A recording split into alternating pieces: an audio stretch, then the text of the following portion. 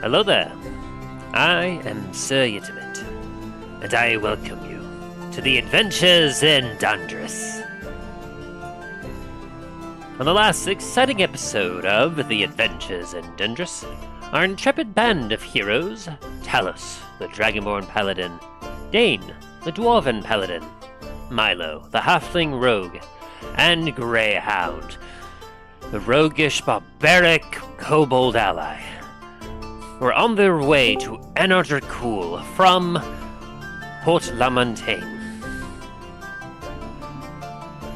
The party had awoken in the Citadel, gathered their things, loaded up onto a carriage, and were transported to the railway camp. There, after taking a train trip, the party made their way into Port La Montagne. From there, they made some final preparations before boarding upon the Kraken's skull. They then set sail across the seas, and over the course of the next few days, they encountered many things, from warnings against piracy, saving some castaways that were afloat and adrift, and even surviving another storm. Nothing would stop our heroes from reaching their goal of reaching Anar Dracul and their ally of Dallin. Near the end of their journey, though, the heroes spotted an unusual sight. A tree with vibrant green leaves and bright red berry-like fruits growing off its branches just in the middle of the ocean. The party had the ship get close enough to the tree that they could collect some of the fruit.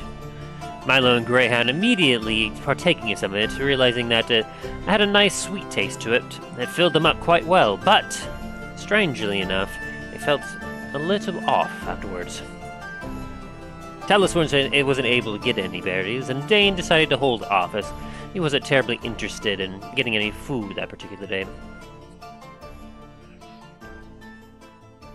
As they sailed away from the tree and made their way towards Anar Dracul, night fell, and the party went to bed, with Talos and Dain falling asleep. Milo and Greyhound, on the other hand, could not. As they tossed and turned with a sleepless night, they got up and talked to Balrus, the bosun, who took a look at those berries and, using some magic, was able to identify that they had been magical in nature. And upon hearing what happened to them and how they weren't able to sleep, he realized that Greyhound and Milo had been cursed. How will our party fix this? What will happen to them? Find out on this exciting episode of The Adventures in Dundras. But first, as always, let us meet with our fellow players and see how how their week fared for them, as we engage in some nice small talk.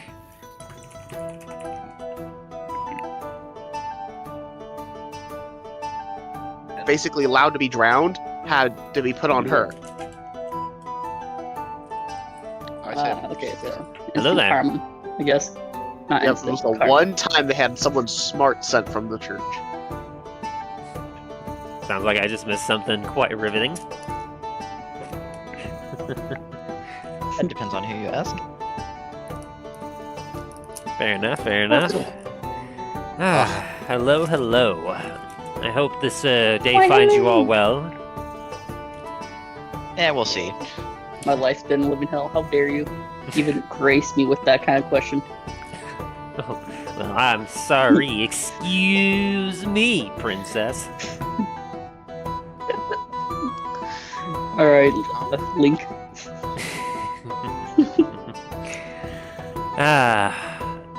That's glad to hear y'all voices. It's good to be here again.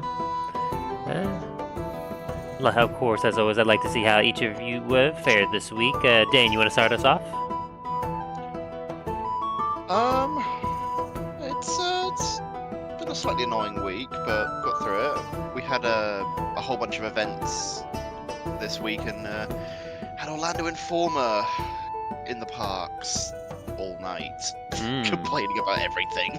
Naturally. But they, luckily there weren't too many of them, so it wasn't too bad. Just That's the good. ride kept breaking down, so they were complaining about it constantly. I can't ride this ride because it's broken and not working.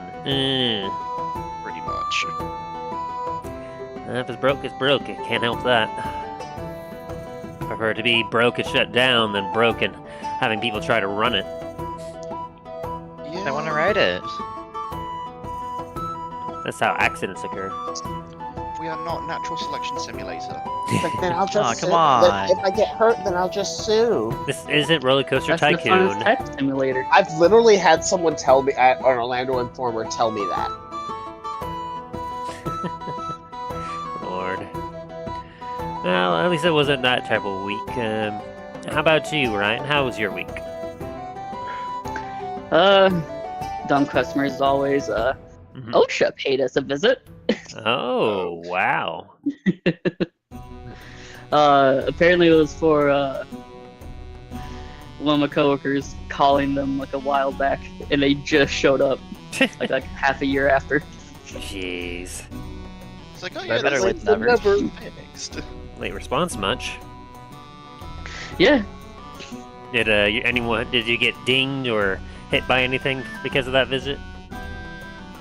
Not that I know of. They didn't say anything. Interesting. Although they like to keep things under wraps. Generally Just kind so. of annoying. Yeah. Yeah, I know at my workplace we're always constantly doing certain things to ensure that anything that's OSHA could come in out of the blue and hit us with, we make sure that we don't have those easily visible. Square it away. Oh yeah, I remember doing a restaurant one, and it was when I still cared about jobs. I would go around do things. My boss would always go like, "Hey, nice, you're a real one."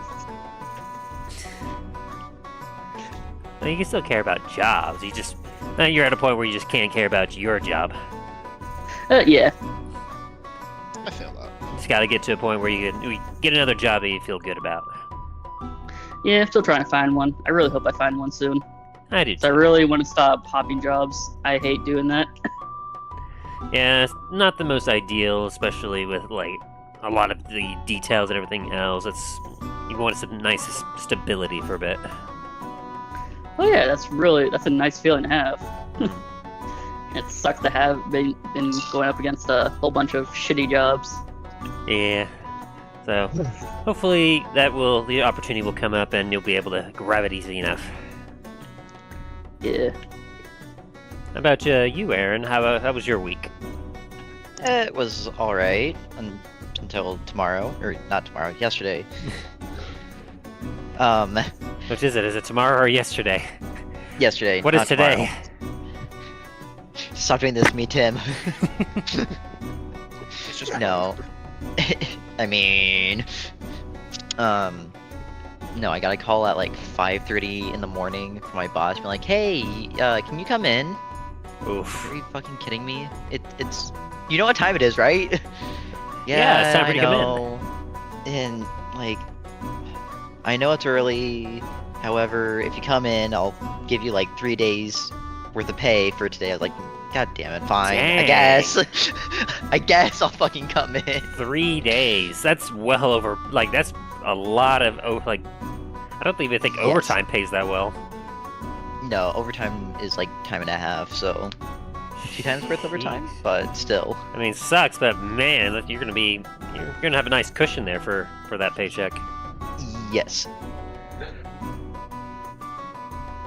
But honestly, that's the only thing that I really have to even slightly complain about, which isn't even that bad. So No, that's Not not too bad bad. I week. mean, getting well compensated for it, and sure, it sucked a little bit, but hey, I mean, that's honestly it doesn't sound like a terrible week. definitely not. And Shax, how about you? I think from what I could tell, you're not feeling 100% today. I had to call out on Friday because Thursday night it was raining all night, and I had to help out some of the other teams, so I had to run it in and out, inside and outside all that night into the rain and back inside buildings that had AC on full blast. Oof. So by the time I got home, I was like, yeah, I feel like crap. So then basically all day Saturday, I went through 3 boxes of tissues Oof. that have 140 tissues in the boxes. Man. Yep. I've gone through one whole tub of Vicks. So. It doesn't sound like you're just, yeah, you still got a bit of your voice, so, and you seem I to have a have little bit of my voice, but yes, I couldn't talk at all. Yeah, I was about to say, like, you don't sound to be like down in the negatives anymore. It sounds like you're at least maybe 50 to 60% up there. Yeah, I think it was mainly because of like having to go in and out of. I mean, yeah, obviously, like, that happened to anyone. Knocked my system. Yeah, I mean, that'll happen to anyone. Yeah, I'd rather not go into work today, but I don't like calling out 2 times in a row, so. Yeah, it's not terribly ideal, but if you're still not feeling good enough to work, I mean, it's better that you stay in and not risk getting your other coworkers sick. Exactly. I have to just wait and see how I feel about it when it gets closer to that time. Yeah, I'd say that's quite fair. Well, for me, not too much is different, except last week I got 3 brand new coworkers all at once, so that was very exciting. So Very nice. I had to spend a decent amount of time training them up, and it started out a little slow at the beginning of the week, but come Friday, we actually were getting a good speed going with getting the truck unloaded and actually getting all of our freight taken care of, so it should be quite interesting. 2 of them are young bucks, a couple younger kids. One supposedly worked at a farming store and previously was a bit of a farmhand. The other one, not so much known about him, but he's tall. He's very tall, which is a good trait to have when you have to reach up tall shelves. So he could take care of all the stuff on the shelves that we can't reach. Yeah, without ladder. The last one I got, he's an interesting guy. He's 75 years old. Ooh. So, and essentially, from what I could tell, he's in a bit of a bad spot. He's not doing terribly great in his life, and so he kind of needed a job to get some income coming in. And so, I mean, he's willing to basically do anything. So he got thrown into my ranks. So, and he seems to be doing all right. I mean, he's very much willing to work. He's doing the best he can, aside from just kind of like being from a generation where it's been very obvious that he's not used to working with the female side of a workplace. Because we have quite a few of those in my place, and I can definitely tell that he's not used to that. So we'll have to have some conversations with him, make sure he understands his position, and make sure that he understands good workplace etiquette. But besides from that, I mean, he's able to do he's able to take some of the load off of the other guy's hands, and is able to do some work. So, as I always like to say, having a hand is better than having no hands. So, Yeah. it's just going to be a matter of seeing how well he's able to handle this next week coming up here. As you all know, next week is a very big week for retail. Oh yeah. I'm going to have to be going in at midnight on Friday and Saturday. So basically, I'll have to get to work at like 11:55 p.m. on Thursday, and then like at the same time on Friday. Be working like midnight to 10, so that'll be fun. My condolences in advance, Tim. This is my third year going on this now, so I mean, I've had 2 previous years to acclimate myself to this and prepare, so I know what to expect. There's just all these new young bucks that are coming in that I'd be more worried about. Most of these kids that we have now, not a single one of them has ever, like, I've asked a few of them, and they're like, no, I've never seen, like, a Black Friday retail. It's like, oh, you sweet summer child. It's like, oh. It's like, have you seen the old footage of, like, the beaches of Normandy? That's basically it. It's like, like someone tries running, like breaking rank and running away. It's like, there at your post, gets an arrow in the back. Fortunately, this hasn't really been much of an issue as of late. I don't know if have any of you actually gone to like a doorbuster Black Friday sale lately? Not lately. I've never been to a Black Friday. It's Well, been a couple of years. I always avoid those. basically, there used to be a case where people would be lining up at their favorite store, wanting to get the doorbuster deals, and then running in and proceed to run to the next store and the next store. But lately, retail has dramatically changed in a way. For example, most Black Friday sales will start at the beginning of the week now. Some have even done it at the beginning of the month. So it's all month they have the Black Friday sales, and then they have specific doorbuster sales for the actual store on Black Friday morning. And Okay, that's pretty cool. yeah, so it's a way to help mitigate the amount of traffic and the amount of jams that occur on Black Friday itself to help, increase sales, increase business. But another thing that has also helped has been the introduction of online sales. A lot of the buy online to pick up in-store options specifically. So for the first I'll have to 5 deal with the crazies probably though. Yeah, it'll get quite crazy. Like, that's actually why I'm have to going in at midnight on like Black Friday, is because we'll be opening up at 5 a.m. But for the 5 hours before that point, more likely for me 4.5 hours, I'll be spending that time specifically running around the store, grabbing specific items that as the orders start rolling in, because usually in the morning when I come in, we'll have between 20 to 25 orders of customers that have ordered at some point after we closed at 10 o'clock the previous night. But come Black Friday, last year it was pretty extreme, but it didn't seem as bad. This year they're predicting it to be a lot more. They're predicting like that 25 to like 50 orders that we would normally get to increase to about 400. So my main job for the first 4.5 hours will be essentially running around and grabbing orders for the customers. That way, once they come in, all they have to do is just show their ID, prove that they are who they say they are, and then get their items and go. So that'll be interesting. Make it a little bit easier. Yeah. The only thing I have to do is just basically calculate how best I'm going to handle that day, because essentially my main plan is I'm going to be going to bed normally, and since I'm off Thursday, what I'm going to do to help circumvent the lack of sleep is I'm going to wake up at my normal time of 5 a.m. as what I would normally do for if I was actually going to be working that day.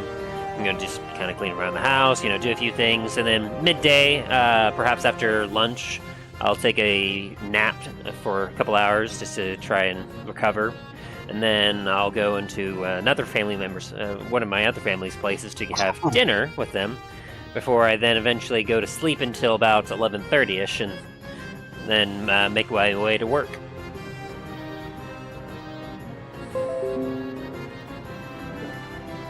Which I feel like that might work. I see I'm boring you all. Apologies.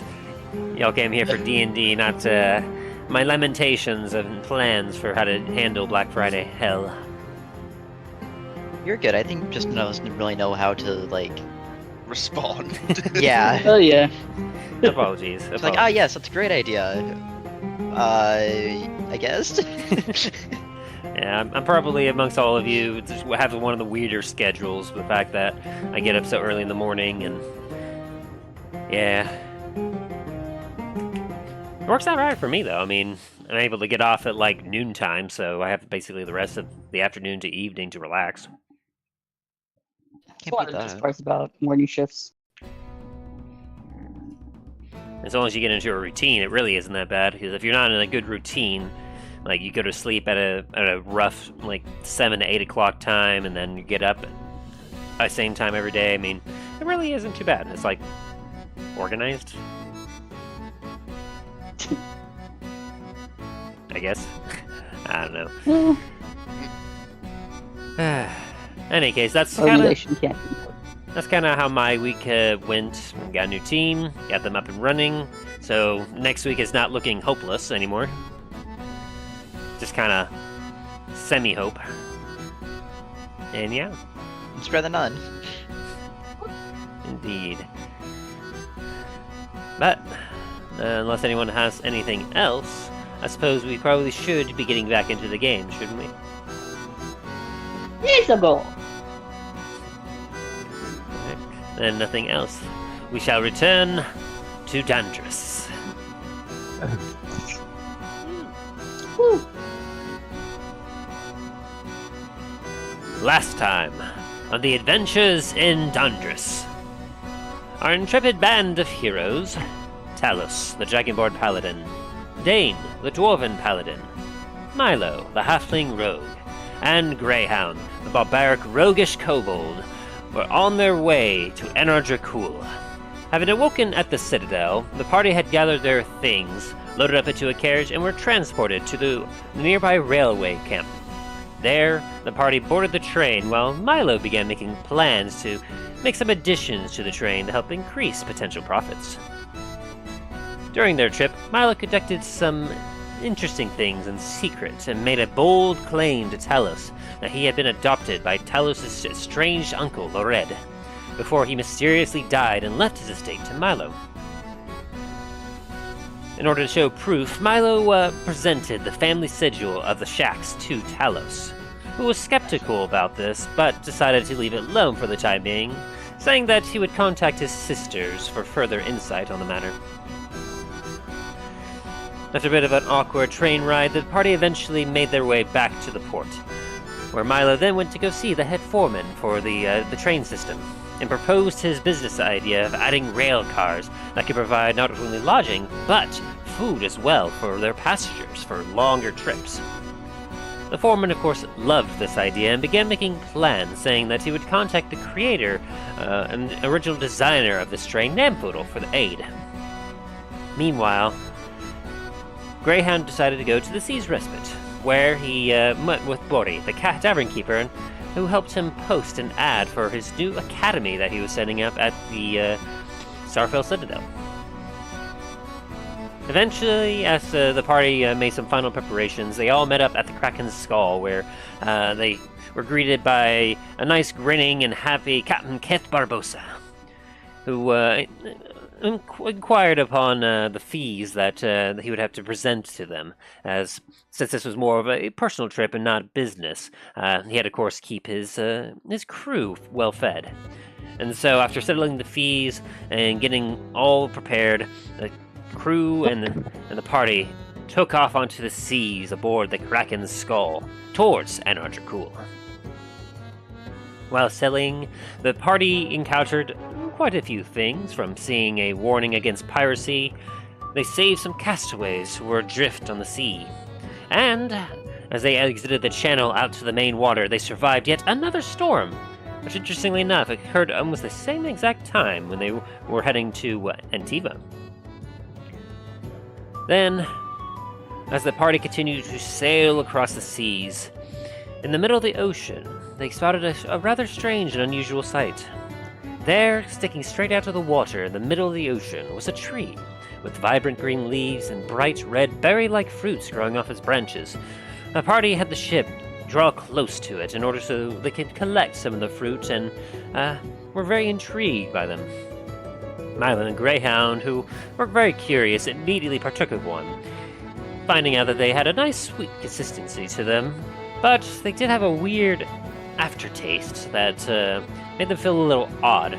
But Greyhound's getting to eat a few more, and he didn't seem to notice that anything was quite wrong. Talos wasn't able to get a hold of any of these berries, and he was a little disappointed, but Dain managed to get a hold of a couple, which he decided he was going to hold on to them for the time being in case he felt hungry later. And as they left the tree far behind them, the sun began to set, and the party went to bed, as Dain and Talos fell quickly asleep.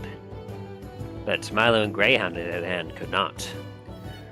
The long night of just kind of wandering about and not being able to fall asleep, eventually, as the morning sun broke the horizon, the two of them found Balrus, the bosun of the ship, who had a bit of know-how on certain things, and took a look at the weird fruits that dear Milo and Greyhound had, and after identifying it, he took a look at the two of them and informed them that they had been cursed.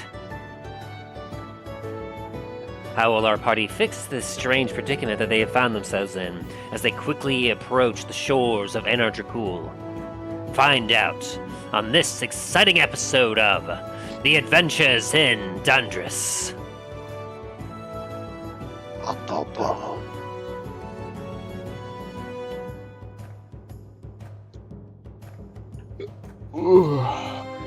Alright, so as the sun has risen in the morning, Dain and Talos, you've just enjoyed some breakfast and you've made yourself up, your way up to the main deck, as you see that Milo and Greyhound are currently looking a little shocked at Balrus, who has a very grave look upon his face as he's staring down upon them.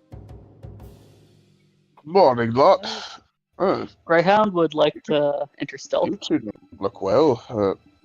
What's going on? Go for it. As you see your two allies pop up, you decide you want to hop behind Balrus real quick. Go ahead and roll. It'll be with disadvantage because they see you already. Yeah. It's mainly to hide from Dain. Why are you hiding from me? Because you got berries. He wants them away from you. 13. Go ahead and roll perception, Dain. See if you spot him. Perception. Ooh, you don't make it. I'm tired.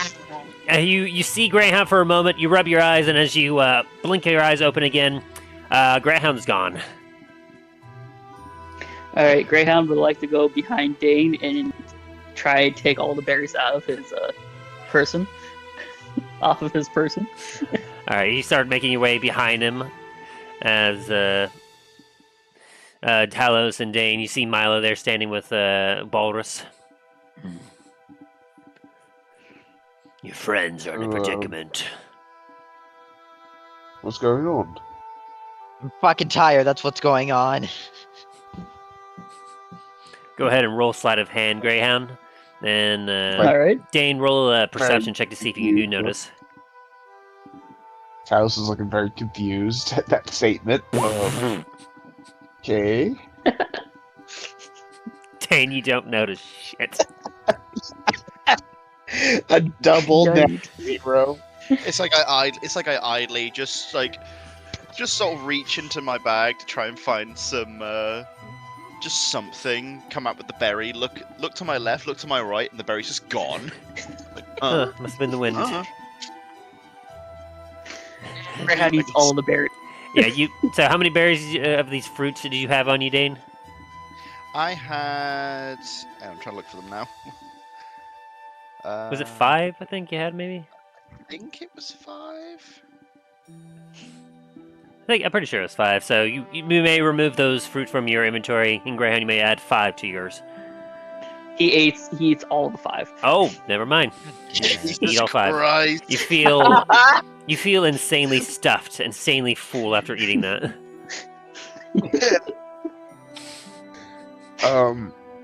Why is being tired concerning? Boris, I'm fucking too tired for this, tell him. Your two friends, Milo and the Grey One, they've consumed fruit that is cursed. Greyhound, being very stuffed, he sheepishly waves them off. I'm like, also Yasuo it. He looks over at you and goes, Yasuo as well. Yes, he ate one when I was showing him. He didn't tell me he was gonna eat it. Made me very sad, but he did.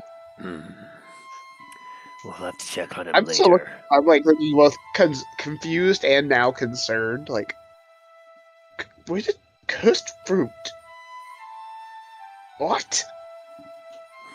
Oh yeah, I assume Dain knows that Greyhound is like on his back, in his backpack as well now. Yeah, like, if you're not hiding it, Dain, you see that Greyhound is kind of on you, and as you kind of take a look over at him, you see that he's got a bunch of red juice that is just kind of smeared on the edges of his mouth. Greyhound, get off my back! I'm just gonna shake him just shake him off. Greyhound's too full to fight back. He just flops down. You're a big Yeah, slush. boy, down.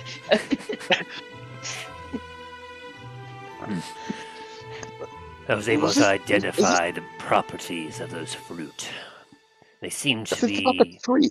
a good means of feeding oneself in emergency, as one can keep you sustained for an entire day.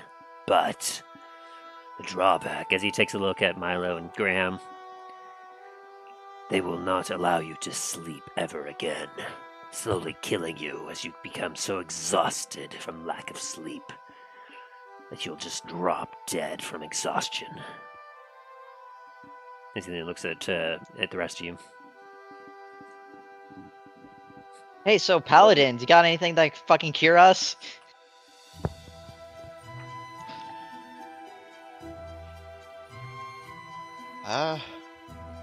Pretty sure we can at least attempt a curse removal ceremony.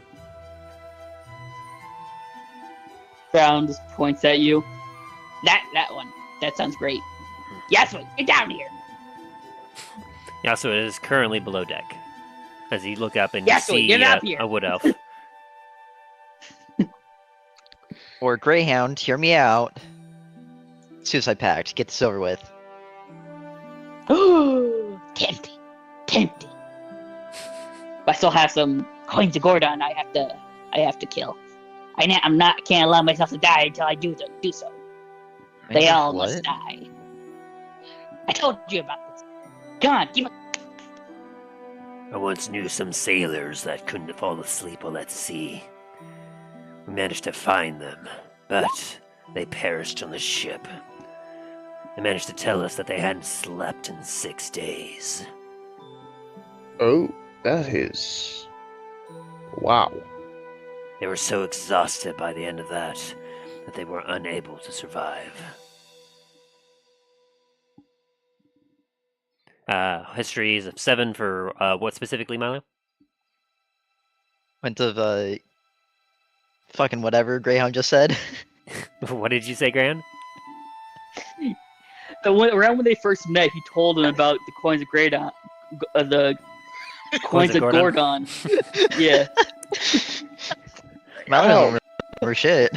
Mainly because he saw his scar and he had to explain why he had that scar, like that brand on him.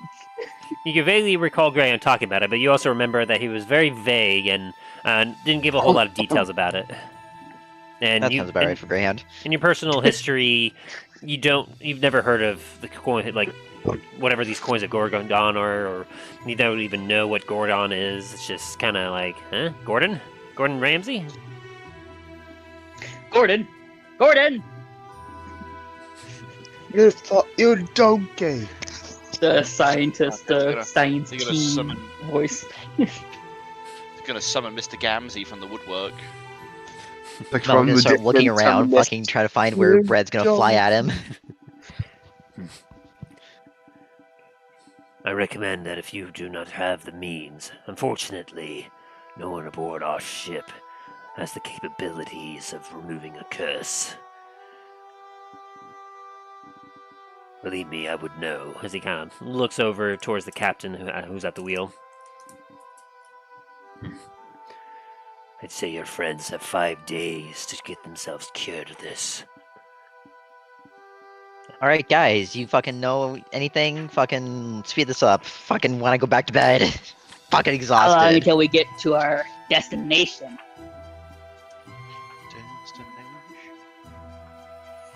Let's at least I think me and Dane can at least attempt to remove it. Greyhound starts crying as the crew just did not acknowledge what he said. I'm gonna slap Greyhound. Fucking stop being a bitch. Greyhound cries even more. Do as you will. I got a ship to run. As Balrus then turns and makes his way across the deck. And so you are all left Greyhound together. just yells at him again. Wait, how long until we get to our destination? We should reach there by morning. Oh, so we could wait and get to a cleric?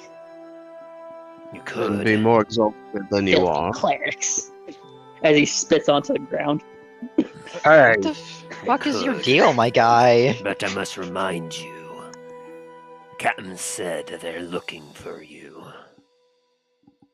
Might be difficult to find some help once we reach shore. Agree. Let's just have me and Dain at least attempt to remove these curses. Alright, hurry up then. I'm fucking tired. And as you two I'm kind gonna of cast remove curse on Milo. you have that prepared. Let me see. Let me double check. Spells. Prepared spells. Imagine you've been keeping track of like your spell list and stuff, right? Yeah, that's what I'm looking at. I'm looking at it right now. Because for spell casting, a paladin, you have to be, when you prepare, basically you choose a number of spells equal to your charisma modifier plus half your paladin level rounded down. Which you're currently level 11, so half of that rounded down would be like, you get 5 spells total plus whatever your charisma modifier is. And then of course you have spell slots just equal to your level. Yep, I have remove curse prepared. Alrighty. And from what I can see here, looks like you have 3 spell slots for that.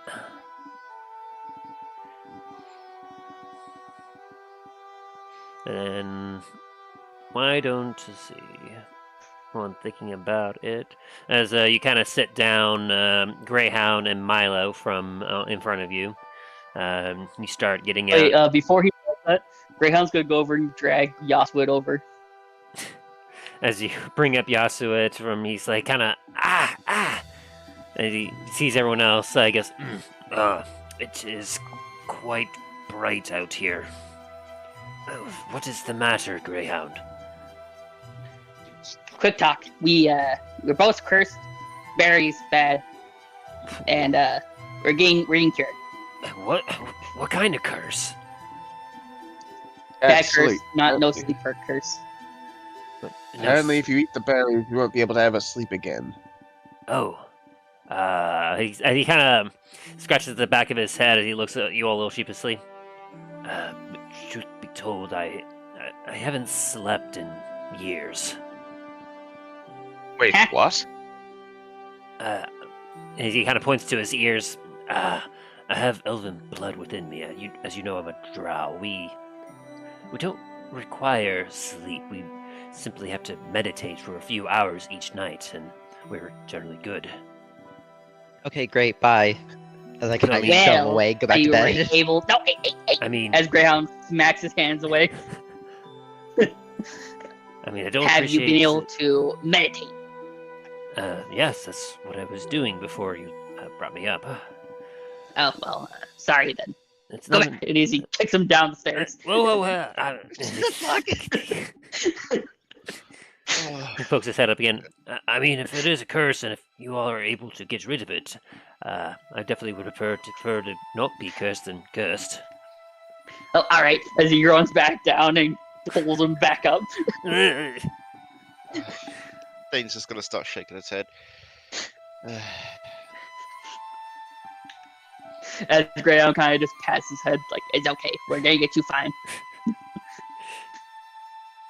Greyhound, I hope you know that you are the issue. Greyhound just looks at you. I take pride in that. You start screaming. I was afraid of that. Yeah, so if you'd like to throw him overboard, he can swim. That is true. I can breathe underwater. Anyways, can we get this going? I'm fucking like to go to bed. Alright, so Talos says you kind of get yourself prepared. Go ahead, roll me a quick religion check just to kind of see the effect of what you're doing, is how effective it will be against this. Wait, why does Riv Curse have a spell save DC? I don't know. I guess It's technically. probably for unwilling people. Yeah, probably. I suppose that's fair. It's interesting though. I've never seen that. Anyway, but yeah. So as you kind of sit down, who are you doing first? I was gonna be using it on Milo first. All right. As you go in front of Milo, describe the process that you would go to remove the curse inside of him. I place my hand upon his forehead, focusing on in my own mind, like as if like the curse was like something like an inner, like trying to put that holy energy of Bahamut into it, kind of to banish the curse out of him. Very good. Roll me a religion check. This is the first time someone's actually touched me in a very long time. Gentle. Do you want to be cured or not? I was just trying to have a family moment here with you, alright? Chill. Sorry. Would you two like some alone time over there? Grounds goes over, lights a candle. 22. Very nice. As you place your hand upon Milo, the area around you blackens as your vision goes dark. You see yourself within a plain, very dark landscape, just kind of floating in the abyss. As you look over, you see what appears to be Milo, just standing there, eyes closed, hands to his side. But around him, you see a slithering thing around his neck, with its head embedding its teeth into the back of his head. You float over to him, and your holy light emanating off of you. You watch as the creature starts to recoil. You reach your hand out, and you grip firmly on the midsection of this slithering thing. And you very gently pull until finally you watch as its head is attached, until finally it pops off, and in your hand you bring it to you as it slithers in a very disgusting manner as the light from your hand slowly begins to envelop it as you watch it disintegrate. And you're back on the ship. And Milo, you suddenly feel exhausted to the point of like you're about to pass out. Alright, thanks guys. I'm going to bed. As Milo kind of tries to go back down, but just kind of falls on his face instead. He's gonna carry Milo down into a bunk. Yeah, as Milo, you pass out just on the deck of the ship, finally getting some rest. Dain comes over and moves you to your cot, you being none the wiser. That was over.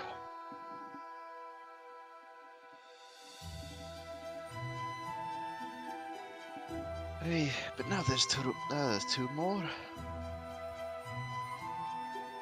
Ground pushes Yasuo in front of him. Do him first. Oh, well, as you wish. As he then bows his head at you, Talos. I appreciate you doing this for me. No problem at all. And then After all, being able to sleep would be much more easier for everyone. And so you proceed to cast a spell again on him. Yeah. Very good. It goes a little easier. It seems that the curse hasn't been a hold of him for too long, and so as you place your hand, you watch, like the rest of you as you're watching this, you saw a bit of a puff of black smoke just kind of spill out from like Milo's skin. You see a similar thing with Yasuid as a little bit of puff of black smoke just almost as if he just got dusted off. As Yasuid goes, thank you, my friend. I shall go and finish my meditation so that I'm able to perform my duty tonight. And he gives you a bow and proceeds down below deck, where he joins kind of nearby where Milo is, and he starts to meditate as Greyhound, it is now your turn. Greyhound just sits down, just waiting.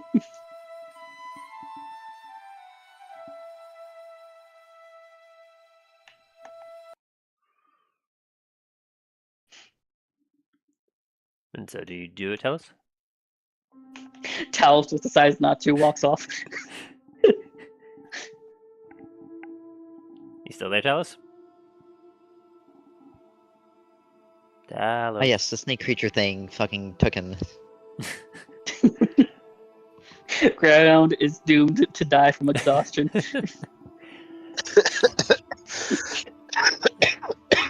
Oh no. Anyway. You okay? Oh, come on, you love Greyhound. Sorry, I had to step away. I was kind of. You're good, sorry. It's just you got very quiet all of a sudden. It's like, Yeah, I had to take off my headset real quick because I don't think you guys wanted to hear that. No, I appreciate that. I'll just succumb to the darkness. So as Greyhound sits in front of you, I assume you begin to remove curse on him as well? Yes. Right. For him, roll me a religion check. Very good. Religion check.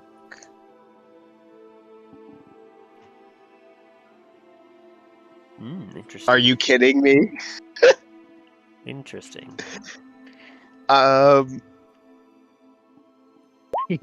not sure how this is gonna work with it. So, as you place your hand upon Greyhound, the area around you becomes dark again as you're once again in that void.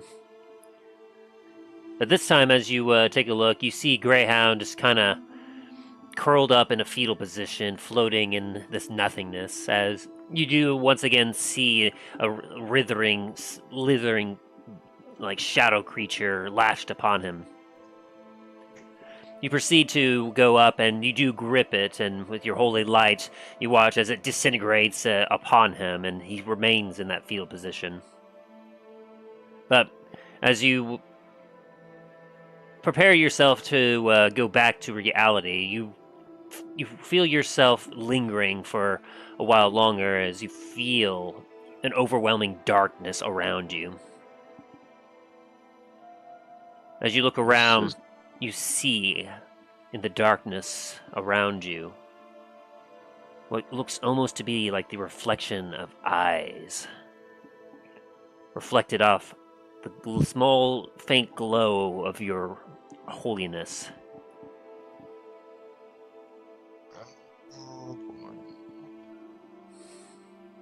You can't tell any figures, any shapes. All you can see are the eyes. As you take a look around, you see 1 set, 2 set, 4 sets, 7 sets, 9 sets, all around you as they surround you and Greyhound specifically. And you can't quite tell, but they almost all seem to be bearing their gaze down at Greyhound. And you're back. As Greyhound, you feel a bit of dust come off of you as you now feel very sleepy all of a sudden. That was weird. Greyhound just stands up like he's about to fall over. Thank you, as he smacks the back of your calf, because that's the only thing you can reach. And then goes down to go sleep. Okay. I'm kind of very disturbed with the sights I saw. I'm like, I'm gonna need to go pray for a minute. And I kind of just like walk off away from everyone for a minute to kind of ponder what I just saw. Sounds good.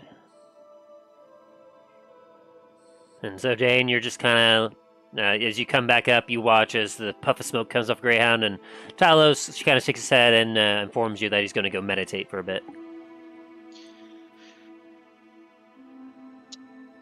Well, I guess that just leaves me for a bit.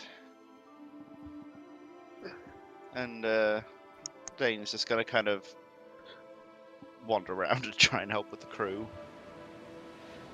Sounds good. And then check up on, check up on everyone in a little bit. Sounds good. And so, as you proceed to kind of go about checking on things, Greyhound and Milo proceed to get their long rest in. Meanwhile, Talos, you kind of meditate on what you saw. Go ahead and give me another religion check as you ponder the sights that you saw.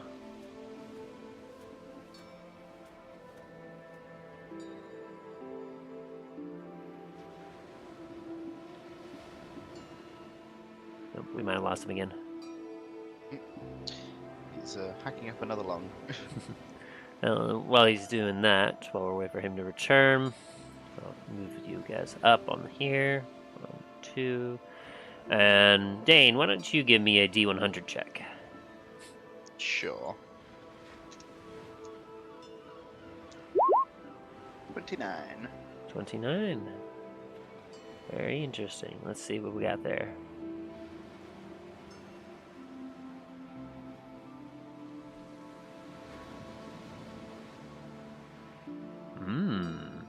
Very, very interesting. I don't like the sound of that. Are you back with us, Talos? Okay, I'm back. Sorry. Y'all good? Y'all good? As you go down to meditate, go ahead and give me a religion check. Sure.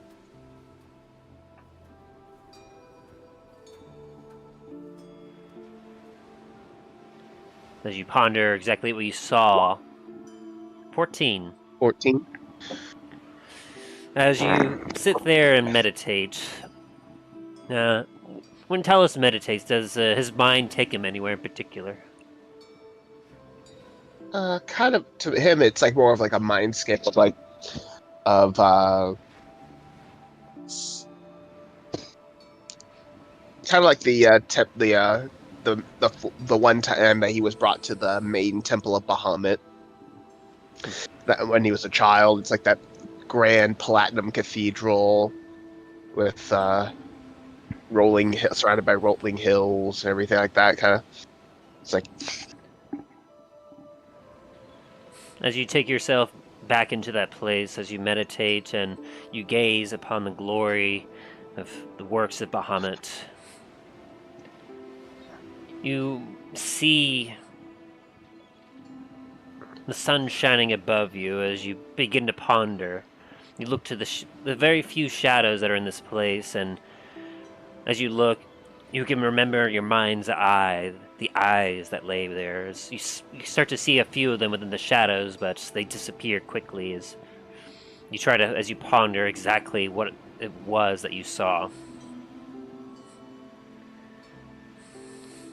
As you see a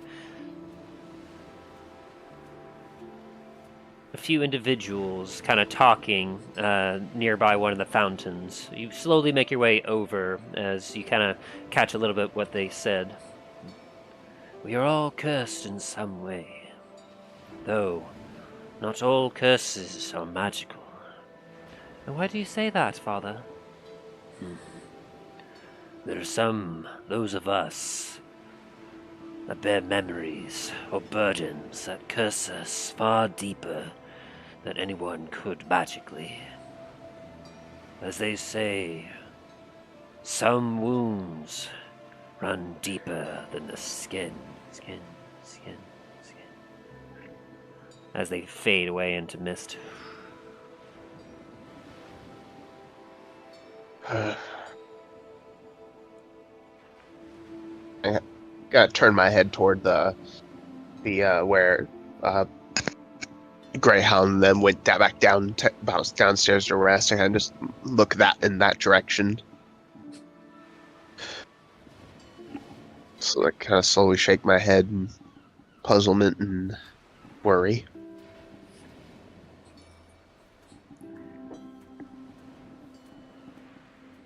As you do so, Dain, give me a quick perception check. 15. Very nice, very nice. As you're kind of going about, a few hours have passed, and you watch as Talos kind of emerges from his meditation and gives us a bit of a concerned look towards essentially the lower decks to the hold where your companions are resting.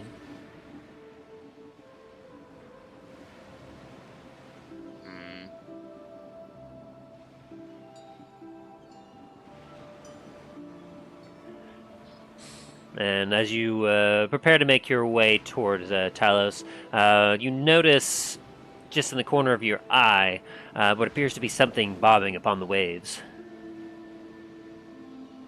And as you take a look over, you notice that there appears to be a ship that is currently flying the colors of what you're easily able to recognize as Anar Dracul.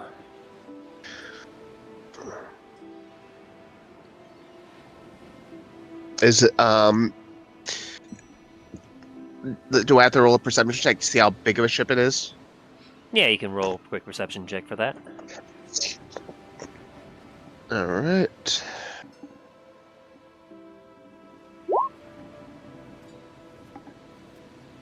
Uh, 19. 19. As Dain, you catch Dain's eye as he's starting to look off in the direction of the ship, so you stand and you proceed to look out over the waters at the ship, and you're also able to immediately recognize as well the ship bearing the colors of Anar Dracul. And as you take a look, you realize that it seems to be a rather gargantuan size, about 100 feet long by 20 feet wide. Seems to be moving fairly quickly as it's approaching the Kraken's skull. Baskets. Captain! Aye! We have incoming. We have incoming. As he Flying the colors out of he takes out a spyglass and takes a look. You best get yourselves below deck. Aye. I'll see if I can get the others and pack us away. I start moving quickly toward the get below decks. Balrus, put him in the storage. Aye. As he has a grave look as he looks over at Balrus, who then gives him a nod and proceeds to go downstairs with you. All right, friends, time to get packed up. Milo, Greyhound. Yeah.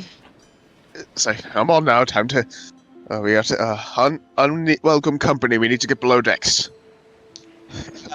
Just turns over away from you and just falls back to sleep. I mean, Just gently scoop Greyhound up.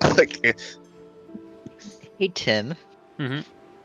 Can Milo roll stealth to find a spot where he can just kind of hide and go back to sleep?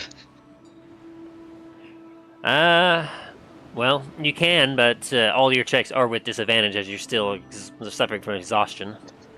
God damn it. You know what? Fuck it. I'm willing to take that chance.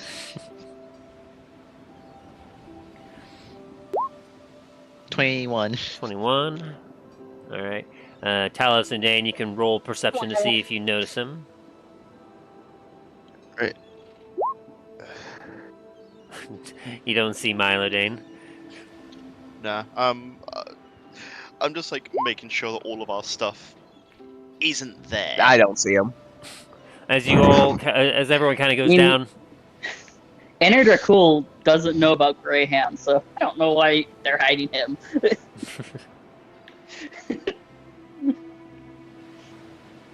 No, but Greyhound has a big mouth. I mean, he's not that stupid. He's a big. Are you sure about that? He wouldn't do that. Are you sure about that? Yes, As I made the Balrus, character. I know him. as Balrus just kind of looks around, he takes a look at you, Dain and Talos, and he goes, "Where's your halfling?"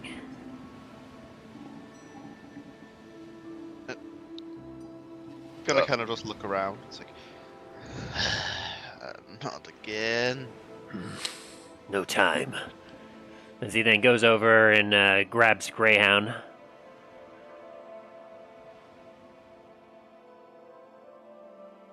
And then proceeds to walk you all over to one of the stairs that you haven't been in yet.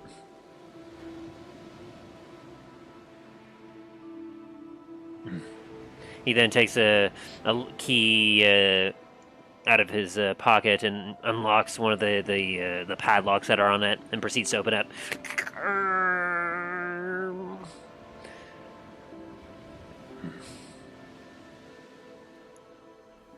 This should keep you hidden and safe. Excellent. Hey, thank you. As he then proceeds to walk down with Greyhound.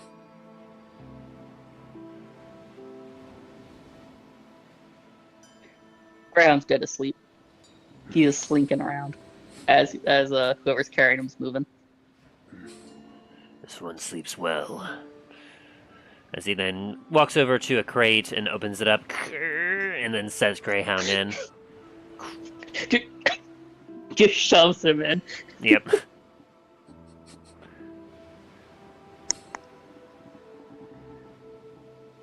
It's very dark down here, by the way, as you all enter. So, Talos, as you enter the lowest part of the decks, where you can hear very clearly the sound of water around you on the outside, as you see a bunch of crates, storage units, everything else. It's a little emptier than what you can feel like it would be able to carry, but nevertheless.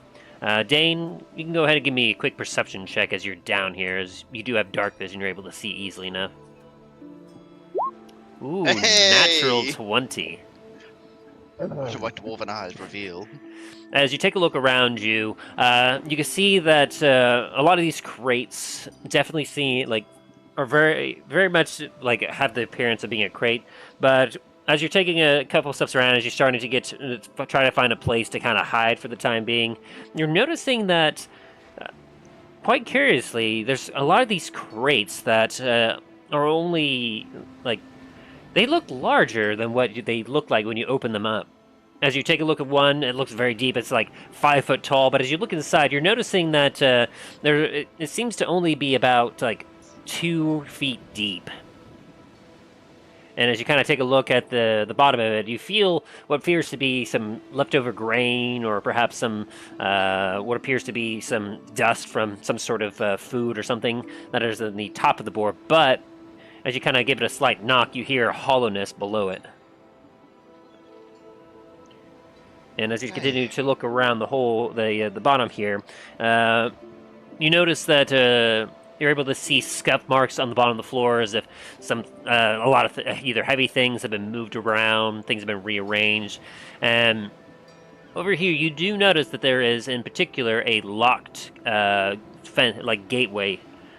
In this particular area, there is bars that go from the floor to the ceiling, some sturdy steel bars with yet another door with another lock on it.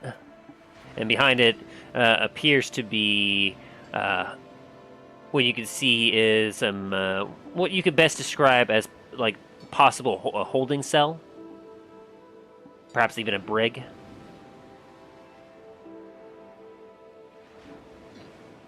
It is currently empty, though.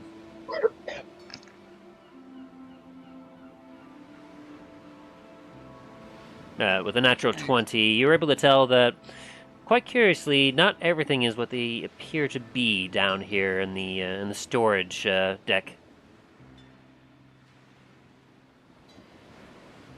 As Balrus kind of goes around and looks at you, Dain. I have a barrel over here that you could fit in.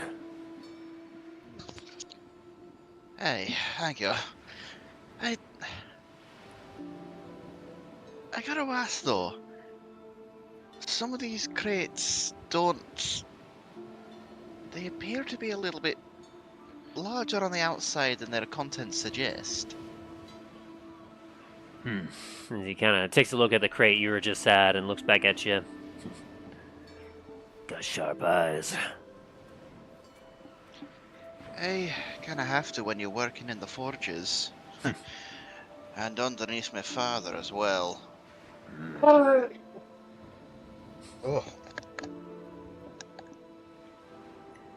As he kind of takes a look at you, he's gonna roll a quick insight. Just kind of get a gauge on what exactly he should reveal to you.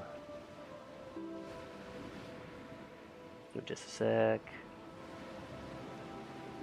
Come on. It's not waiting to load.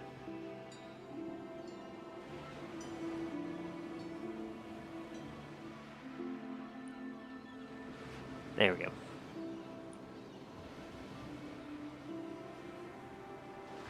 Let's see, roll.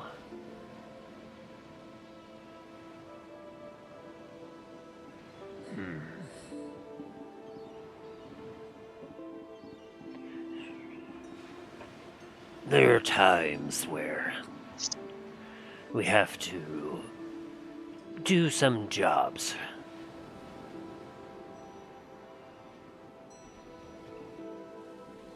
Such as what we're doing for you right now. And for that reason, we have some tools that can help us get that job done more efficiently, if you understand. Ah. I understand that. Gotta keep, gotta be discreet sometimes. There are times where, as you've seen before, pirates attempt to board us and steal our goods. When that happens, it helps to have the most valuable things hidden away.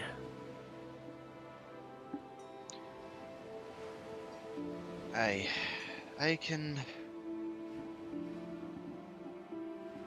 know that feeling all too well, and it's definitely good to have a secure location for any goods you don't exactly want going missing. He grunts as he then opens up the barrel to a lid and shows you inside.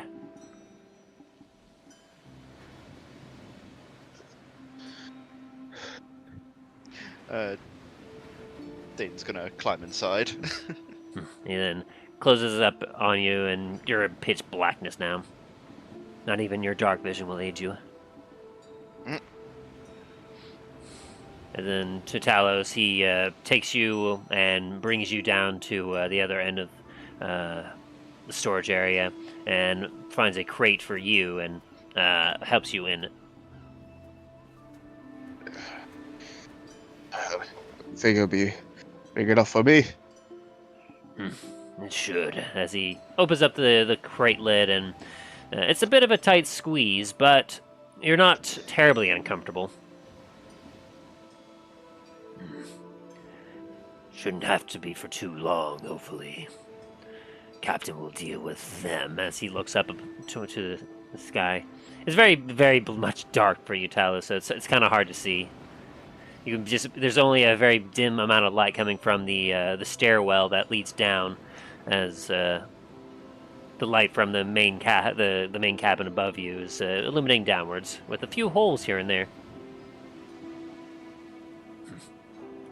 Stay quiet. As Balrus closes the crate lid on you and proceeds to go up the stairs, and you hear the door shut.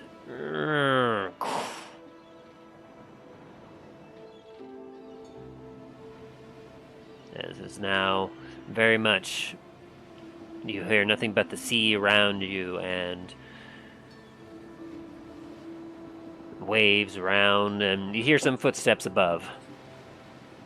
And Milo, as you continue to sleep, well hidden.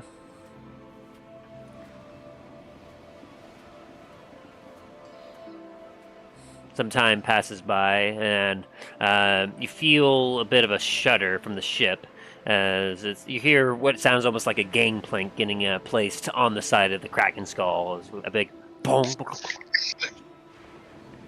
But all the three, well, I guess mostly it's just going to be Dain and Talos. Give me a quick perception check to see kind of what you're able to hear.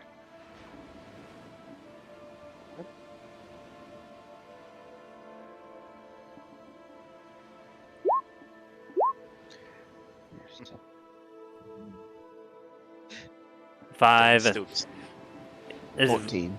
It is very muffled for you, Dain. You can't really hear anything. It's very much kind of soundproof down here for you. Talos, as you're listening in, you do hear what sounds to be like footsteps, like boarding. Approximately, like you're trying to like focus in on it. You can tell there's probably roughly 10, maybe 15, like sets of footsteps on the deck itself. But from what you can tell, they're not rushed. They aren't in a tussle. It sounds peaceful for the time being, but you do start to swell a little bit, not only from the heat of being in this crate, but from the knowledge that there was a lot of individuals that just got onto the ship. A few minutes pass by, and eventually you hear some footsteps, a lot of footsteps directly above you. As they move right above you, Talos, and start making their way down towards the side of the ship where Dain is currently hiding. At this point, Dain, you could definitely hear a lot of footsteps directly above you.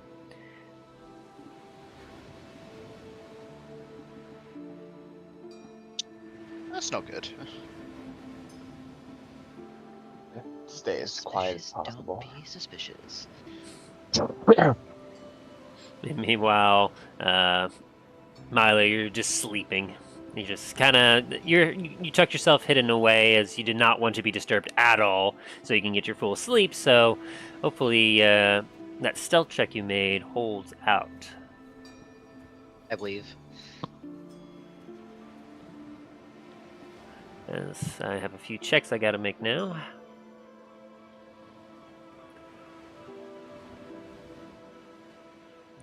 And as you, Dain and Talos, as you kind of listening, you basically hear some rough, gruff voice kind of above you.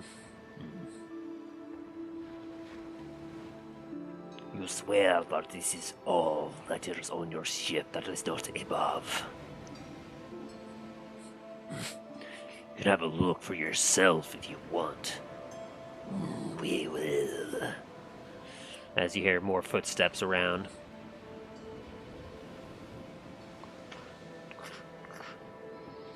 Let's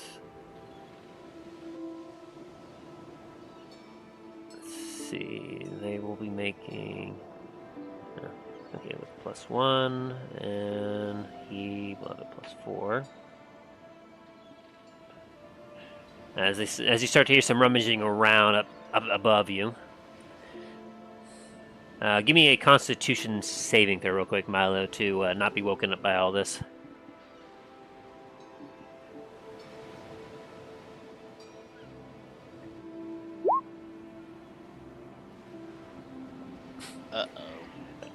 As you are currently resting, one of the chairs get knocked over, and the loud bong, bong, bong, bong jolts you awake slightly, Milo, and you groan a little bit as you turn around, turn over from wherever you're hiding, getting ready to yell at someone as you look directly at the side of the head of an armored individual that you recognize to be an Anarian guard. I'm just gonna lay back down and act like nothing fucking happened. Yeah, you watch as he got inches from where you were, and you manage to duck your head back again as he looked directly at where your head was, and then he turns over to his men. You have a lower deck, yes? As Balrus just kind of grumbles. Nothing down there but storage. Show us. As you hear a growl coming from Balrus as he takes him over to the stairwell. And you hear unlocking as Milo, you hear all the footsteps leave your area. He got a 20, Milo. Milo, go back to bed. He got a 20. That's fine. Can Milo go back to bed now?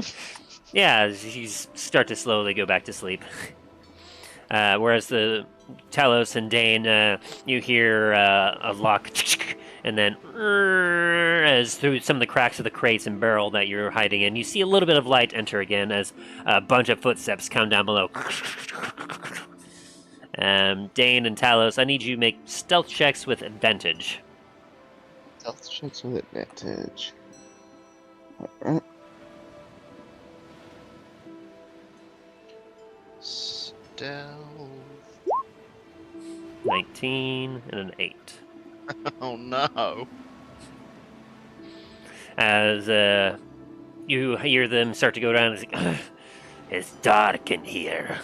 As Balrus goes, well, if you have a light, feel free. We don't take light down there. Too dangerous.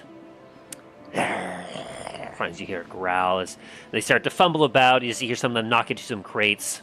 Greyhound, give me a Constitution saving throw as one bumps into the barrel that you're sleeping in. Gotcha.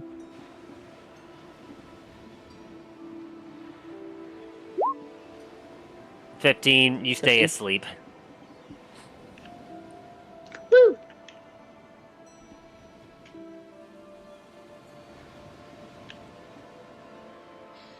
Dain, Alright. as you hear several of the footsteps come your way, you hear a few lids get opened up, and then just frustratingly just put down as you all start to hear something that sounds draconic, which Talos, you're able to pick out as, this is a waste of time. We should be getting back to searching for them. They're clearly not on this ship. And as in particular, Talos, you hear some deep, heavy footsteps approach your crate, your area, as you hear kind of a deeper, gruffer voice say in Draconic, keep searching. We have to be thorough. As you watch as the lid of your particular crate starts to slowly get open, and you see some light pouring in as you kind of start to see the head of a helmed individual that you recognize to be one of the tougher guys that you fought back in the desert. He seems to be a commander as he starts opening up your crate in particular before he growls as he slams the lid shut. Watch what you're doing, as a few of the other guards have tripped and fallen over a couple crates. Sorry, sir. We found a holding cell over here. As you hear the heavy footsteps walk away from you, Talos. I can't make these rolls up. He literally rolled one under your 19. Oh god! I'm silently thanking Bahamut. Jeez. Like his rolls are just almost there. It's like, oh. As Dain, you hear a bunch of them kind of come close to you as they look inside the holding cell. Through a crack in the barrel, you can kind of see a few of them as they are peering in as they go, ah! And you hear frustrated footsteps as they all diminish away. As just above you, you hear, we will leave your wretched ship. Be on your way. And then eventually, after a few minutes pass by, you hear as what sounds like the gangplank has been removed as the ship begins to bob more normally as the ship continues onward.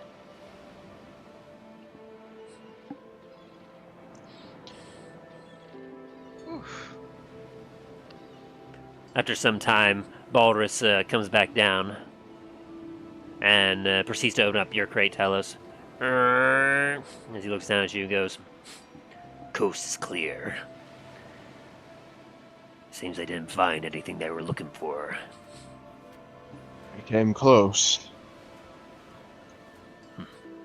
One of them, I recognize his voice. He was one of the more troublesome guards that we had to deal with, and so it looks like they are Commander he looking. was. Looked tough. Might even have Yeah, trouble that's- tussling it with myself. That's very certain now that they are definitely looking for us. We're Sorry to expecting get you guys involved. We weren't expecting to see any of their ships coming out to search ships that were coming in. It was concerning. I'm wondering what our companion that we left that stayed behind, if he might have stirred up the hornet's nest even further. Quite possible. As he then turns over and goes to the barrel that Greyhound was hiding in, sleeping in, I should say, and plucks him out, and then just kind of puts him on his shoulder. Wondering if he's still like curled up asleep. He is. As you see, you just hear some Just, slight like, snoring. Nudges around, but it goes, and Milo goes back to sleep. As then, Dain, you hear footsteps approach you, and then the barrel lid opens up for you. As Balrus looks down at you. You see him quite clearly with Greyhound on his shoulder. He goes, "Coast is clear." Hey. I'm gonna slowly start climbing out of the crate.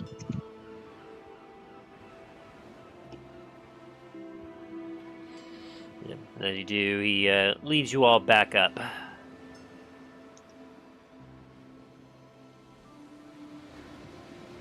As he takes you into the quarters there, where a few of the other crew members are. You see, they have a little bit furrowed brows on their heads, as they are a little grumpy that they got some of their sleep interrupted, as some of them are still trying to sleep.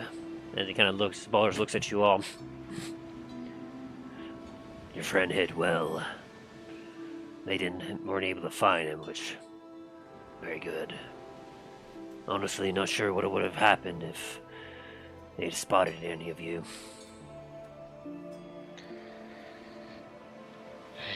Probably a fight, to be honest. Which imagine we could have easily won. I mean, we've had it far worse, but What did the armament of the ship look like? as he kind of gives you a small grin as you're starting to speak some of his language.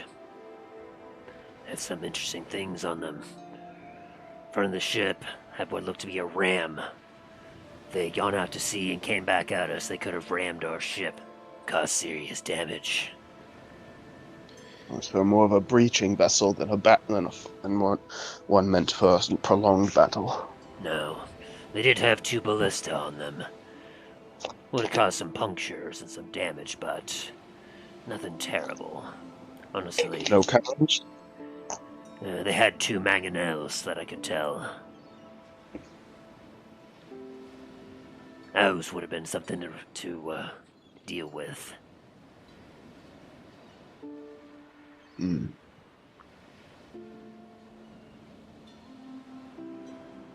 Either you can roll for mangonels if you want. Would that be history? Yeah, history. I wish it would have been that 24. Ah. A 10 and a 7. With your 10, Dain, like Talos, you hear mangonel and you're like, eh. Must be some kind of cannon. And with that, you're able to tell, Dain, that it's a bit of a heavier, like, siege weapon. You don't know the specifics of it, but you have heard some tales around some of the other crew members talking about the armaments of some other ships, and you may have heard that the mangonels, they tend to do some very serious damage. So I'm guessing more of a shock and awe kind of ships. Hit hard, hit fast. They seem to be equipped for more of your merchant and smaller vessels. Ship could have taken them, but it would have been a lot of damage. Not to mention if they didn't report back to Anar Dracul. Hard to say what would have happened. They might have sent out more ships. Or shut the heavily docks armored. down entirely. Would have made getting you in True. impossible. True.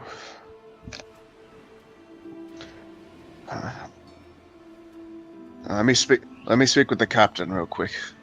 See if we might be able to avoid the dock entirely.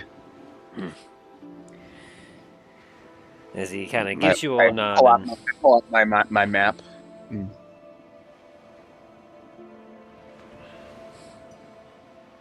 As you pull out the map, he essentially Balrus leads you as you take a look.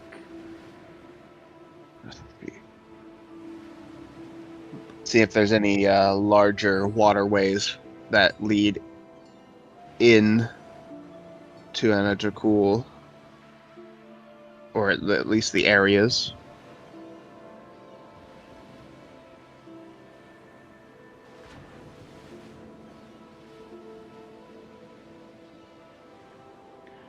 As Balrus moves about the ship to tend to more of his duties. As he puts Greyhound on one of the cots, and Milo's still sleeping.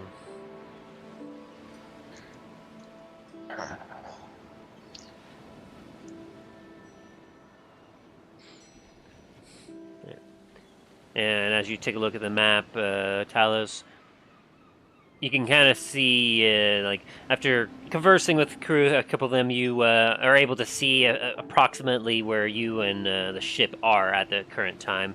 As you see that come early morning, the ship will have arrived at Anar Dracul.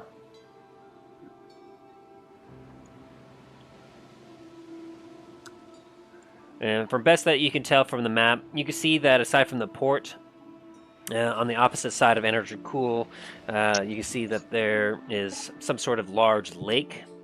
With the map isn't the greatest. You can tell there might be a few streams that lead off from the lake to the ocean, possibly, but it wouldn't be. It seems to exit relatively within eyeshot of Anar Dracul, and it doesn't do too well. You do see that there seems to be another, not a little bit larger, as you can see down here near the tip of the landmass. There appears to be some sort of stream of water that goes into the lower part of Ira Draconis. That would be the only other place that you could think of entering stealthily.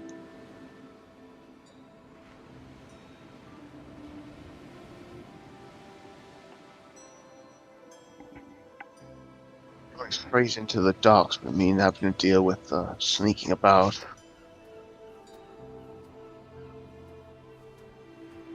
I don't think we have any good disguises.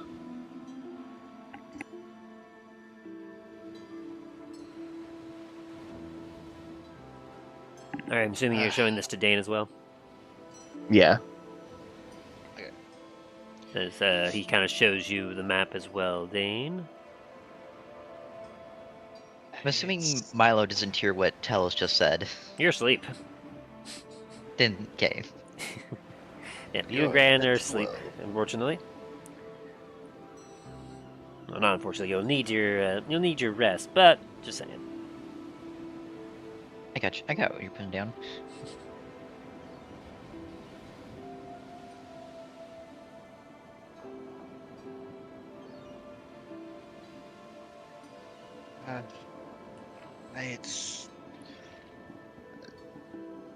It's gonna be difficult, I will say that. Not really sure how we're gonna get in.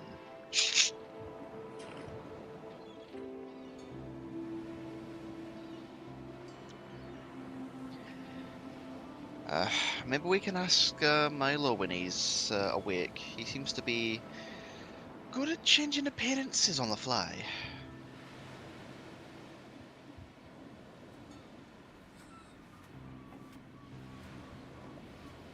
Ah, there's the description.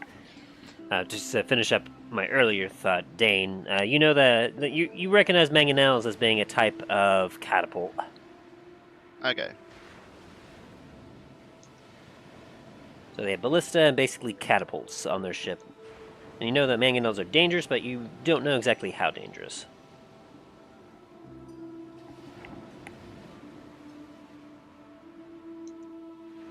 Fair.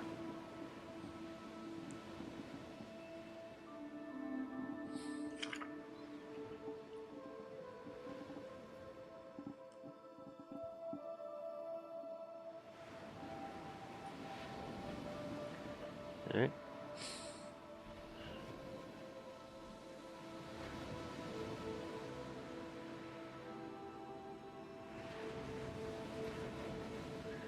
And so, as the ship calmly bobs onward towards Anar Dracul, Talos, you said you wanted to head up above to go talk to Captain Barbosa.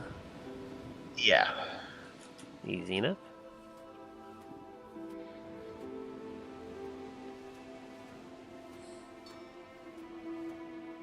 As you enter the top of the deck, and you see a lot of the crew is just kind of going about, just with an annoyed look on their faces, but overall, you see that none of them are hurt. As the captain sees you coming up.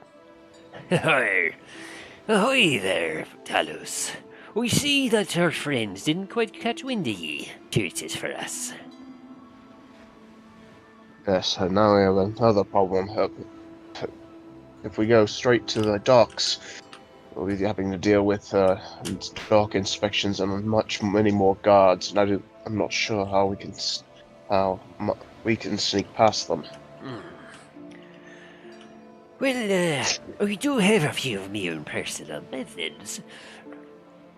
I've heard from Balrus that he informed your friend that we've had time to time where we've had to avoid some undesirables when unloading and loading up some cargo. We could perhaps do a similar way with ye. Have ye in a few of our specific crates that would be the most comfortable, but I reckon we might be able to get you through. Though it is hard to tell exactly what kind of inspection process we'd be facing upon arrival. Yes, the only other place I can think of that I'd be able to at least find some sanctuary in, or at least temporarily, is the one Church of Bahamut there. Aye. I'm friends with the priest there, but other than that, any of our allies might be outside the city limits. Am I in this conversation as well? Do you want to be? Sure, why not? Then Or at yeah. least like nib. You kind of idly follow Talos up to the main deck as you're kind of doing your thing, and you're able to kind of keep close enough as you hear the two of them talking.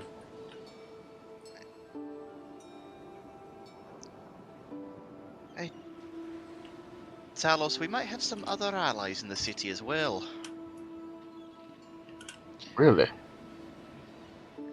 Oh yes, your cousins. Yes. That, and the entire forge. Possibly. Yes, So- that might be a good excuse. About bringing more supplies to the forge. Aye, he is trying to... what's it? He is also trying to help his business as well. That, and I did... there probably is more supplies coming in, seeing as I did deliver this letter to Lancaster as well. The smiths there might have been helping out just a little bit. That could definitely work. And the forge would be a lot easier of a hiding place. Aye. And it would rather explain the unusually heavy cargo that we'd be offloading. As you see the captain kind of twirling a mustache of his. I wonder, as he starts to look over. There'd be a chance that perhaps a few of me crewmates might be able to give some assistance with that. Unfortunately, we don't really have much for supplies. We do have a few crates that we can use to smuggle ye in, but fortunately, to make it a good smuggle, we'd have to have some supplies that relate to the delivery hiding within it. Metal scraps, Coal. Aye.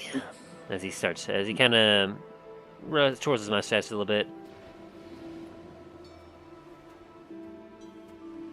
so I'm thinking of like anything that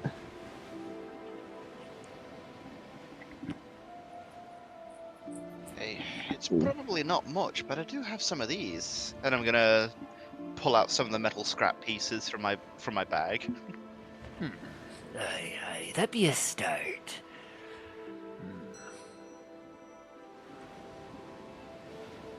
Okay, so she's not going to be of any help with this. Maybe him. Let me check with this. There, I'm currently checking a few individual stuff to see what kind of tools we have to work with here. My smith tools are still broken, so they're not going to be much help on that end. I will get them repaired at some point.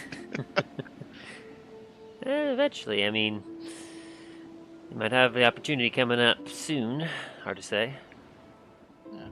Well, we are going into the forge, possibly, so...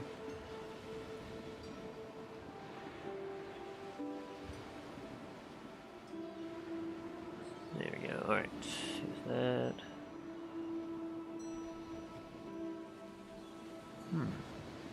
There could be a thing.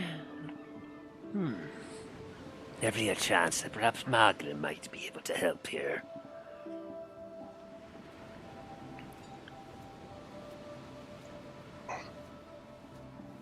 I know that he has some ability to be able to hide certain things and certain people. Be a little late for him, but I'll ask him to come up here. He kind of gives a call down to. He takes a look at one of the crew members and goes, "Hey, could you kindly bring Margaret up here, my first mate?" As they kind of nod their head and go down below. After like a minute rubbing his eyes, you see Margaret and was Hey, Captain. What is it I can help you with? Our friends here be needing some assistance smuggling themselves into the city. We have ourselves the beginning of a plan, but we're hoping that perhaps you might have something up your sleeve you'd be able to assist us with. As he kind of looks at you, Talos and Dain. What did you have in mind? well, we're thinking of planning to try to pretend we're a delivery for Dain's cousin at his forges and hide in some of the delivery boxes. Well, that'd be kind of brilliant. Didn't you're telling me on one of our trips that your cousin was one of the ones running that forge there, Dain? Hey, he runs the forge in Anar Dracul. Well then, at least have yourself a family member that you can find some shelter with. Hey, yeah, it'd be nice to see Lorrred again. Unfortunately, I wish it could be under better circumstances, especially with also some of the news I have to deliver through him. But unfortunately, the times cannot be helped. Aye, there is that.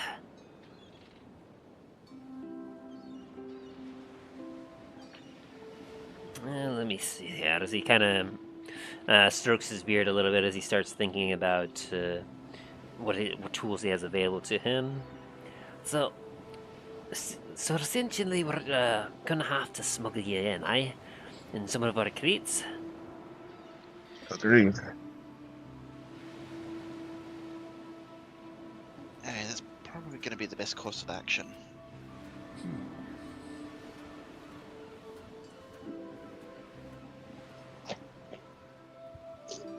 Well, and he kind of scratches his head a little bit.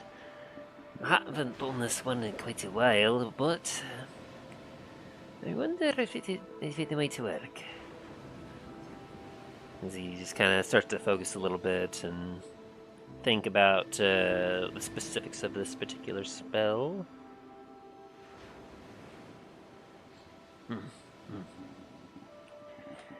So, it's a bit of a complicated spell, but if it works, it would essentially kind of cast a bit of illusion over the few of the crates.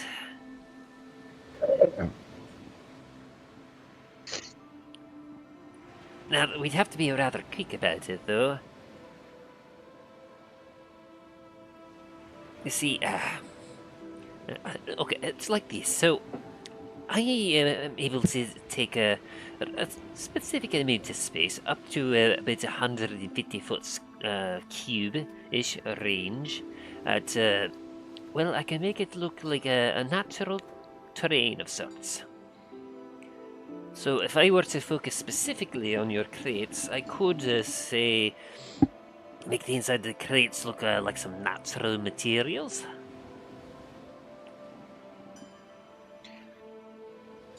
Aye, that's probably be the best.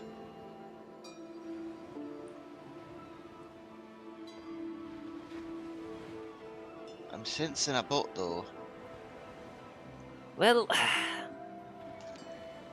there is the fact that, well, it looks really, really good, but there is a chance that, obviously with using magic, that they'd be able to see through it, and that could be problematic.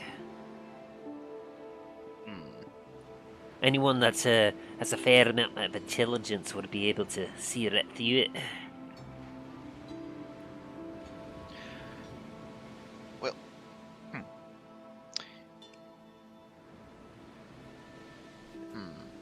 Not to mention, if they actually try to touch the items in it, well, that'll kind of defeat the purpose right away.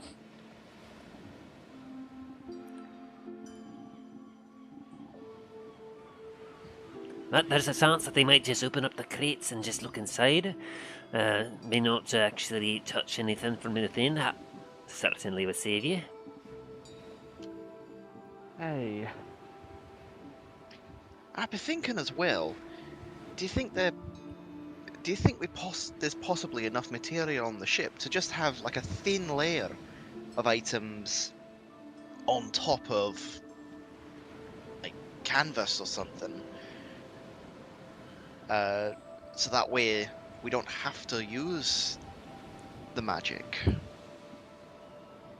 I might have a few pieces around here. I'd imagine that your allies might have perhaps some old tools, some perhaps discarded weapons or something, armor. You might be able to use that as a bit of a shield as well. Hey, I might have some stuff lying around. It's gonna start rummaging around, just like Get into your bag of holding. oh yeah, and just it's like okay. Trident, splint armor, the Anarian sword, light hammers, great axes. Like, I might hold off on that Anarian sword, lad.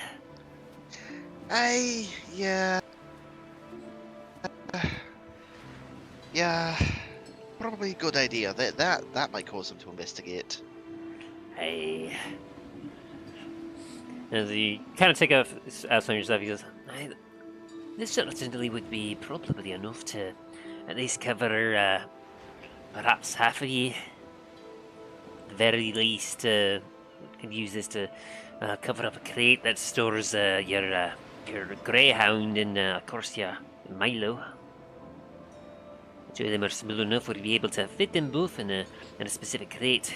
The TV would be a little more difficult though, as he kind of strokes his beard a little more. Hey.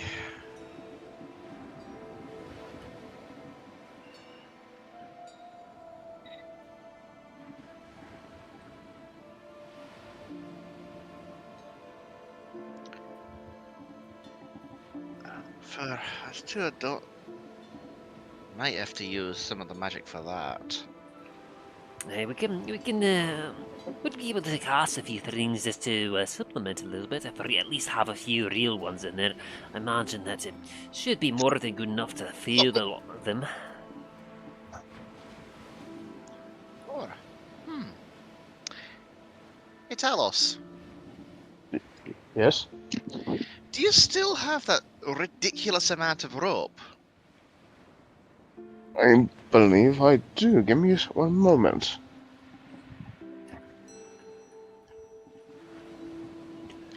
Because it's not much, but I know I've got 50 feet of rope on me. And I think he had something like 300 at one point. I have the 50 feet here in my regular bag. And I have... Yep, I have four rolls of 50 feet each in my bag of holding. So, you always need rope in a forge. Especially for handling around heavy equipment. One crate full of weapons and armor and the other one full of rope. Think that might be enough?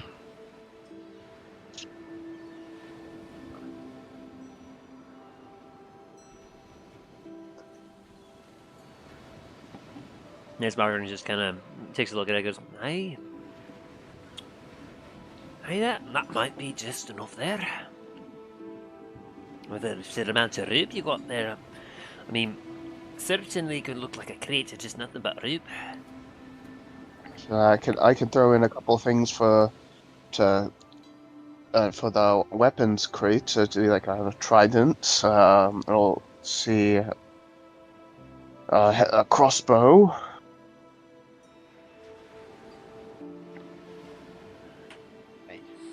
It appears we've accumulated quite a lot of old equipment. Aye, you tend to be venturing around for a certain amount of time. Tends to happen. Hey, Tell Talos, me. when this is all done with, we might have to we might have to store this in the in an armory in the Citadel. Agreed. Well, at least you have a plan on how to smuggle yourself in. But I don't wish to be the bearer of bad news, but there'll be one hit to your plan here. What would that be? Well, if you be making a delivery, one tends to have a manifest of supplies and other equipment as well as a destination of who it would be for. And if you be trying to fool the portmasters about this here phony delivery, we're going to need some sort of paperwork in order to help fool them. That is true. But we might have to ask Milo about that one. He might be able to help us forge a document. I see. He certainly has the skills for that. We'll be approaching the dock upon the morning, so I imagine that you have all night to try to weave up something. We'll continue course for the time being. Keep an eye out for any other suspicious craft that be trying to approach us.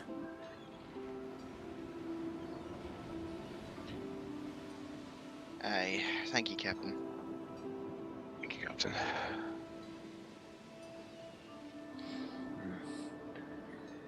Well, head down below deck, and I imagine you should wait for your matey to good old Rail there to wake up upon his rest. See what he can come up with, aye. You can see he's still got quite a smile to him, but you can see a bit of worry in his eyes as he looks towards the horizon. As you can tell that he's got a lot on his mind, as he's not trying to hide it. You can tell there's probably 3 or 4 backup plans that he's trying to come up with specifically to figure out exactly how to best handle what's coming up.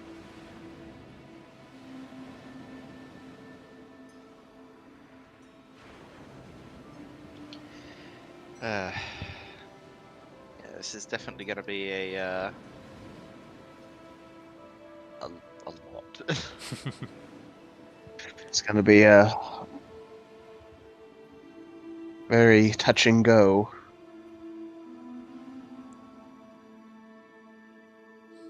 So as you all make your way back down below deck, you see Greyhound currently sleeping as you all proceed to, I'll say for the next few hours, you Dain and Talos, I imagine you will probably start working on getting the crates that you all are going to be hiding in a little more comfortable, a little bit more easy to pass through inspection. Yeah. Yeah.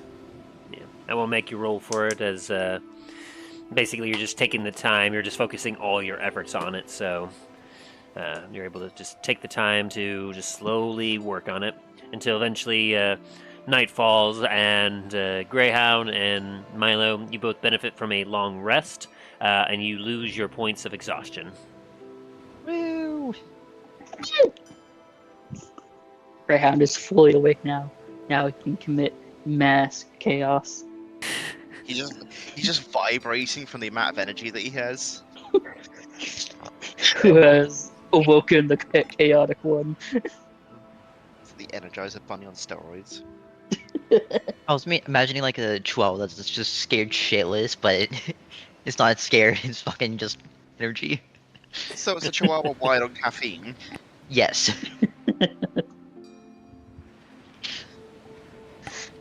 I'm just picturing Greyhound as a hairless chihuahua right now. Oh god. As you two wake up, you see the night crew making their way out as the day crew make their way down to take a sleep on the cots. You hear some movement just outside your quarters. As you exit, you are able to see that both Talos and Dain are currently working on some crates. What the fuck are you two doing? Good morning. We're planning on our on the way to get into the city. Thought we were just going there and getting out? Well, they're apparent. Well, while you were napping, we had an Anarian patrol out on the ocean board the ship and come looking for us. Right, I know that. I saw several of them. Ah, so you woke up for that? It's kind of hard not to when they fucking drop a chair right next to my face. They're not exactly subtle or quiet. I've noticed. Aye. But there is... If they're doing that, there's an extremely high possibility that they are not just going to let us walk onto the docks. So, we're trying Usually to devise... Every dock is, but carry on. Well, yes, but even more so here. Especially when we're Anar Dracul #1 most wanted right now. What the fuck do we even do to deserve this? Like, what the fuck? Well, we kind of did kill that patrol. It was in self-defense, but we kind of did kill them. Right. Yeah. And the one that made it out was on the ship. Right in front of us. So he might have a slight grudge. But we're on this, and I'm just gonna kind of like pat the top of the crate. We're trying to smuggle our way into the forge in the city. possibly to have some allies there, but also, you know, it's a forge. Lots of stuff coming and going. It also means It also means it's in the heart of the city itself. Yeah, I'm gonna stop you right there. You want to go into a hostile environment where everyone's looking for us, and you want to go in the center when I know you can't hide for shit, and I'm gonna point towards Talos, and I know you sure as hell cannot hide for shit. Well, what would you suggest then? I know you're very good at getting into places you're not supposed to. I have no idea what you're talking about. I am just a simple businessman. My point exactly.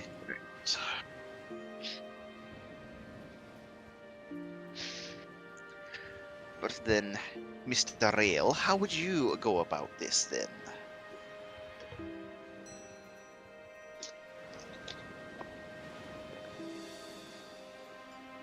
I was just gonna sit there and think about it for a second. Remember that Dain actually has family in the forge. Be like, God damn it.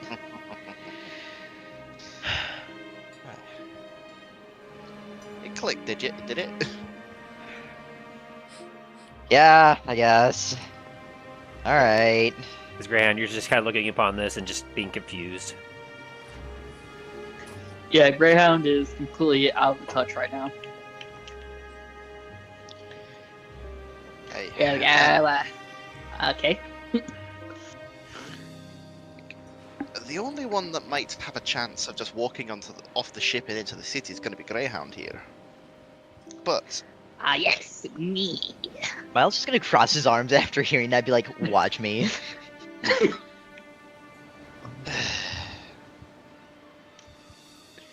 yes, we know you probably could work in as well. However, unless you've got a third persona we don't exactly know about, or fourth at this point, they both, they know that they're looking for either Milo Hayhill or Rail Whitfoot. I'm gonna pull Dain and Real fucking close. There's a lot more where that came from, don't worry. I have plenty. Oh, I gathered. I'm just letting you know. They're probably gonna be on the lookout. Very, very much so. Roll a history real quick, Milo.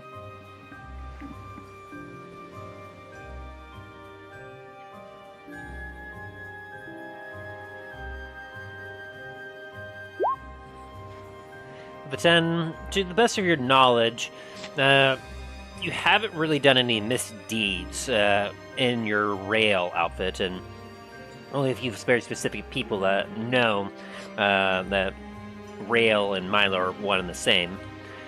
So you feel like you might be able to get away with your Rail outfit at Anar Dracul, but you're not positive. You're not sure how knowledgeable the enemy is and exactly what they're aware of and whatnot. There's a lot of unknowns. Alright, Dain. What do you need from me exactly? Since you're gonna ask something, I can tell. Well, if we do end up going with this current plan, Do you have any better options? unless one of us can think of one, or the captain can conjure something out of thin air, or Malgrim can somehow...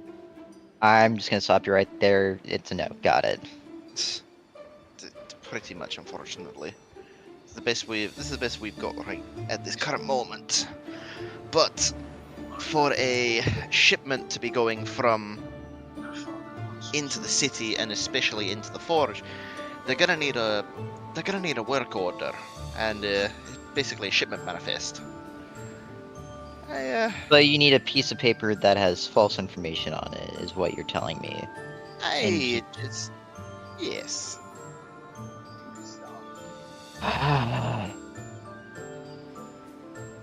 Can't promise anything, but I'll see what I can do. Also,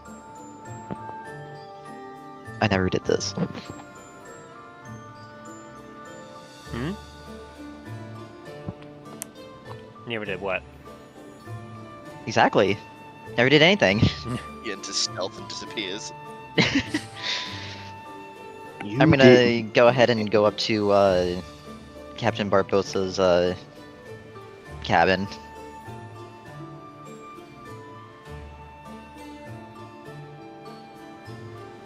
Like, are you trying to go to Captain Barbossa himself, or?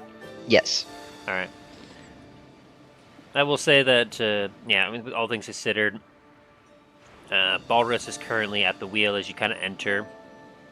As you enter his you knock and you hear enter. You walk in to see the captain with Magrim currently standing with each other over their table with what looks to be some papers and some other stuff that they are currently looking over. Ah, I see you've gotten yourself enough rest, Mr. Rail. What can I do you for? You happen to have any kind of proper paperwork for Anar Dracul? Well, as it so happens, we were actually just looking into that. As it shows just the mounds of paper on the desk. We found a few, not quite what we were looking for, and unfortunately, none that we could, I dare say that I don't quite have the proper skills to mimic what we are needed for this sort of expedition here. What you got for me then? Well, as he kind of shows. I've got here a few weeks old, mind you, but As you can see here, as he points out on the paper, we got the proper symbol for Anar Dracul here, as well as the basic loadout for a delivery job that we did. But unfortunately, the way that they have it written out, we're unable to use magic or otherwise to mark it out in order to ensure that we could remake it as we need it. If you be understanding me. Milo's just gonna slowly take both those two pieces of paper and be like, I got you covered. I had a feeling that you might have some of the skills necessary for this. Sorry, Captain, I have no idea what you're talking about. I am just a simple businessman trying to get to Anar Dracul. But of course. And the businessman always has his ways, eh? Of course, Captain. Do you happen to know of anywhere quiet I can work on this for a while? Why, certainly. as he looks over at him. Why don't you take him to your quarters? I got him, as Margaret begins to step out. Hey, follow me. Very well. And then takes you outside and then down below deck where you see Talos and Dain continuing to work on a couple of potential disguise crates they could use, with Greyhound just kind of leaping from each of their back just to take a look at what they're doing like a cat. Ooh, what's this? I'm gonna see Milo come down and kind of just walk over to him for a second. Hey, Milo, this might also be of help. Seeing as this is going to be going to the forge, might be a little bit more authentic if coming from a forge. And I'm going to hand him my sigil of the Black Spire. Please don't lose it. I'm going to take it from him, very concerned, and be like, oh, okay. I don't know why you're giving this to me, but okay. Also, Dain, where is the Black Spire family from originally? The Karamazov Mountains, also known as the Silver Peaks. I don't need to know what it also is known as. I need to know what it is officially known as on paperwork. Karamazov Mountains. Thank you. You don't need to make a check. And, you know that's a place down in Sturma. Okay.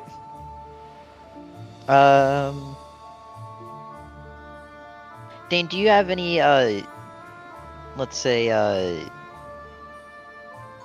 traders come in to the mountains every once in a while? Hey, we do a fair bit of trading. You know, got to get the silver out, and after all. With all races, or? Hey, last I left, we were definitely expanding our horizons and sending out traders as well of different, mostly dwarves, but also from different races as well. Malo's gonna go ahead and give Dan like a pat on the shoulder. Very good, thank you.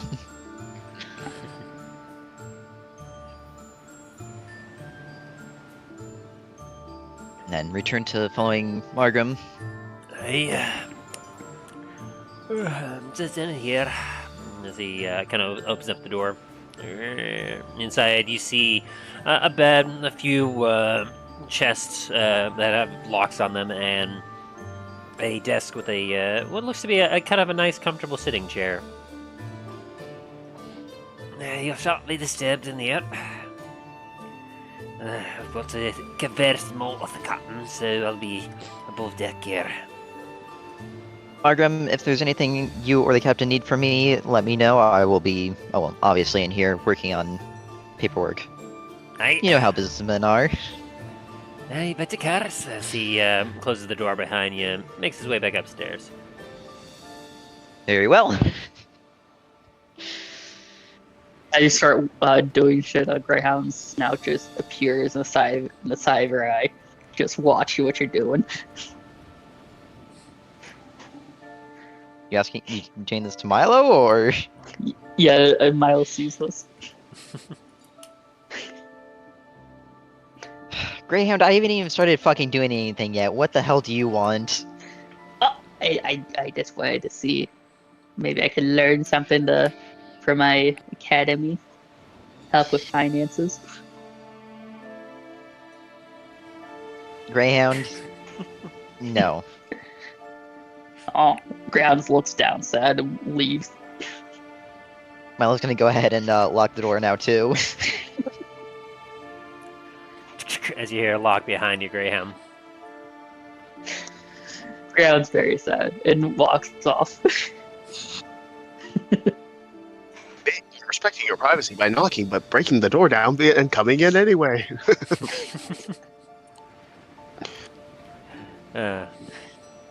So, as it starts to get a little bit later, Talos and Dain, you feel fairly confident with your work that you'll be able to store yourselves into these containers. And you have the some of the armor, as well as ropes standing nearby to be placed within. Before you go to bed, Milo, of course, goes out to check on exactly what you have, so that way as he writes down each individual item, as well as the proper dimensions, in order to make sure that the paperwork looks more official before retreating back into the first mate's quarters and continuing his work. And so, as Dain and Talos, unless there's anything else, I imagine you'll probably go to bed. Yeah. Yeah. Right. And Graham, what are you going to be up to while Milo's working? It's still nighttime, right? Or is it going to be daytime? Yeah, it's nighttime.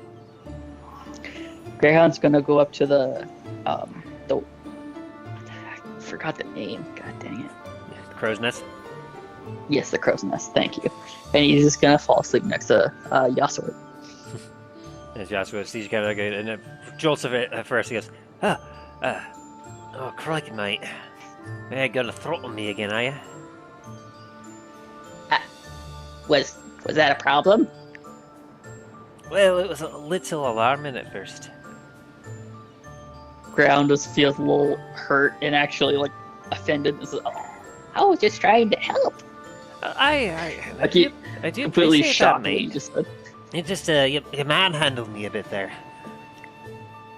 It was a little unexpected for me. Do people not like? Are people not fine with that? Most aren't. I mean, it's good to have a tussle about here and there, but, well, most folk, they prefer to be asked first before, before you just kind of pick them up and drag them out somewhere. Aye? Huh. Where I come from, that pretty much is normal behavior. That's how everyone gets treated. Especially from the masters. Greyhound says that quietly. I believe I do recognize that as coming from the Underdark as well. It's just, well, I've been above ground for so long now. We kind of got used to the way things are up here. I'm sorry. I guess I need to change how I act somewhat. As Greyhound kind of reflects on how his behavior is actually not fine. I just need to make a few adjustments. After all, you shouldn't change yourself too much from who you really are. Yes. One more thing. Is it wrong to barge into people's rooms? Depends. I mean, if you think they're in trouble, it's fine. But generally, most prefer that you knock first. Interesting. As Greyhound just stares at him, squinting. He blinks at you a few times and looks out across the ocean again.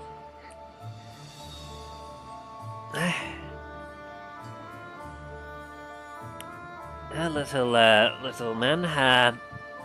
Appreciate you keeping me company up here. I have some things to do. I'll be right back. As Greyhound climbs down and goes over to Dain and Talos and wakes them up. Well, what do you want? It has come to my attention that barging into people's rooms unannounced is wrong. I apologize for doing that over in the Seas Respite. Okay. Good night. I roll back over.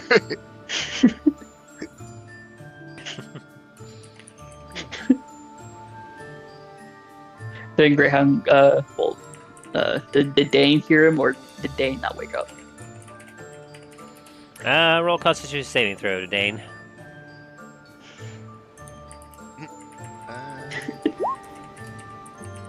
Yeah, you got woken up.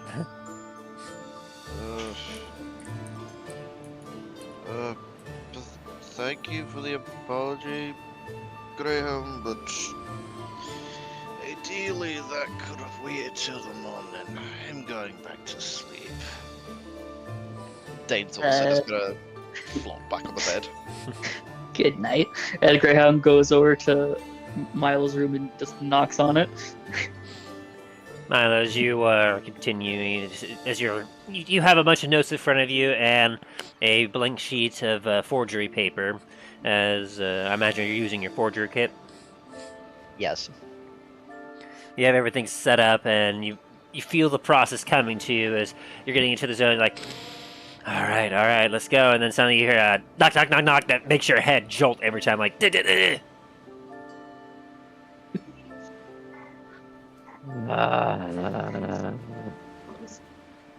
As Milo gets up, unlocks the door.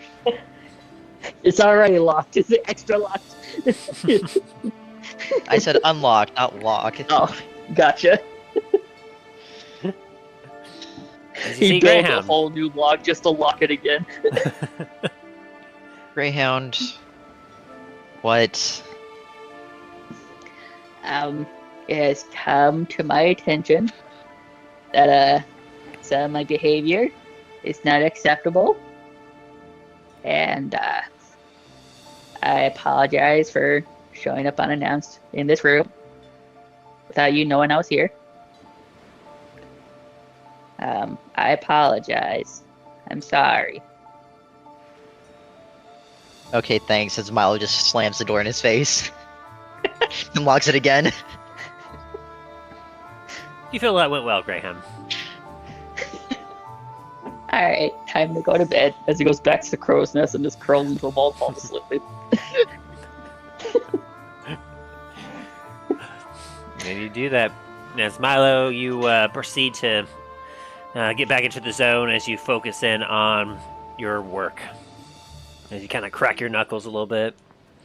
Go ahead and, since you'll be taking some time, go ahead and roll me a forgery kit check with advantage.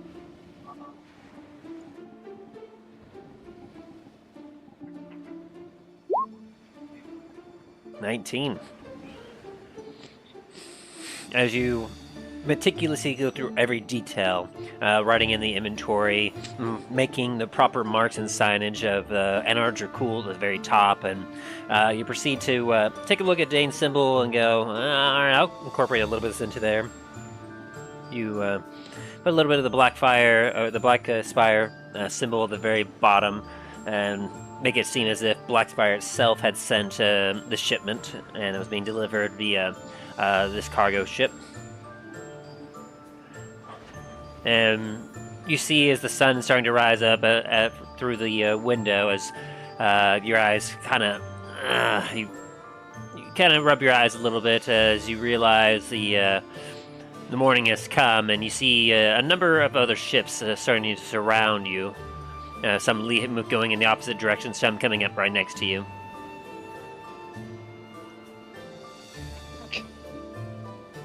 I really hope I'm gonna be able to sleep again after this, and I don't have another fucking curse on me. You said Milo's done with the forgery, correct? Yes, you are done with the paperwork. Okay. As you exit the crew. No, not yet, not yet. All right.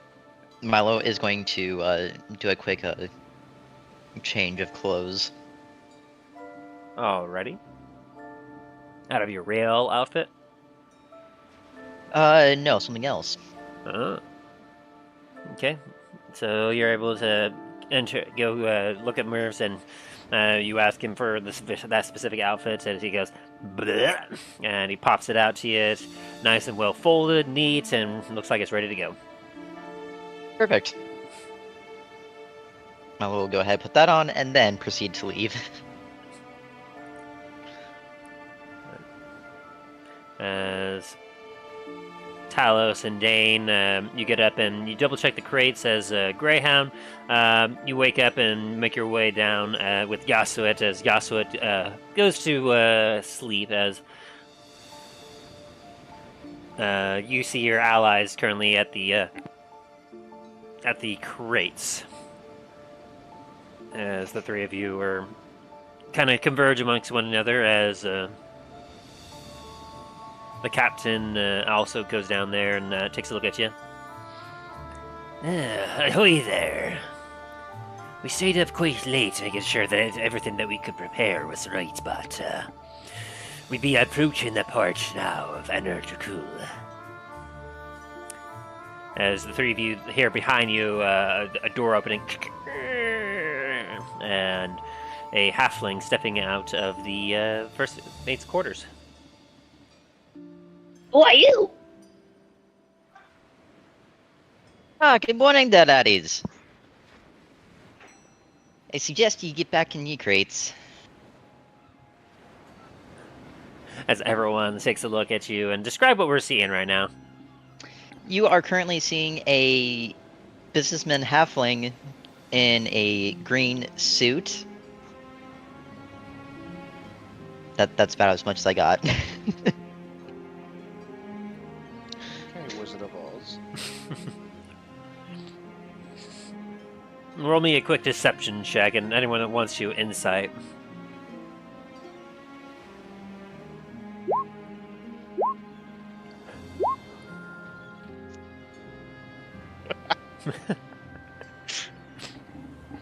Dain, you know Milo. You've been around him long enough. You know Milo. Greyhound, who's this dapper gentleman that just came out of the room where Milo was? That it's just so fine and green. Has such a unique accent.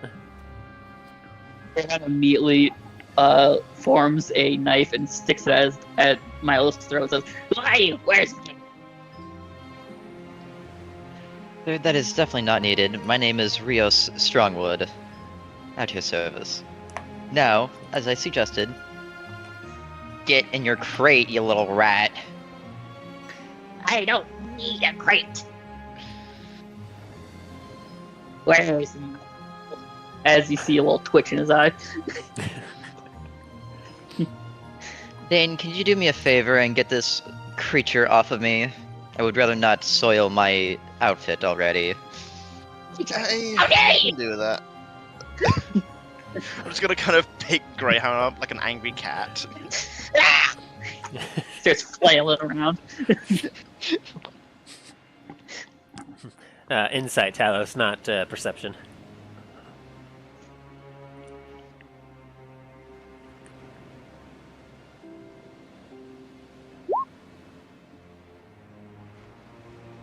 Now you see a dapper halfling that is currently saying that you all should get inside the crates that you need to hide in.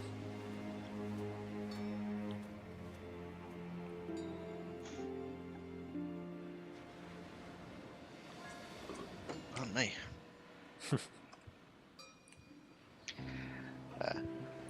And so do you all get inside the crates? Aye. As the captain proceeds to help you all in. Well then, Mr.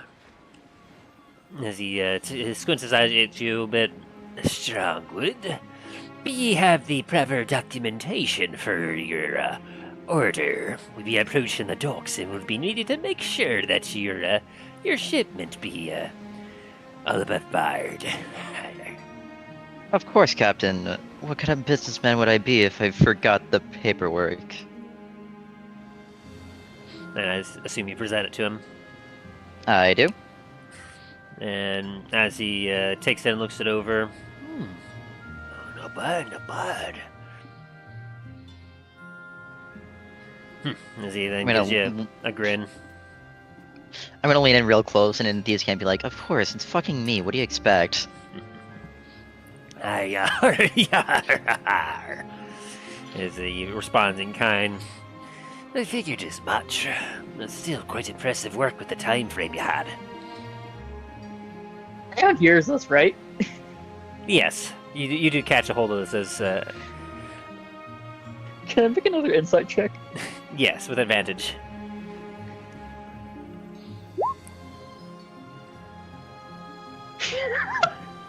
Oh, wait a minute. The 19 does I made it! pass it. Yes, as you realize, wait a minute, that's not... Greyhound does like, as he's like hanging from Dane's arm, he just like immediately stops flailing, turns around, like, wait a minute. You're like, oh, he's good. As Greyhound kind of pushes himself off of Dane, it runs over. Sorry about that, Milo. I'm sorry. I don't know who this Milo is. Like I said, my name is Rio Strongwood, and I highly suggest you fucking call me by that name when we get there. Oh yes. Sorry, Mr. Strongwood. Are any of them in the barrel yet? Dain is in a chest, a very large chest, with some of his arms and armaments on top of this board that has been meticulously designed to be slid right above him to make it look like it's full of nothing but weapons and armor. And Talos is inside of the crate now, as they were just putting the fake bottom onto it as well. Greyhound's gonna use the ethereal chains to kind of make the chest into a backpack, and he's just gonna carry him like a backpack. As you suddenly feel the chest on you, Dain, close rather quickly, and you feel yourself heaved up. Make me an athletics check real quick, Ran. I do Arcana. Not if you're trying to heave something up onto your physical body. Alright. Oh gosh. I'm just Thank you. imagining the full weight of this going on to his little body. 20. How much do you weigh, Dane? About 186 pounds. 180 Yeah. plus all the. I thought it was more.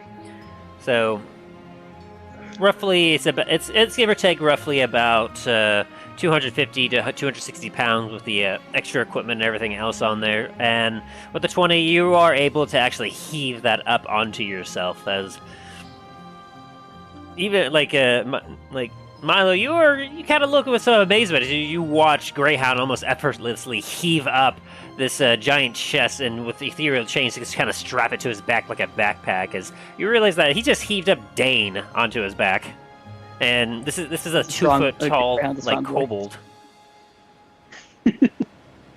Captain, I'm not sure where you found that one, but good job. As Greyhound takes his scarf off, kind of unwillingly, kind of unhappily, but he's gonna go over to Strongwood and say, I shall play as your slave, your servant, I guess.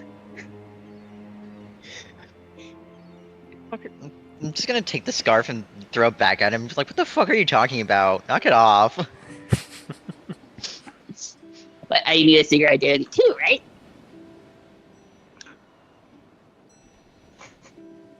No. You Oh, work for the captain. You're not gonna ask any more questions other than that. Alright, I feel silly now. As he puts his scarf back on. So as a quick comparison, like essentially with the chest and everything on it, and Dain in it, Greyhound, you literally just picked up something that's 10 times your own weight. Oh, I know. Greyhound's been doing that a few times. Image in my head is very funny. Dane's just like inside the chest, just like feet pressed up against the side, arms pressed up against the side, just be like, what is going on? Why is the world moving? You're like a half tilted angle. Meanwhile, Are we even at the location yet for Greyhound to even be carrying him? well, the ship was pulling in. Oh, gotcha. Yeah, Talos is kind of just in like a more of like a somewhat fetal-ish position, but like he's ready to move, like ready to pop out at a moment's notice if shit hits the fan. But And what was that for, Dain? To determine if it's my feet towards the ground or my head. You you don't know. wanna tell us? It's my head.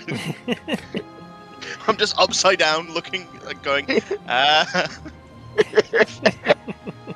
blood slowly going to your head.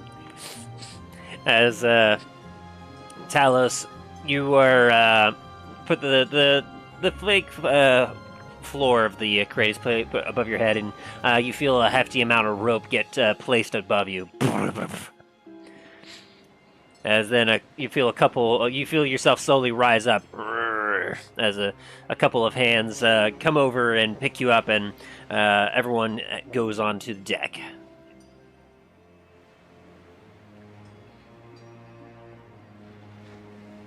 All right. Here we go. As the captain takes up the wheel, and you all approach the docks where Milo, as you take a look, you're able to see a sight that you're a little bit familiar with. You remember having to hop off the ship when you saw your allies at the port here, as you all were making your escape out.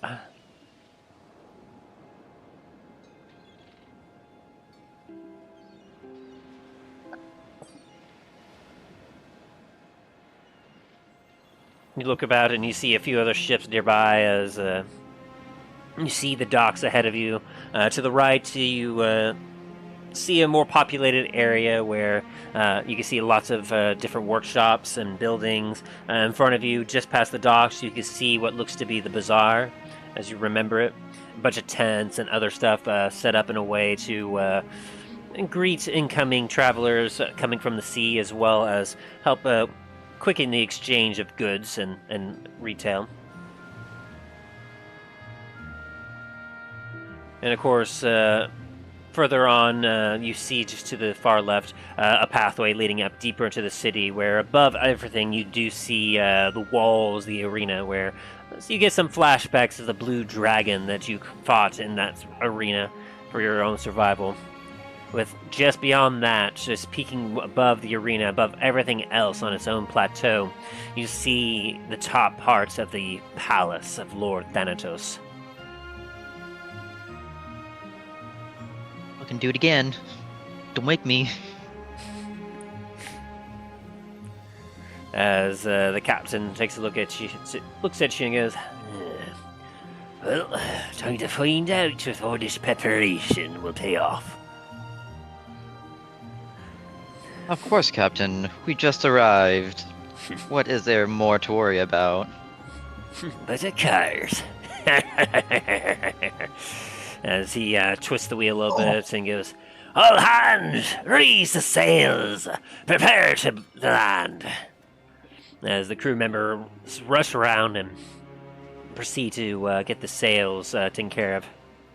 As you kind of stand near the at the helm of the ship, looking at all the work going on, you do get a glint of light coming off from the just a little bit to the southwest of you, and as you kind of cover your eyes a little bit, take a look, you see off in the distance the tip of a pyramid that lies beyond the city.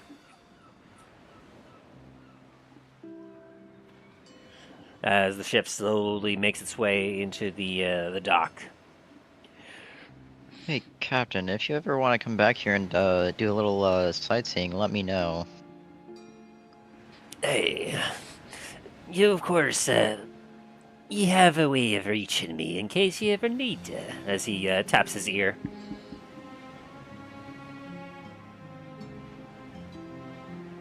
I was just gonna sit there and think, do I? History check.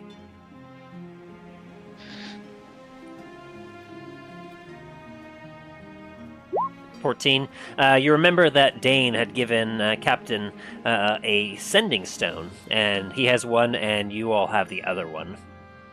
And that's how you originally contacted him to meet you at Duskwood. Right.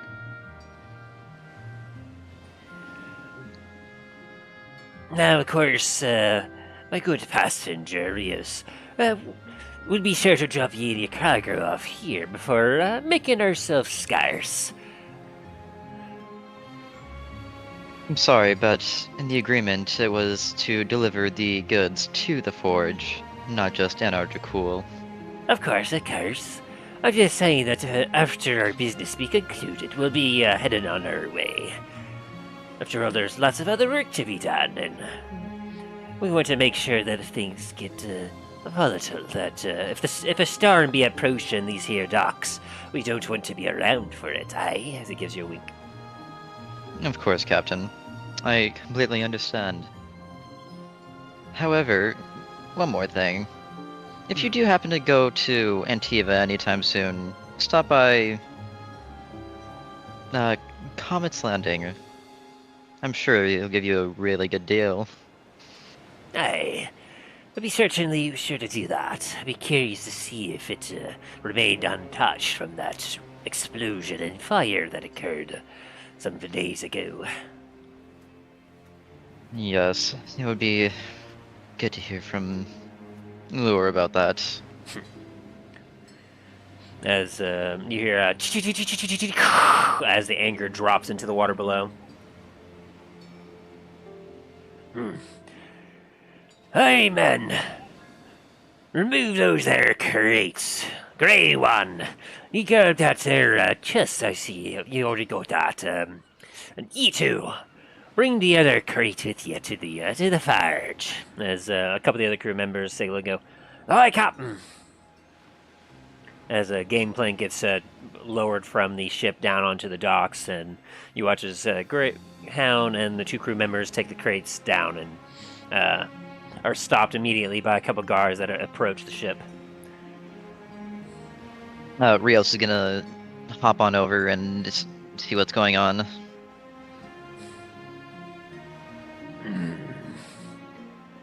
Greetings, we are the dock inspectors. Good morrow. What can I do for you, gentlemen? We're here to see your manifest. See Very well. what exactly you're delivering here. We were not... It was not reported to us that the ship was to be arriving at this time. Ah, damn it. You tell people to do one thing and they still can't do it. I have a shipment here for the Blackspire Forge from the Karamaz Mountains, from the Blackspire family themselves. As he holds out his hand for the paperwork. I hand it over. And he'll do an insight check. Fail it miserably as he takes a look over it. This all seems to be an order. And you are... As he looks at you. Like it says on the sheet there, my name is Rio Strongwood. I am the gentleman accompanying the merchandise to the forge. Alright, deception check.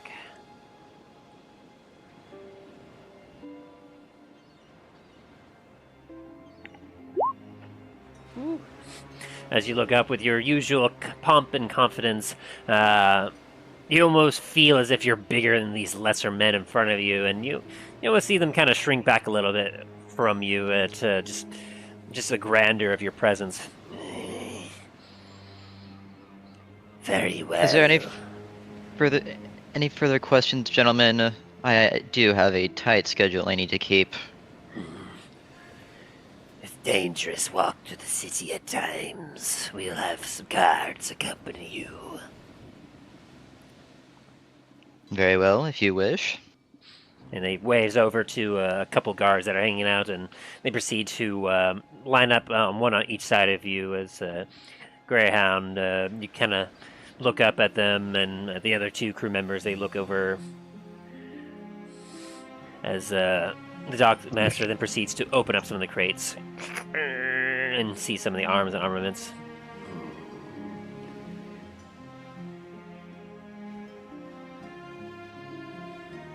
And then proceeds to close that crate and then look over the other crate with the rope. He then looks over at you, Milo. I see this is on the manifest, but why would they need this much rope? You know, honestly, I've been asking myself the same thing. I have no bloody idea. Roll me a quick deception check. Because you see a bit of a twinge in his eyes if he's starting to get a little suspicious with that. Can I have advantage on that? I would say, yeah, with the preparations you made and everything else so far, you do get advantage on that. Okay, cool. As you say that, he goes, Dwarves. and he closes the crate on top of you, Talos. You feel the heat of the desert around you making you sweat, but you realize it's not the heat around you that's making you sweaty. You feel like just how nervous you are is what's making you so sweaty. Yeah, I'm trying to stay as still as possible, like while silently praying.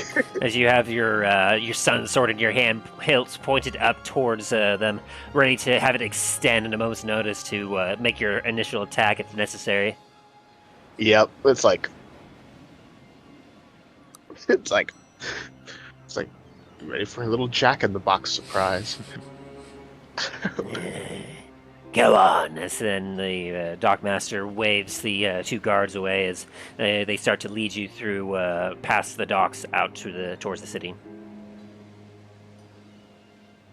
As Greyhound's about to start moving, he just gives a loud "yeah" as he starts moving forwards.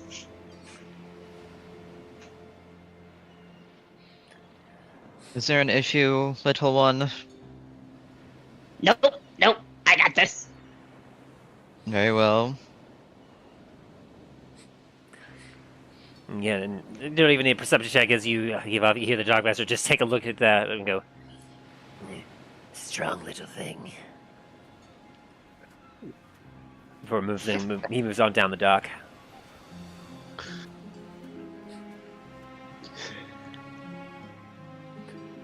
So as you all proceed down the road, you didn't spend as much time here, Milo, but you do recognize a few, like some of the streets that you're on.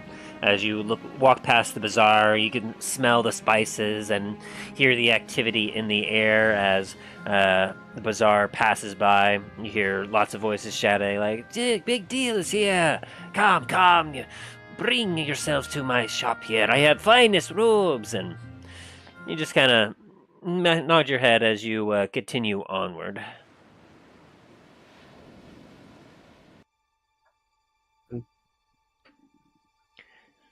As you make your way down the city street, you get yourself to a point past where you see very clearly the southern gates of the city that lead out into the desert. And as you, and I'll point that out right here. These right here. As you get to this point here, as you can see, the gates are locked up tight, and it appears to be double the usual guard that you remember kind of seeing last time. As a bunch of them are eyeing you and your little caravan as you're traveling past. As we're walking by, can I try to make small talk with the 2 city guards? You could try. Last time I was here, it didn't seem like there was as much guards. What's going on there, if you don't mind me asking? As one of them looks down at you. Commanders say that they're looking for someone. Had an incident somewhere in the desert. Apparently, they need to be questioned. No, really, who might those lot be?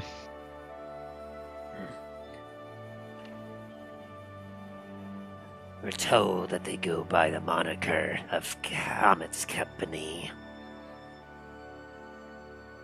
Though, whether or not it was them, supposedly remains to be seen. We were just informed, before the message was cut off, that a group of individuals matching their description was last seen attacking some guards.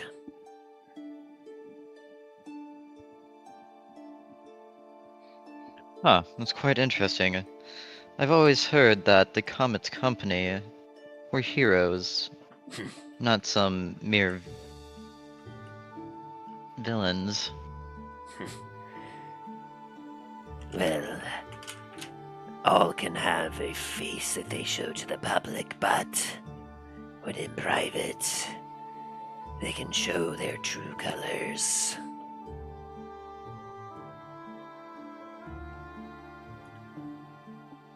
Oh dear boy, that could be said about everyone.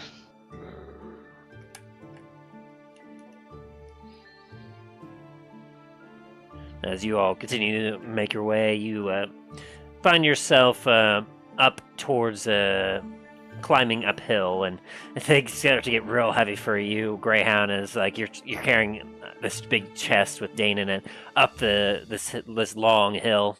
As you're like, ooh, you're starting to feel it a bit. Grabs and sees a pair of stairs and Roll me a Constitution saving throw real quick as you're climbing up this hill with this heavy weight. oh no. Constitution. 21. You grit your knuckles and you give a nice huff as you go into a mini rage as like not enough to like be noticeable or anything else, but you feel a surge of strength within you as you make it up that hill, in good time and without being exhausted by the effort. Foam starts coming out of his mouth as he's trying to lift up, go up these stairs. And Does halfway, Rio see this? do a quick perception check. You all do have to take a quick break momentarily halfway up the hill. As two of the crew members that are carrying the crate up the hill, they have to stop and take a quick breath, and then they notice as Greyhound just kind of continues on without the rest of you for a little bit, and they just as they then pick up the crate and move. As Greyhound gets past, you do see a little bit of this, Milo, from Greyhound, as he seems very determined to get the hill without any help.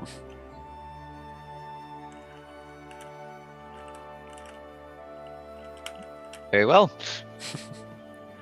And eventually you do make it up all the way past the hill, and you find yourself in front of the road that leads down to the arena. As you take a look over, you see that there's a few signs posted for an event coming in a few days.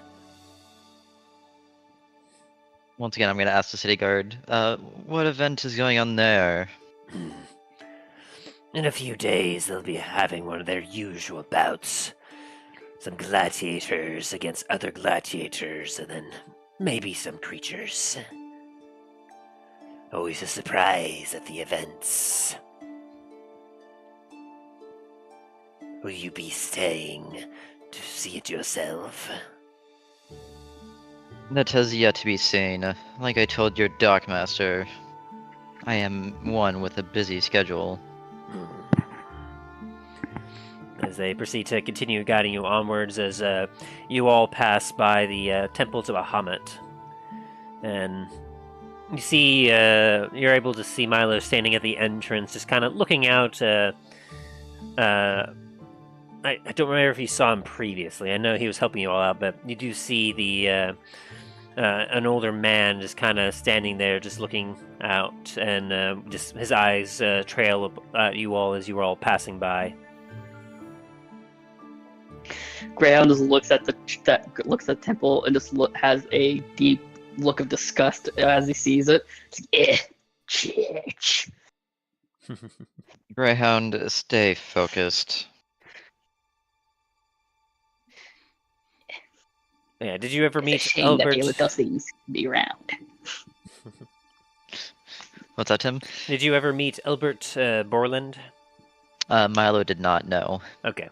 Then you just see an older man, human, long, wavy silver hair, brown eyes, with soft, chocolate-colored skin.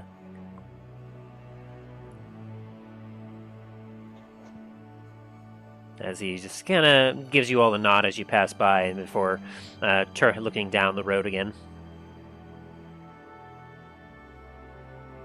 Eventually, as you continue your way, you hear sounds of people chatting and talking as you come up to an intersection of the road where, easily as you look down, you know you're at the corner where you all were staying previously, the Oasis is.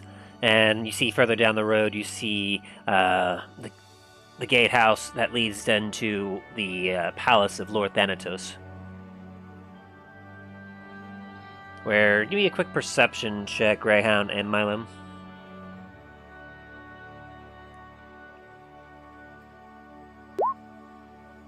Very nice. Very, very nice. As you look, Milo, you're trying to focus on keeping attention forward and your natural, looking as natural as possible, but you do flick your eyes over a few times, and you notice that the guard appearance at the gates house is increased, and the drawbridges are both up. And you do see that the barely from where you are, you can barely see it. The you can see a few of the walls of the plateau seem to still be glistening, a little more than usual as well. And Greyhound, you're able to see this as well as you're able to also notice a lot of guards roaming the nearby streets, and a few that are hanging out near the Oasis inn that you're nearby. You have no idea where you're going, Greyhound, but you're keeping your eyes sharp all around you.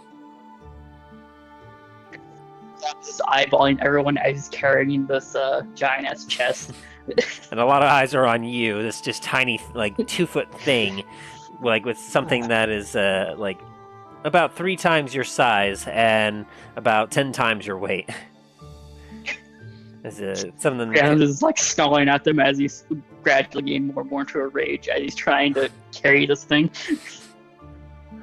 A few of them start to mutter in Draconic as they see he's like, Which Greyhound understands. yeah, and you hear they say, oh, I wonder if he's one of those circus freaks. He's so strong. I would like to have him in Graham my just yells at them. Why don't you say that to my face? And as you say that, all of them just jump and then proceed to, like, kind of hurry themselves away. Yeah, Did you say this in Draconic? Yes. You just hear a snapping hiss, just.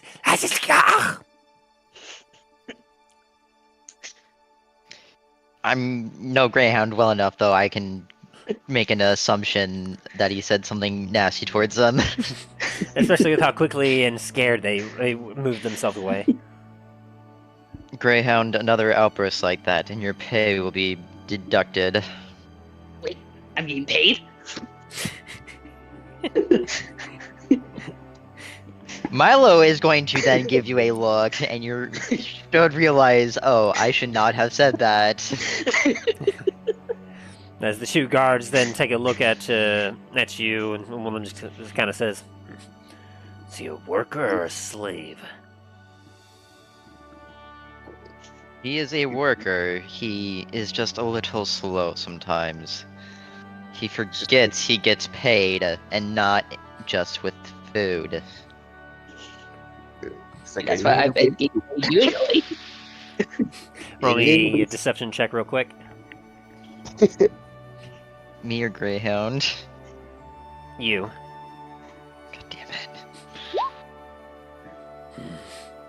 Like the dude's he's very stupid. He's strong, but stupid. We have many servants at the palace that are similar like him. Strong, but stupid. We know your pain. Greyhound just a tear just drops from Greyhound's eye. Like, I'm glad I am around like-minded individuals right now. I can only stand it for so long. Dain, you just feel yourself slump over a little bit, slump down. Hey, these guards ain't nice. After a few more minutes pass, you find yourself at the entrance to the great forge that is run by the Blackspire.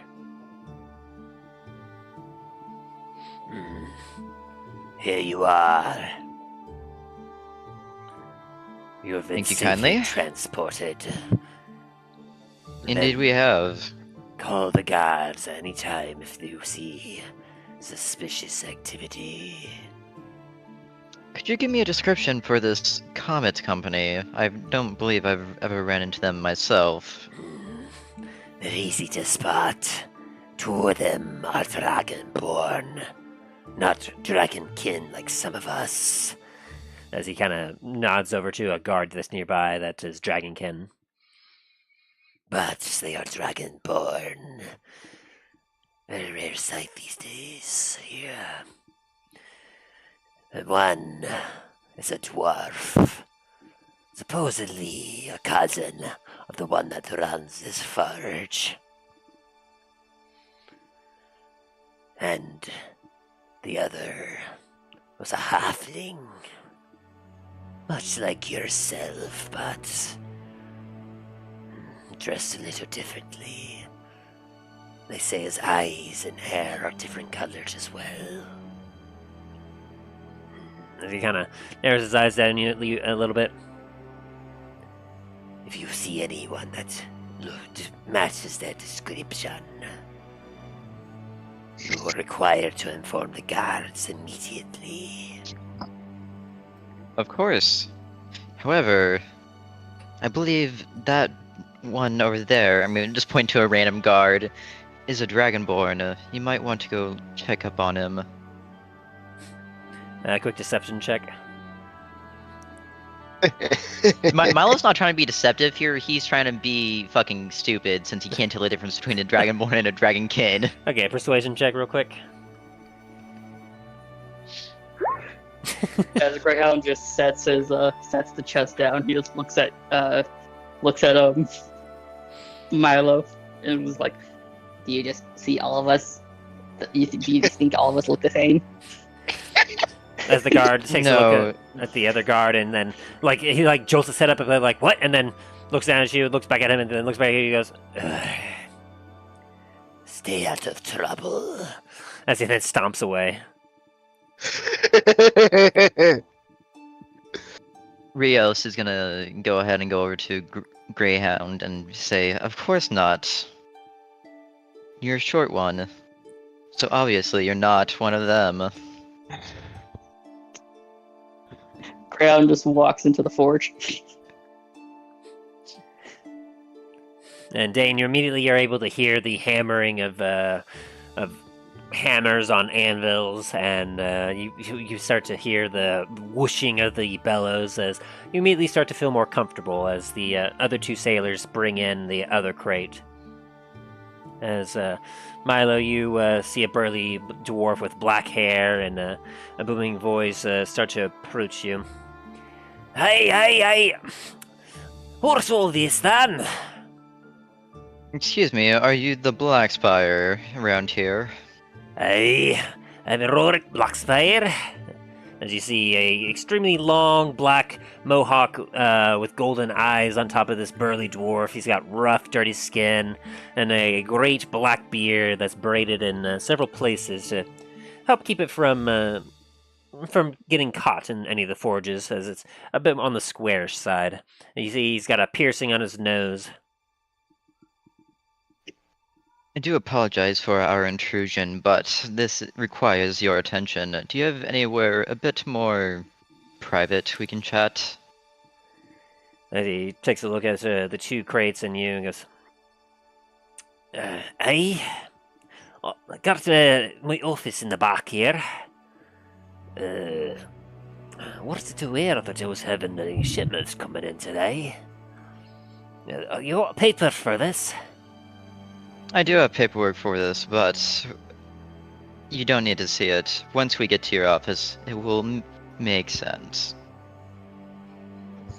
roll a persuasion check real quick. As you're doing that, Greyhound's just go walk to the back door, just kick it open, and set the chest down in that room.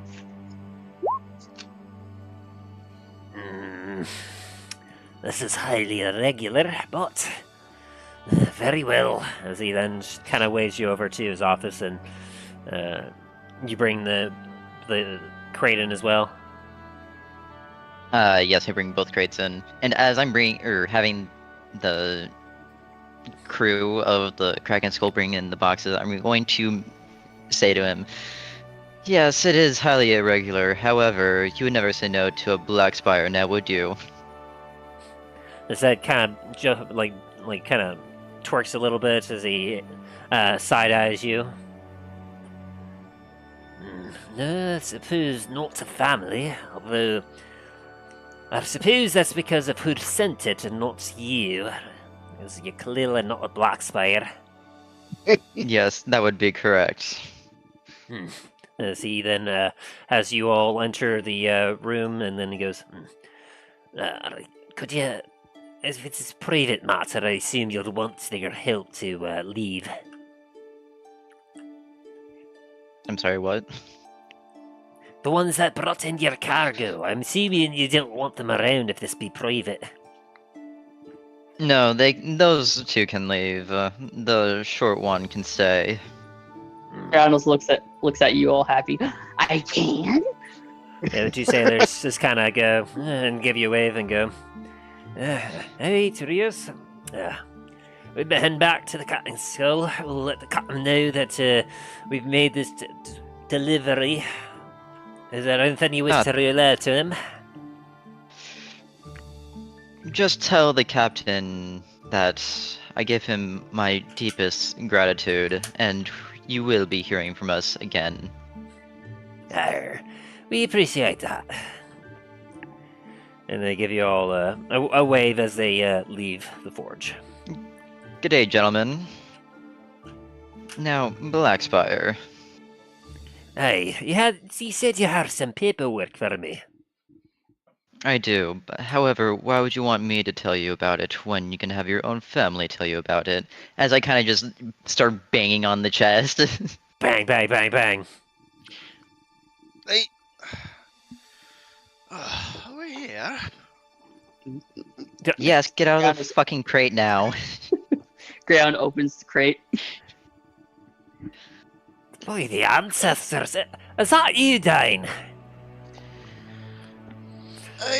I'm just gonna stand up in the crate to stretch. As you push up the fake floor of the chest, and the arms and armor just clatter onto the ground. Bloody hell. What do you think you're doing? Oh, wait! And then he just shakes his head like, and whispers his voice as he goes over to the door and locks it real quick. I'm gonna slowly also come up to making sure I don't send the rope flying everywhere. Shucks. Well, it's... You're a combat's company. Dain, what in the ancestors are you doing here? Well, first off, apologies for the, this is not exactly the way I'd like to see my cousin again. No. But, unfortunately, desperate times call for desperate measures. Aye, I can see that. I mean, the guards came here asking about you, saying that they knew that you were related. Well, I gave them all the information that I could, but as far as I was aware, that you all were nothing but heroes, and you had nothing but goodness about you. You gave me some good business, but they didn't get nothing more from me. But they tell me that if you were to contact me again, that I needed to let them know. We had a bit of a run-in with them in the some of the guards on the desert. They're not exactly as noble as you tend to think the guards would be. Oh, well, no, I mean, they aren't wrong about that. As you see, the amount that they extort from me in order to keep the forge running. Yes, well, they weren't too not kind to a seeming old man that was completely unarmed. Planning on doing some not kind things to him. Didn't really leave us much choices. Bad business, that is. Well, very glad to see you all. All right. Certainly glad to see you again, Dain. But what can I do for you? Why did you come here? Figured that you'd keep out of the city and away from Anar Dracul, and hey, I imagined you would have stayed well out of our Draconis after all that. It's not good to be on the bad side of Los Thanatos. Unfortunately, we have a friend that needs our help. His brother was in the capital, and we believe from the message we received, he might have escaped.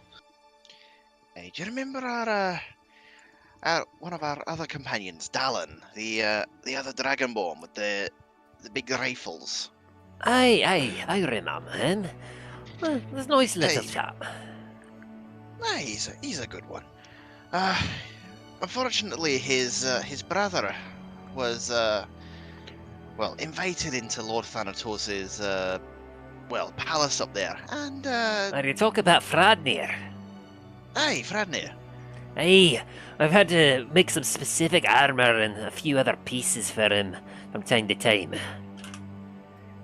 A little difficulties, I'll have a massive one, he is. Apparently, there's some issues that rose. It turns out that the servants that Lord Thanatos have aren't exactly willing participants. Well, to be fair, I don't know how many within the palace are willing, but Suppose that'd be fair. So, one of them is a citizen of Port Lamontagne. Well, that's not very good.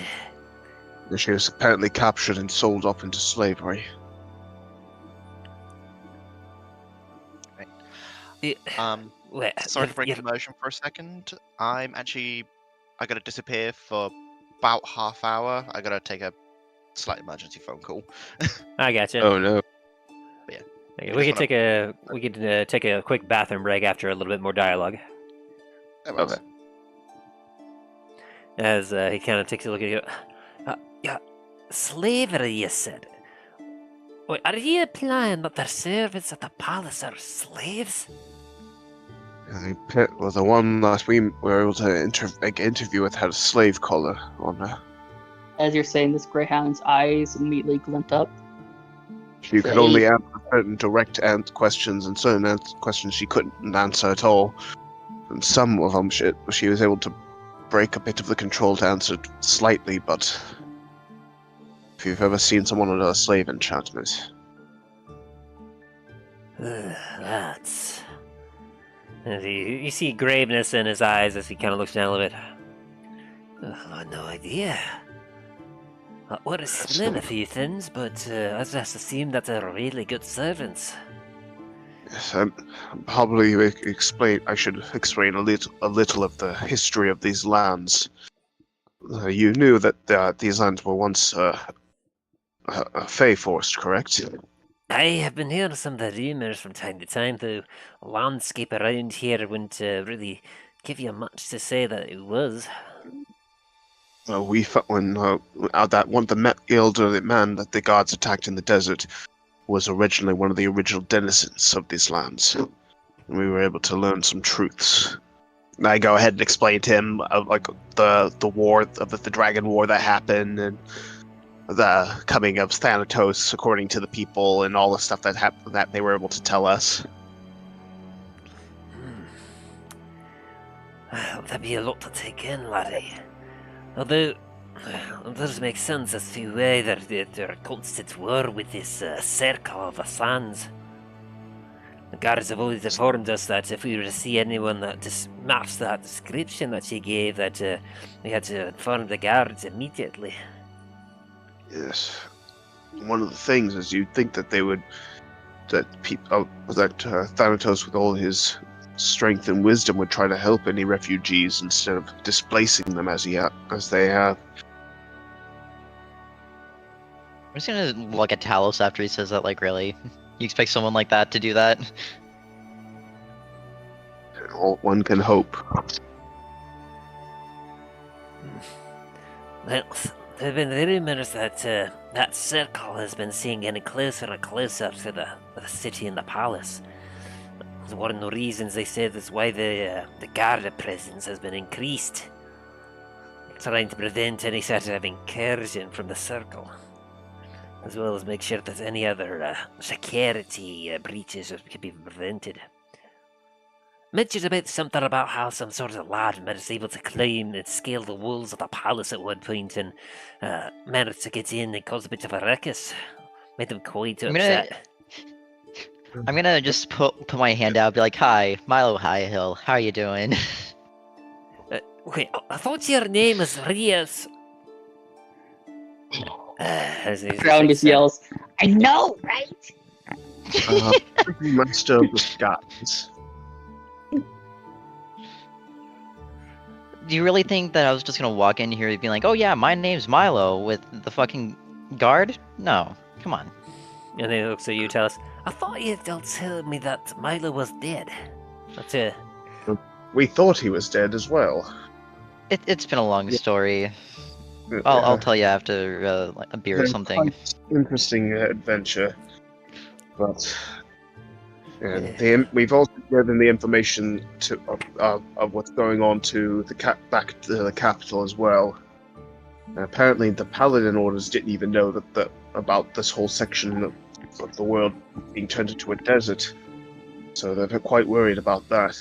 But they also have to deal with the necromancers and undead starting to rise up more near Duskwood. Well, I suppose that could make a lot of sense around here. So, I mean, after all, supposedly that this here land was, of course, the Feywood for so long, and it's only very recently been turned into what you see now. Yes, which is strange.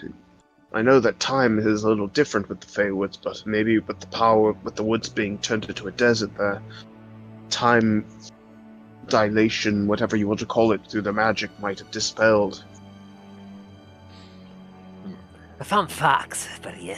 Did you know that the land you're currently standing on is, well, it's a little hard to recognise, of course, if you don't know what you're looking for, but this little, what do you call it, plateau, as well as the plateau that leads into Lord Thanatos' palace, they were originally part of the Feywood. They say that there's actually trees. If you tried to actually dig down into the earth around here while they were building the houses, and they found themselves having some difficulty as they actually ran into just solid wood. Well, if the wood is still alive, it could still retain some of the Fey magic. Yeah, unfortunately I don't know anything about that, but I just thought it was quite curious that they just built this here city, how quickly it sprang up, but well, just on the outskirts of the plateau here, where the bazaar is and where the others are, well, that's where a bunch of the older buildings are. They don't quite match the quite proper structure that all of the buildings you see up here are. Yes, probably they were the original buildings before, back when this was all woods. According to the Circle, that pyramid was a place where they buried their dead. I could see that. I was rather curious about that. That pyramid over there has been there for far longer than any of the ones that are around here are familiar with. What I've heard is if you tried to actually go into that there pyramid, but ended up just vanishing. And so most folks don't ever go over there anymore. Call it superstition, but a lot of folks say it's haunted. Might just be. Especially if any of people here if the spirits consider anyone not of this land as invaders.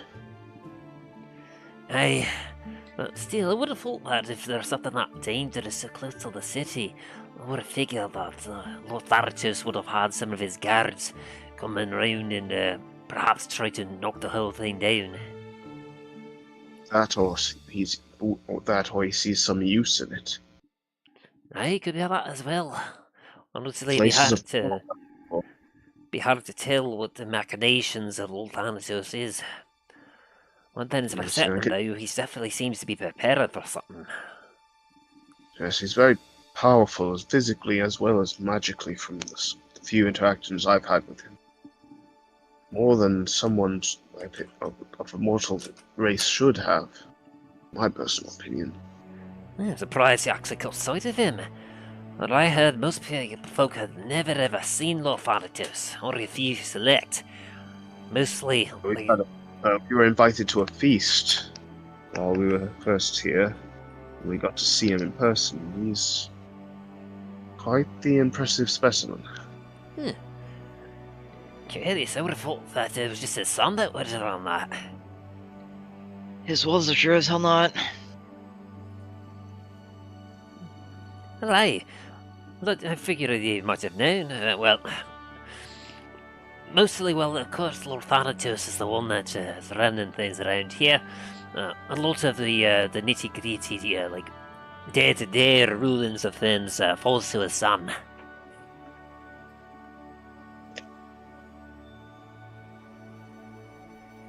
Do you happen to know where he can find his son? Well, I reckon that he'd be at the palace.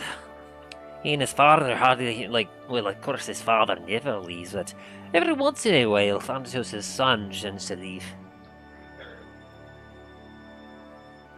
That's good to know. To be honest, I actually don't know what his name is. We've only ever known that his name is like he just goes by Thanatos' son. He doesn't do a whole lot of talking to most folk. Can you give a description about him? Well, he definitely is very strange. He seems to be more of a imposing figure. Honestly, I've never actually seen what his father, little Thanatos, looks like, but at least I imagine if he has any sort of a relation to this boy of his, well then, I imagine that probably be very similar. They say that he's got quite a bit of an atmosphere to him.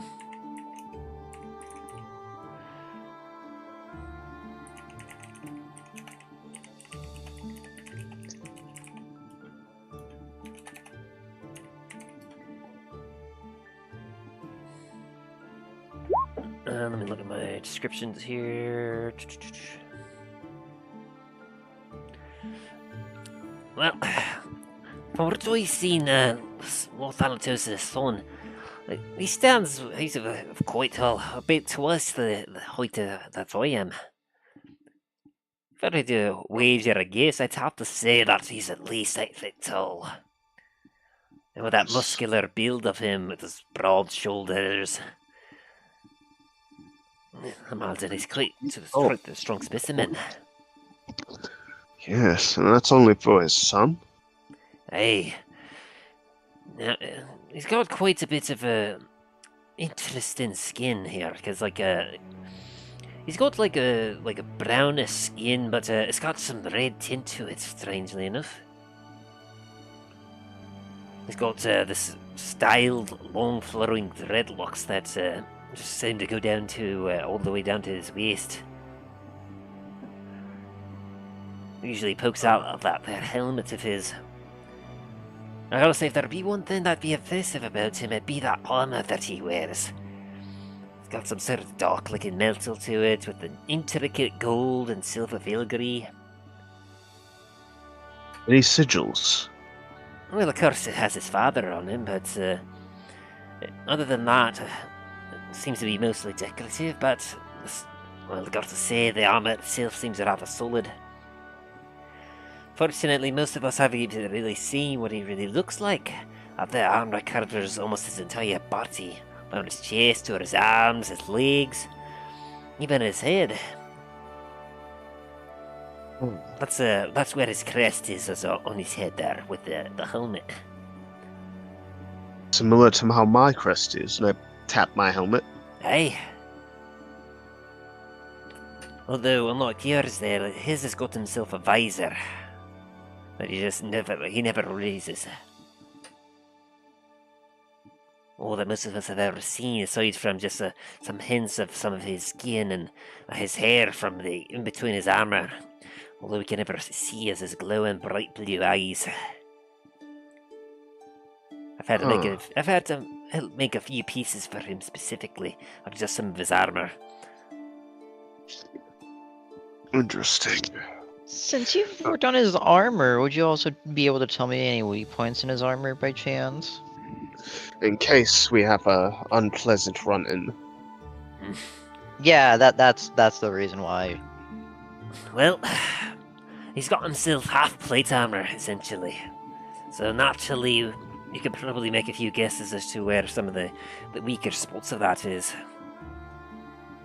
When it comes to half-plate armor, it consists of metal plates that cover most of your body, but well, he's had to. We made a few adjustments. The back part of his legs aren't quite really as covered as well, as they're mostly greaves. And so a lot of them are attached with some nice leather straps, so I imagine if you were able to maybe target those straps specifically, you might be able to start knocking off some of that armor. But fortunately, in the nature of half-plate, he's quite well covered. That's alright, that's plenty of information for me.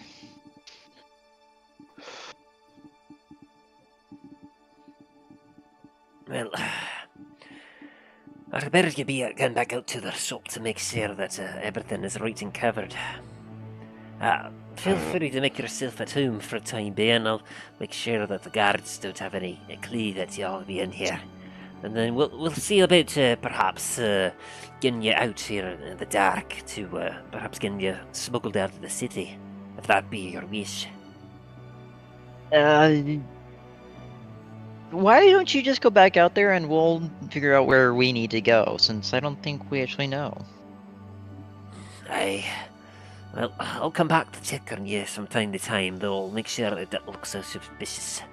So, get yourself some rest. I'll be back later, as he gives you all a nod and proceeds to walk out the door, and then he takes the key and locks the door behind him and closes a curtain on the window that's in there.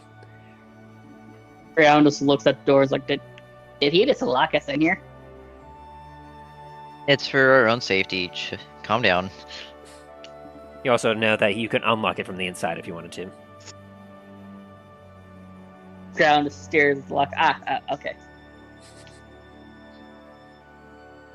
Anyways, gentlemen, I am going to take a nap. I am exhausted.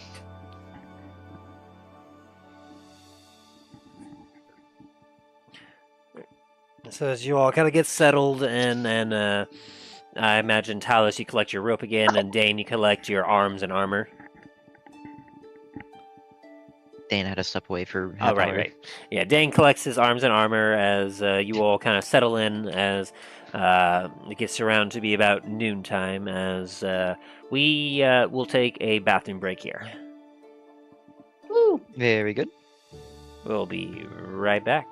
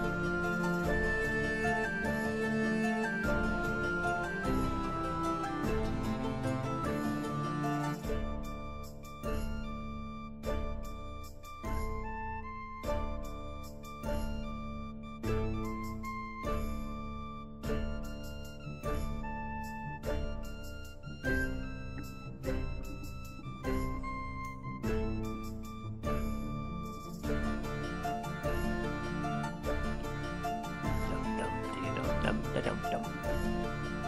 Oh, hello. Hi there. Is Ryan here as well? I have actually no idea.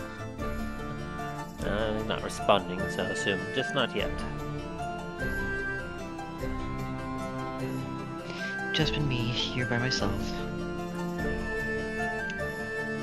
That is sad. But it is okay, because I am here now. Very true.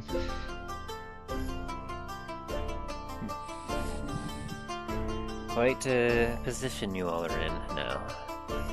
You all have made it to Anar Dracul, deep in the heart of it, surrounded by an iron guard. Only protection, the walls of the forge. Yeah, we're fine. You're just looking too in-depth into it.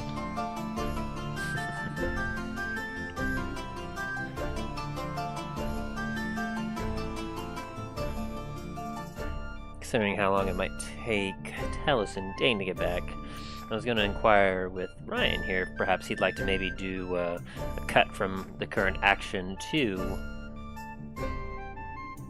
perhaps Dallin to see what turns of events and what all we get into on that side of things, if you might be okay with that as well. Yeah, I'd be fine with that. Yeah, I'd be fine with that too. Oh, there you are. Oh.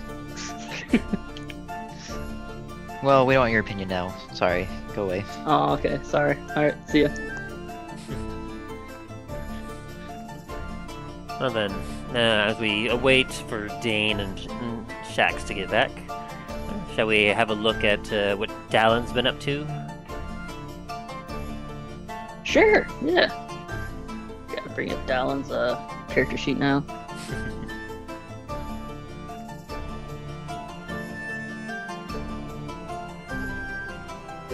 Okay.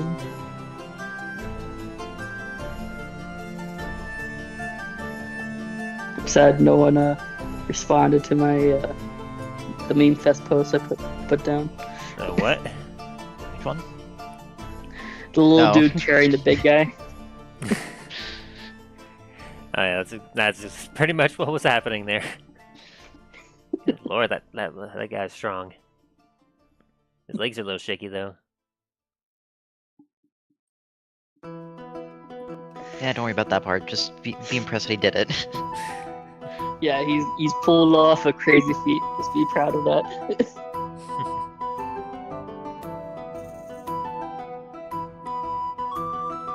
me get Dallin's oh, I forgot I made Zergum Black Brass. Hell yeah. I returned. Sorry about that. Oh, You're all He has good. returned. welcome back. We were just about to Alright, do there a you go. little bit of Dallin's story real quick. If you're alright with that. Alright, I am all ready. Alright. So. While the party is at Anar Dracul, resting inside the Blackspire Forge, some time ago, roughly 2 weeks prior,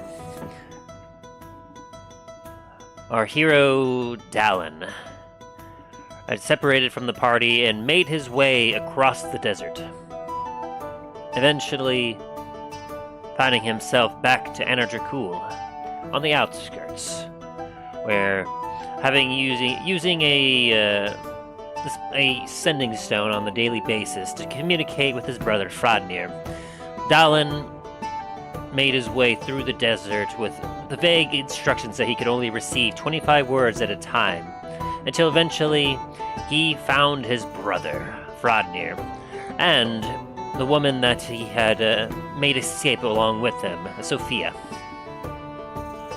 As the two had taken shelter, it took some time for Dallin to find him, because he had to dig for about an hour, as the cave that the two had hidden in had collapsed on the outside. Whether it was natural or whether Frodnir had done so to protect them, not sure.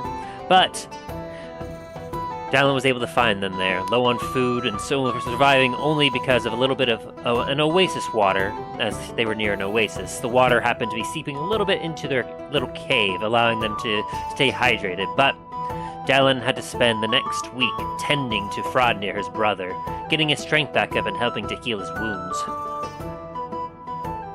There, Dallin had learned that Frodnir had taken Sophia out of the palace. Having heard and seen the disruptions of the guards and how the security was about to be increased, he realized that if he was going to make a move, it had to be now, and so he fled the city with Sophia. Though something about Sophia kept her willingly wanting to go back to the palace, and so as a result, she ended up alerting the guards and causing a big chase, which ended up getting Frodnir wounded. And so, essentially, from here, Frodnir had informed Dallin that reports had came in about a patrol of Anarian Guard being taken out by some sort of caravan that seemed to resemble Comet's company. And so, the Anarian Guard had mobilized and sent a large force out to that area to investigate. They found the bodies and managed to bring them back and try to investigate a little bit more. And so, Dallin knew that he and his friends were in danger of being attacked or hunted down by the Anarian Guard.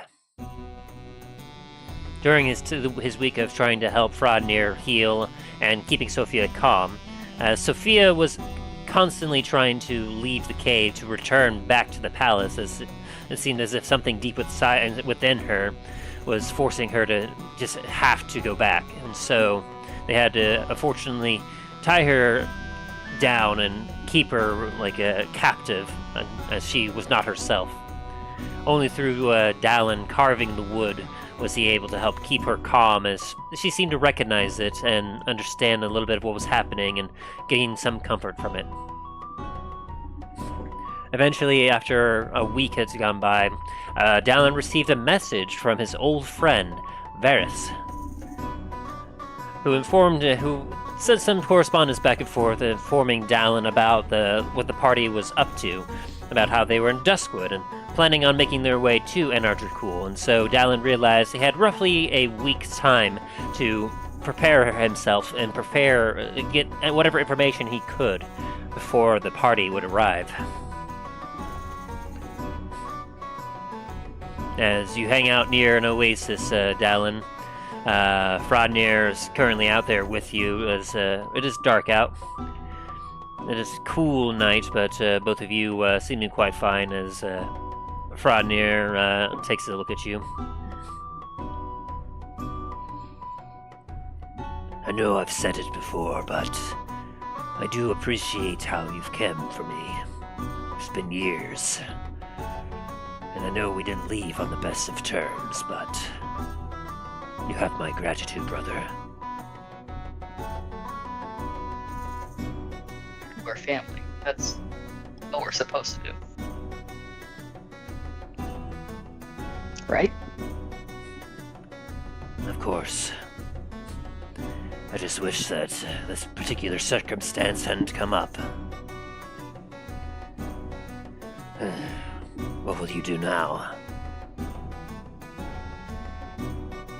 Well, as you can tell, I'm not very happy of how Lord Thanatos has been treating his people. I think I might join the rebellion and maybe, hopefully, change things back to the way they were. You seek to end Lord Thanatos' rule, then? Yeah. I don't know about you, but it reminds me of kind of our clan's situation back home. Yes, it kinda does. Well, you have my back. I have your back. If there's something you want to do, I will happily join you in this fight. But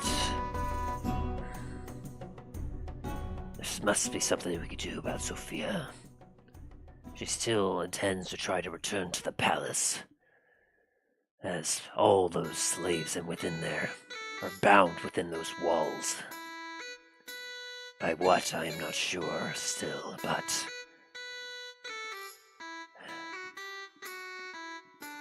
I have to stay with her, take tending to her, until at least she's able to break hold of whatever has this madness has her. After that, I'll be able to join you. Are you able to figure out where that source of power is coming from? Unfortunately not. I tried to explore and examine a little bit on my own, but... Fortunately, whatever it is strong. There's something that just bounds them to the walls. I'm not sure if it's something with the walls themselves, something within the palace, or something that's outside that perhaps has some sort of barrier that surrounds it. It's hard to say.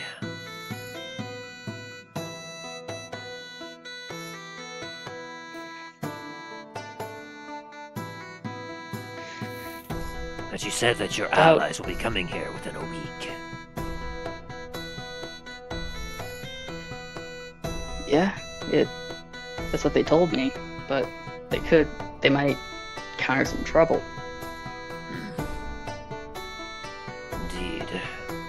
I'm not sure how they intend to enter, if they are coming back the way they came, or if they're attempting to just enter the city directly. Yeah, Milo. They'll figure something out.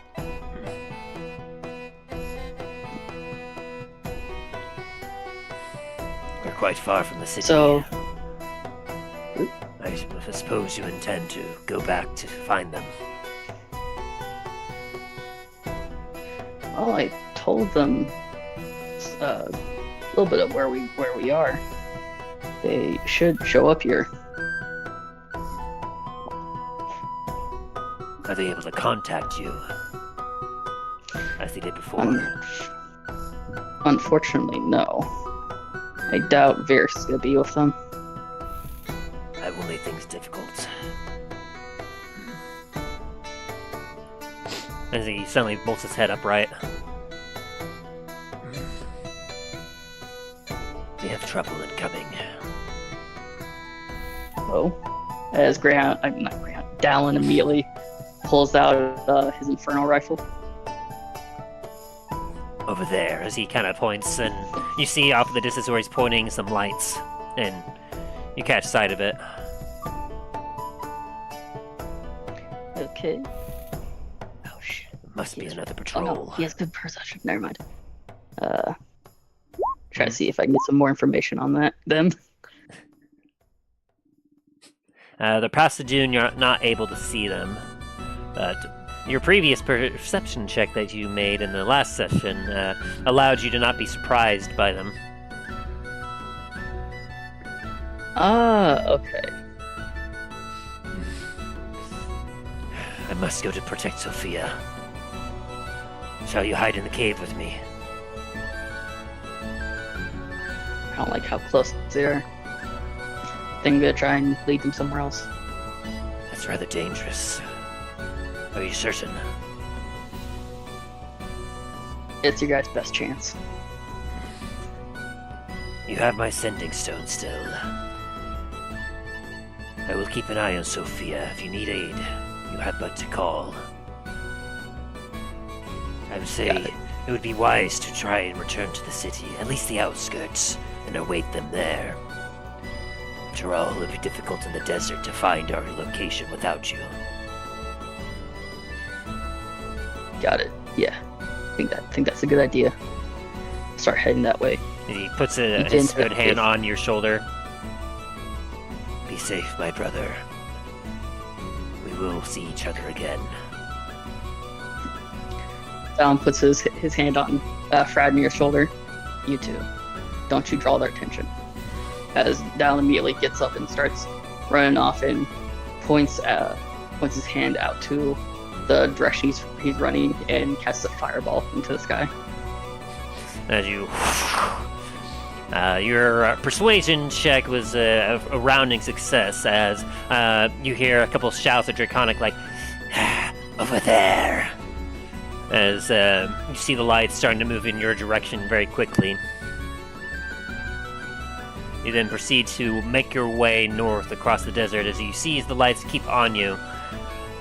Until eventually you feel that you're safe enough distance that Prodnir and Sophia will be safe. But you feel that now you should probably hide yourself before you get caught, because as you bound one of the dunes, you look behind you as you see roughly 6 Anarian guard on your tail, and you don't feel confident enough to handle all of them by yourself. And so as you take a look around, you happen to spot some tumbleweeds and a sand dune, and you quickly, with your last barely successful check, you only barely got it last time. You hide yourself under the dune, burying yourself slightly in sand, and then quickly covering yourself with a couple of the tumbleweeds as the guards come by. You hold your breath as you watch them from the darkness until you watch as one of them, as the rest 5 of them keep going, one stops and looks in your direction. And you watch as he starts to walk his way towards you. You get your rifle and you put your finger on the trigger as you get ready to fire before you hear a, "Do not dally. We think he went this way." as the guard snarls at your direction as he doesn't seem to see you, as he then turns and runs back towards the rest of his guard.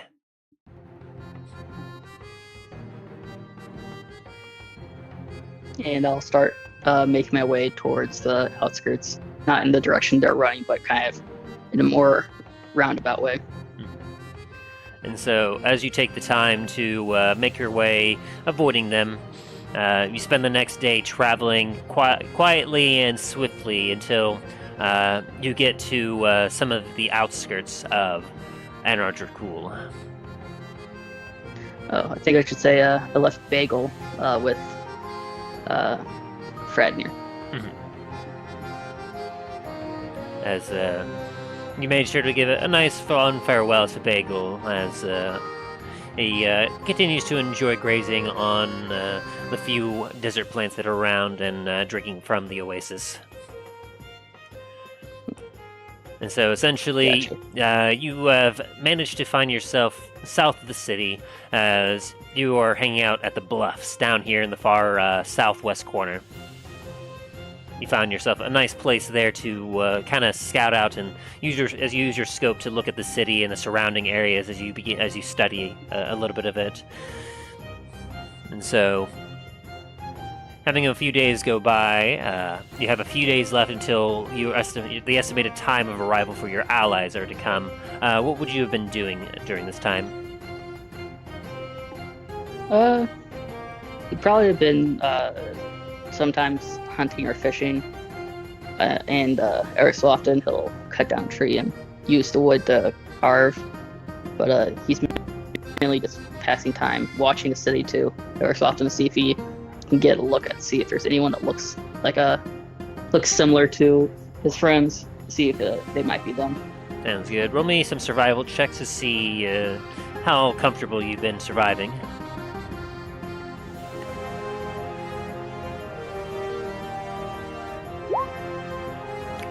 Very nicely.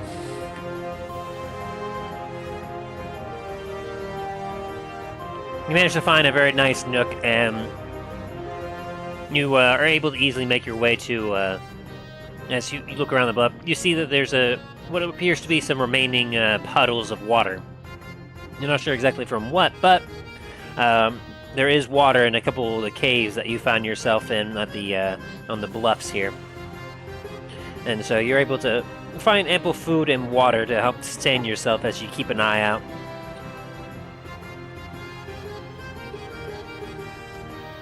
You see caravans coming and going from the desert itself as you watch as they give a wide berth to the pyramid, keeping as close to the water up here as possible, until eventually making their way to the gates. And you're able to notice from the distance that the guard presence seems to have increased. And as a result, You've been seeing. You even watch as from where you are. You watch as several individuals are from the palace walls began pouring things over the walls onto the walls directly, as well as the plateau that the palace sits upon, making the edges quite shimmery from a distance. Able to figure out what that is, like maybe oil or something that might be flammable. And eventually, you watch as like ships come and go as the days go by, as you carve wood, until eventually, I'll have you give me a perception check as another day has dawned, as you see some more ships coming in.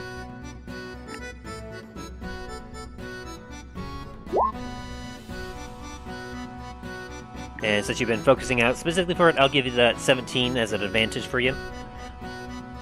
As you definitely recognize this ship upon coming in.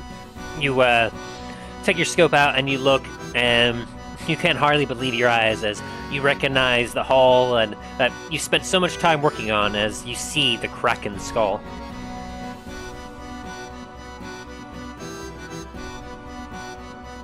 So I look closer to see if I see my friends.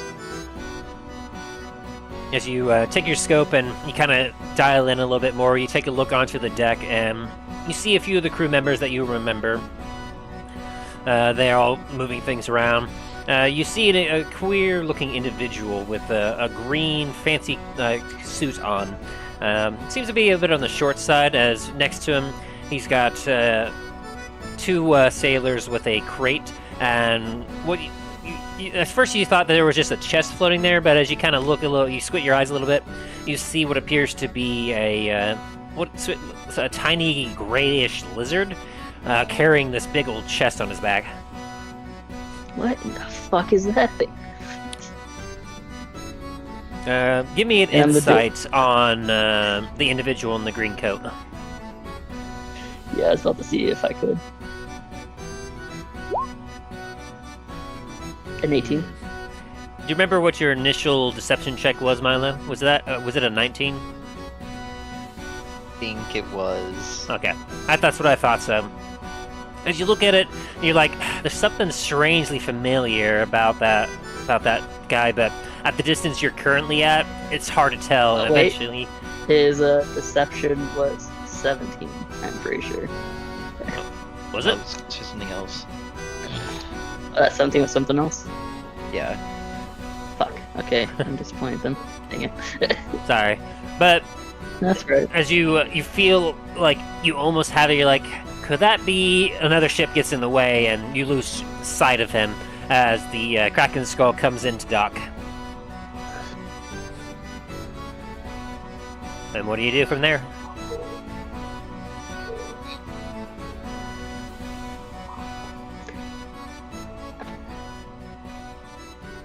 Dallon's gonna put his ring of walking on, and he's gonna make his way over around to the Kraken skull. So as you leave the bluffs and you make your way across the desert, some time passes as you then make your way over to nearby shore, and you start walking on the water towards the docks. Are you doing so stealthily, or? I'm doing so stealthily, and I have my traditional ropes on, so I don't have the disadvantage. Very good. You also had some boots on specifically, didn't you? Yeah, so I have advantage on it too now. That you do? I was about to say, I thought you had some boots of elven kind or something. Yeah, I do.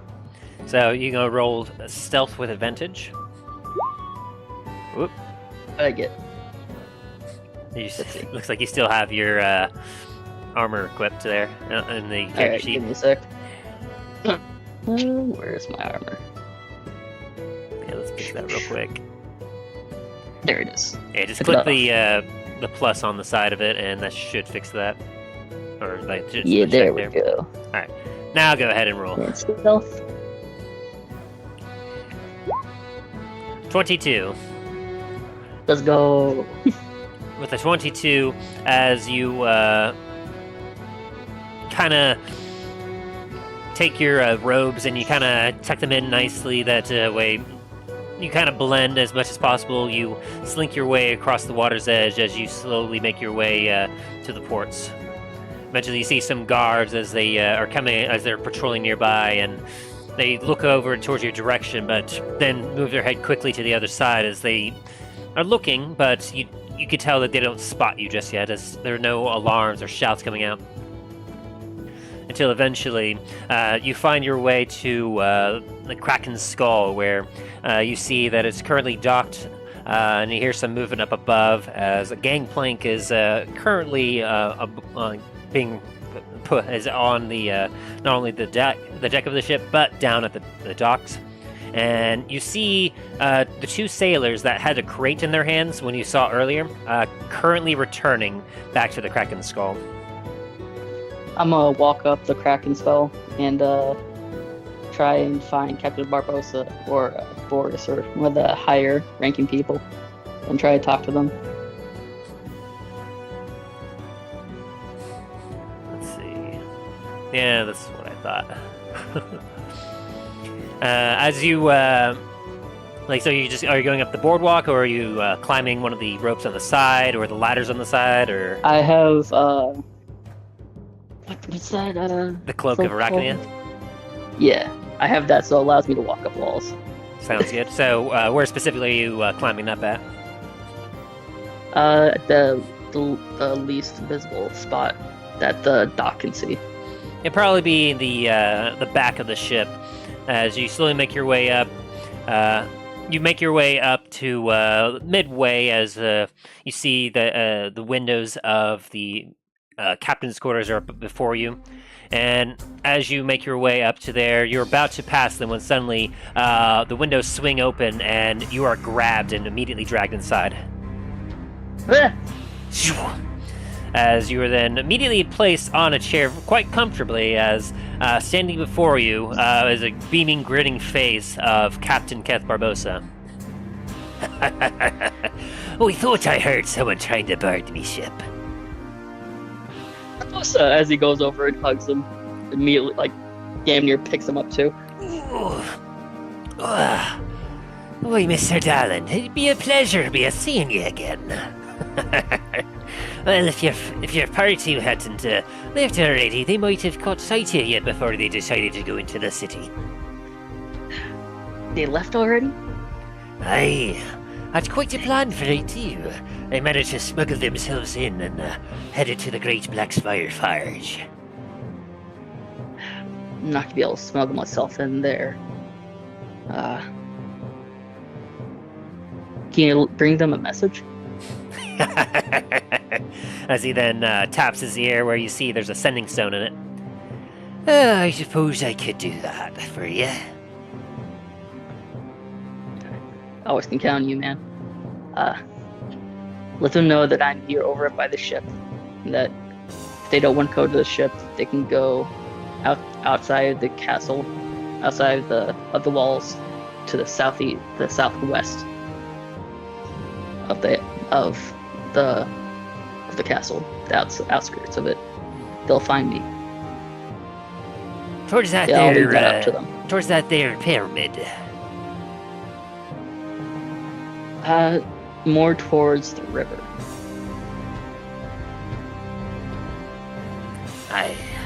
I'll be sure to pass that along. You best be on your way. The Anarian Guard be making multiple stops around the part here. Wouldn't want you getting spotted, eh? Yeah, it was nice seeing you, man. And Aye. What was that small guy from the green suit? I saw him there. And he's calling himself Rios. Quite a lovely chap. I think you two would get along swimmingly. As he gives you a wink. And what was that strange lizard dude? A companion that has joined your party. They call him Greyhound. Okay. Strange. Alright, well, I'll have to get going. Aye, Hopefully just they're all in in fine health. They seem to be. I don't know. Take yourself out the back window and be sure to wait until that there ship starts passing. As he then points to a ship that's coming into dock. If you climb in and happen to scale right by them, you might be able to get by unseen. A good idea. Thanks, man. As you then crawl your way out the window, like a cryptid style. You hear the window close behind you as you start to hear some muffled voice in the captain's quarters. Make me one more stealth check with advantage as you start making your way back out. Okay. Please be good. Please be good.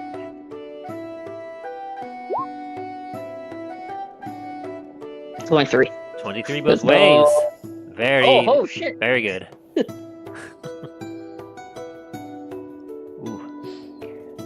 You see, you were able to, thankfully, due to the ship passing by, you were making your way across, and you mistimed just slightly enough as you saw a guard was starting to turn their head towards you.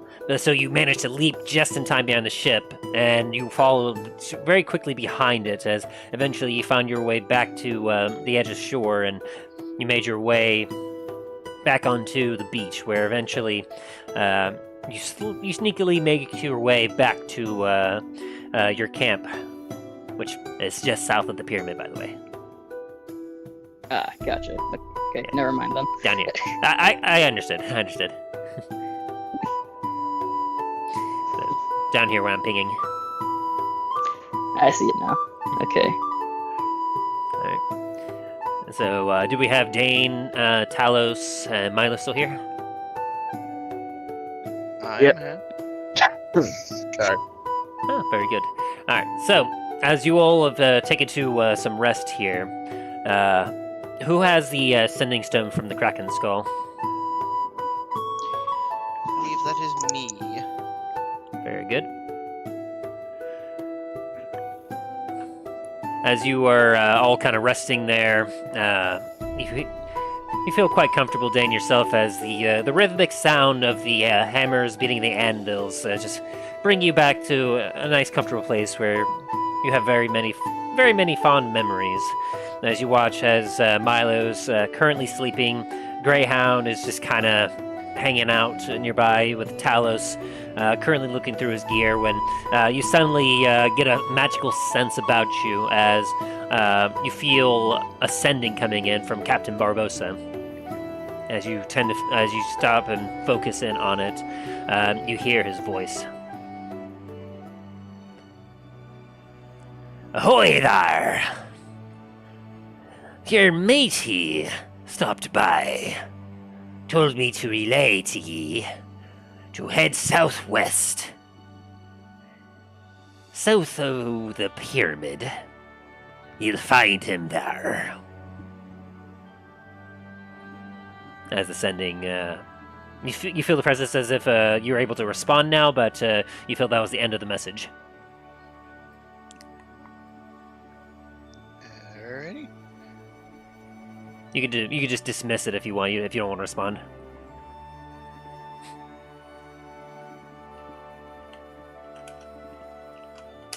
I'm just typing. It's 25 words, right? Yes.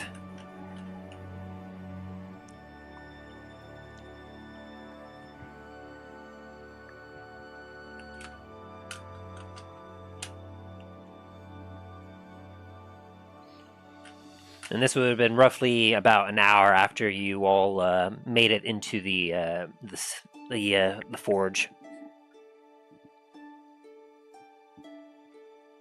All right.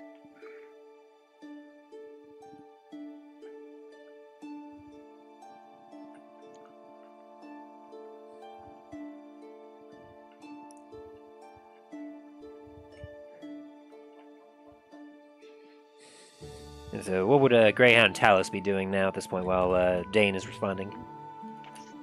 Charles would be finishing making sure all the gears packed, his gears packed, and he's ready to go at a moment's notice. Sounds good. Greyhound's just reading his book, trying to reading all the teachings that his that is hold on, give me a sec. Don't you hate when you forget one of your characters' names? It happens more often than you think. No, it's Oda or Abba.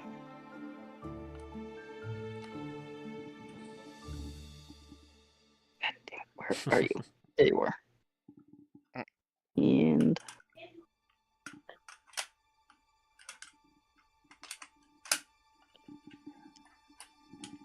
where are you giving me the information?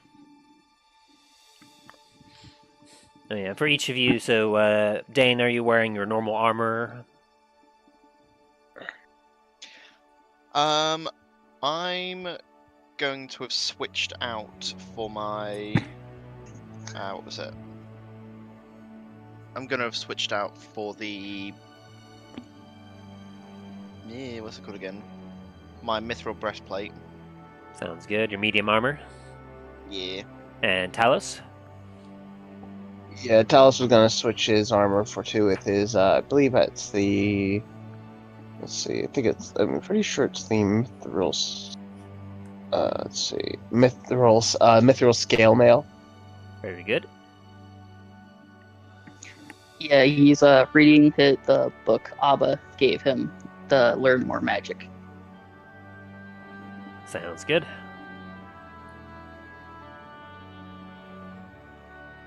Alright. So your armor AC should be adjusted there, Talos, and then Dain, I believe yours is as well.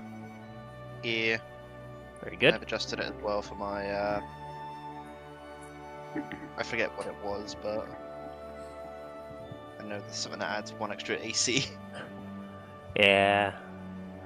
Alrighty. So with that, did you have your message ready to go, Dain? Yes. After his message, I just reply back, "Thank you, Captain. We'll head that way shortly. Safe travels and pleasant skies."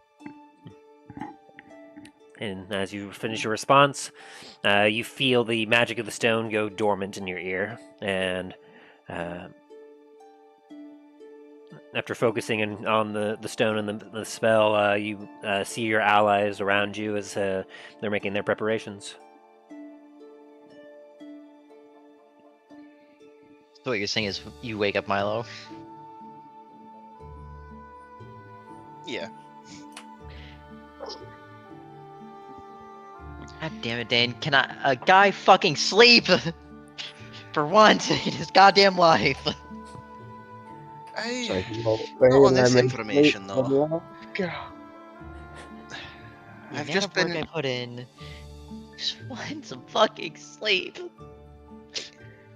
Normally, I'd let you sleep. However, Barbosa's just informed me that Dallin disappeared on the Kraken skull. Well, that he's at least south of the pyramid anyway for his base camp. How is he south of the pyramid when he was just at the Kraken skull? Maybe he's like saying that he's heading back there. Aye, that. So there's time for me to sleep, is what you're saying. I mean, if we want to head out later, then Greyhound yes. immediately flexes and says, "I'll carry you while you sleep." I will stab you if you take me up. He'll do it. He's done it before. And it's not pretty. How would you guys know that? Didn't you stab Dain at one point when he tried to do that? Stab Dallin. I said He Dallin, also not Dain. stabbed Greyhound one time when Greyhound picked him up as That's well. what it was. It was Greyhound. Because you all don't know Yeah, about. Greyhound got stabbed and the Greyhound flexed and negated almost to almost no damage. Yeah, you all didn't know anything about Dallin, but Greyhound, you remember he tried to stab at Greyhound. Well, in that case, Greyhound, you really want to be stabbed again? Greyhound just looks at you with fire in his eyes. "I can take it." And I'm pretty sure you can, but that's not going to help our situation. If the guards Well, outside start I get an hitting idea. the I was trying to be helpful. Whatever. As he kind of just, does the shoe motion with his arms as he kind of just sits down in a corner, kind of grumpy, his arms folded.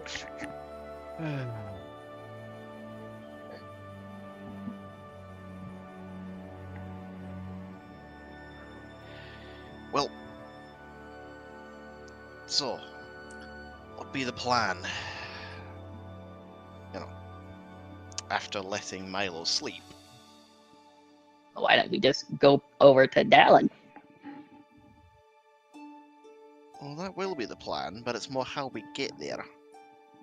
We can't exactly use the same trick that we used to get in. Your cousin, or whatever he is relation to you, said that he might have a way after sundown. Aye. Well, in that case, we'll hold tight until then. So I can sleep, is what you're saying. Yes, go back to sleep.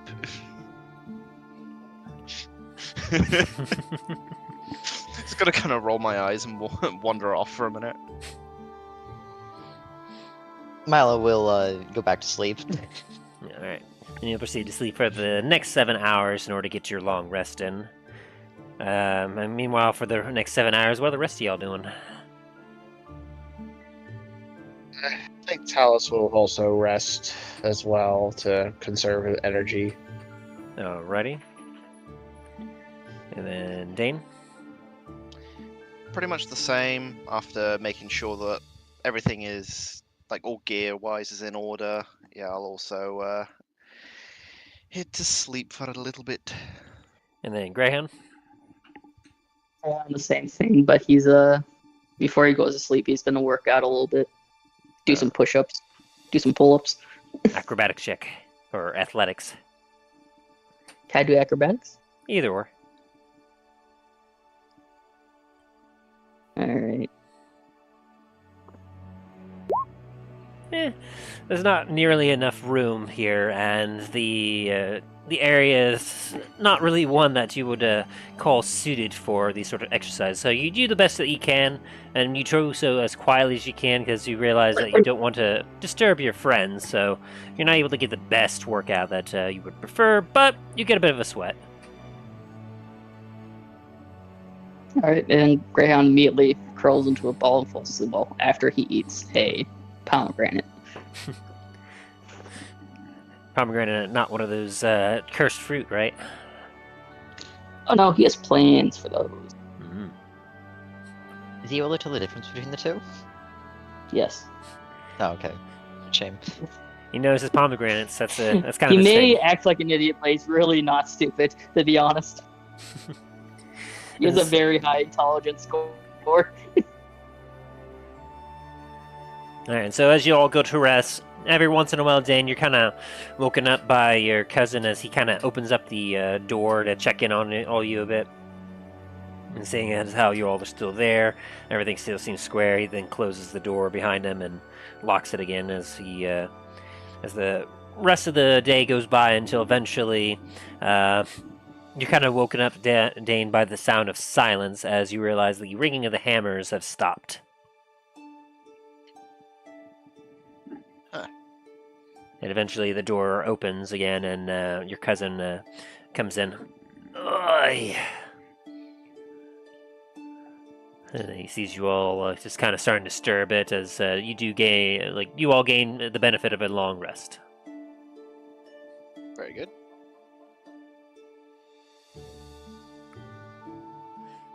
As he just kind of looks around at you all and goes, well,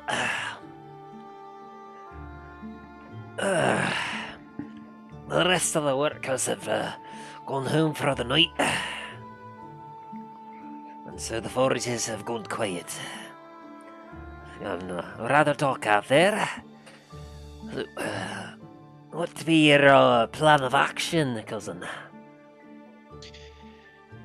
Hey, well, we've got some news from our friendly captain who brought us in on the Kraken Skull. That Dallin has made contact and he's made a base camp just southwest of the pyramid. So we're gonna try and head out that way. It'll be a lot difficult to get out there with all the increased guards. Although going out at night time should give you all a bit of an edge in that sense. Aye. Well, except Talos over there. I reckon with the, well, aye, he's not their scale mail, is it? Well, as he kind of takes a closer look, how's that mithril, lad? Hey, we both managed to acquire a set of mithril armor a while back.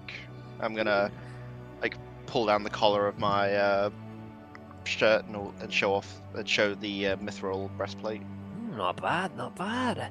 The mithril there is a lot lighter, a little quieter than your normal steel. You ought to be able to make your way about without sacrificing any of your defense. Aye, definitely. Well, unfortunately the streets be patrolled by the guard at night as well. But, as he kind of looks at all of you, if you wanted to get out to the southwest, I do have a way for you. Now, it's not exactly the, well, let's just say that it's, you'll be able to get to our position, that you'll be able to make your way, but, it's not a fun way.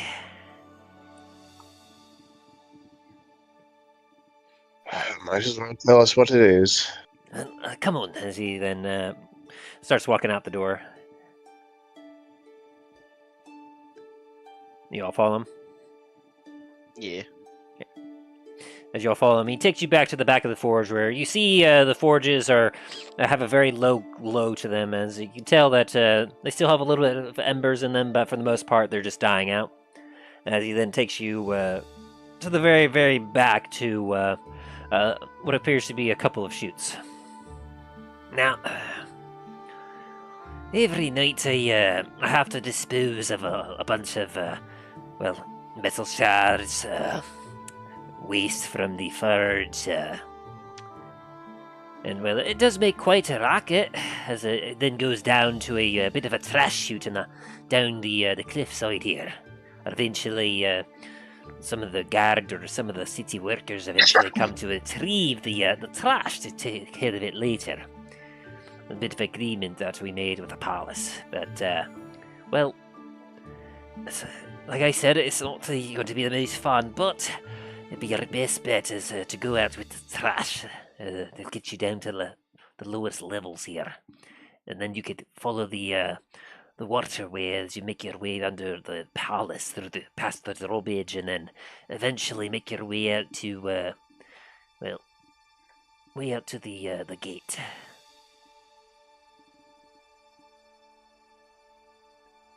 Don't give me that look. I know it's not ideal, but well, in terms of trying to avoid a fight, this will be your best bet. Hey, can't be any worse than trying to get through the some of the old mines.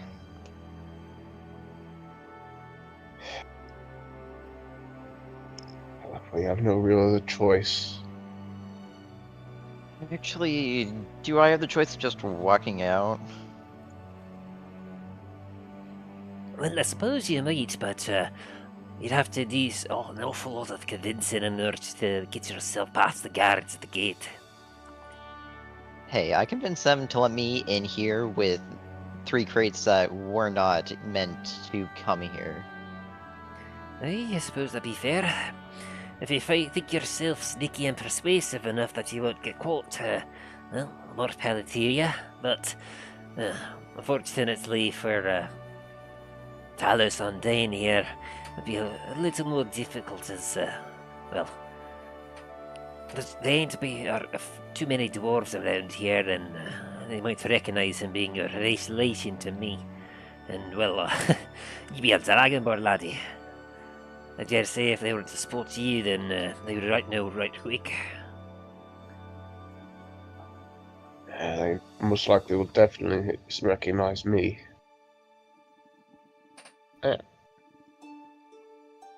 As for the little laddie here, the Greyhound, was it? Well, I imagine that you could probably try making your way out as well with the Rios here, but or Milo. What do you go by, laddie? I'm a man that goes by many names. For the time being, Milo. Hey, well, I imagine if you two wanted to go out on your own, you might be able to make it past, as they don't appear to be looking for you, little one, but, well, obviously they have their eyes on a little sharper for halflings. But seeing as how you made your way in here to begin with, you might be alright. In either case, I have a sauce sheet here whenever you're ready. Excuse me. Well, Greyhound's gonna look to Milo and say, Well, if you're gonna go up there, I'm gonna go up with you. Don't want you to go by yourself.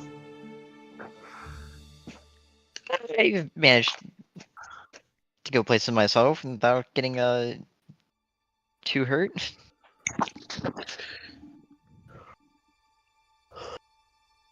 But if that is what you wish. It is.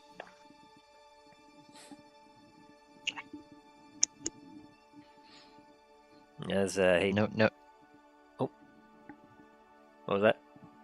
Nope, go ahead. As as your cousin Roderick looks over at you, Rorik looks at you, Dain, and he goes, well, I wish you the best of luck, cousin. If ever need any help, of course, I'm willing to help, just make sure you don't bring any heat upon me. After all, I do have to keep the family business going here. Hey, of course. Before we all depart, though, I do have something to tell you, Rorik. Right? You remember my father, Ansel? Aye. Did a good job of leading the Black Spires at the time. Although last I remember, he wasn't doing too well. I got a message from Black Spire a while ago from the Forge Master. Turns out that Ansel is, with the ancestors now. Oh, as his eyes widen as his mouth drops a little bit. Oh, damn, Don't. I'm so sorry. And you went there for them. Bad business. I'm so sorry. No, I had no idea. As he puts his arm on your shoulder. Well, he's be with the ancestors, and that means that he be watching out for you. He may not be with us no longer in body, but by the ancestors, he be with them as they watch upon each of us. Aye. Here's hoping. We're gonna need it. Aye. He be proud of the dwarf that you are now. I hope so, anyway. He was a bit of a hard ass, that one. Once I return back to my abode, I'll be sure to write my condolences letters to send back to Blackspire. Aye. We should probably get going and stop muddying up your shop. Aye. Well, if you're ready, and he heaves up a big bucket of bits and rubbish. Hopefully, maybe we could use some of this rope for us to get down there a little safely. Aye, if you wanted to use the rope to help yourself get down, once you reach the bottom, I'll be sure to untie it for you. After all, look a little suspicious if I had the rope digging down from a shop.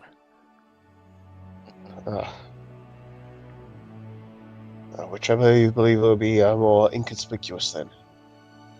Now you can use your rope, although I will tell you that I spent an 80-foot drop here. Uh, I know The most rope of you had probably ropes, so we'll cost only you. go about 50 feet.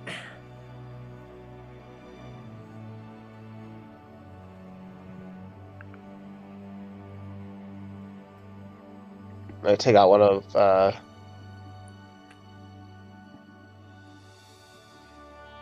it's 50-foot rope.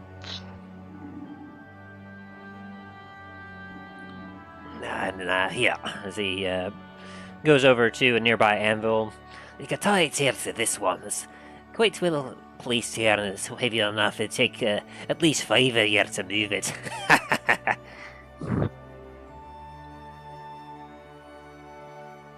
And so you tie your rope around it. Oh, actually, wait a second.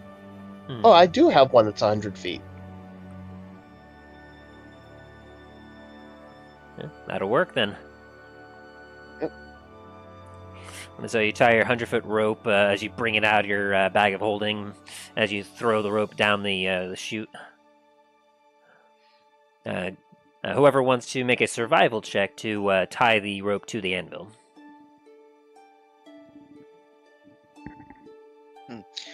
Probably not me. Alright, Talos, I gotcha. Milo with his nautical nonsense of notchworks. Would it be survival or sleight of hand? I'll allow you to roll either or with your background, with your little bit of training in sailorship. Thank you. Very nice. As you tie a knot and you give it a tug, you're like, yeah, that ain't going anywhere. Alright, well, it's here ready, as he then holds the trash out. You two descend. Yep. Alrighty. As you two start to go down, he dumps the trash in front of you, and there's a lot of clanging and there's a sound of noise as you two quickly heave yourself through the trash chute as you grab hold of the rope and you start rappelling down. Give me an athletics check, each of you, to see how well you do this. And who's in front of the other? I think the biggest should go first, just in case. Don't let me crashing down on top of Dain. Alright. So Talos first, with Dain right behind you. Alright, so both of you athletics checks.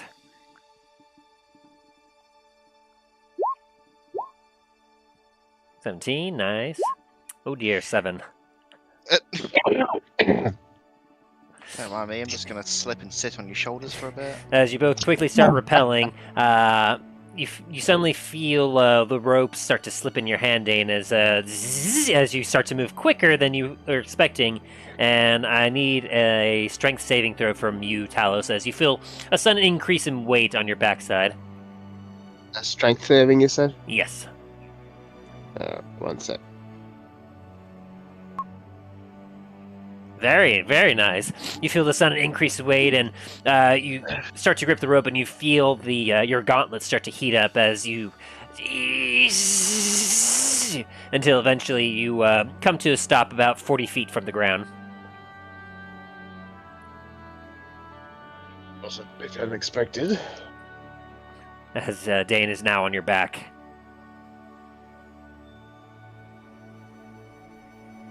Are you gonna try to grab the rope again, Dain, and make it your way down again? Yeah. As I'll Dain attempt to. repositions himself, one more athletics check from each of you. Right. There we go. Much better. Having gotten a nice grip again, Dain starts to make his way, and Talos, like a champ, you both stealthily start to rappel down until you get near about 10 feet down, whereupon you slowly rappel yourself down, and you flip yourself to where your feet face, and you see that if you were to land directly down, you just land in the trash heap that's below you and make some more trash, makes more noise. So, Talos, as Dain is slowly closing the distance between the two of you, you think quickly, and you actually kick off the wall, causing the rope to swing out a little bit, as you then slide all the way off the rope onto the ground, very softly, and just right behind you. With the sudden movement, Dain, you slip at the last second as you slide off the rope, and you fall directly into Talos' arms. There you go. Set you down on the ground, on solid ground. And Rourke looks there and goes, "Hey, they're all down there." As he goes over to the rope and starts to try and undo it. Sorry, do you need some help there? You tried this really well, laddie. I have a little bit of expertise in knot tying. Do a sleight of hand or survival check of your choice, Milo.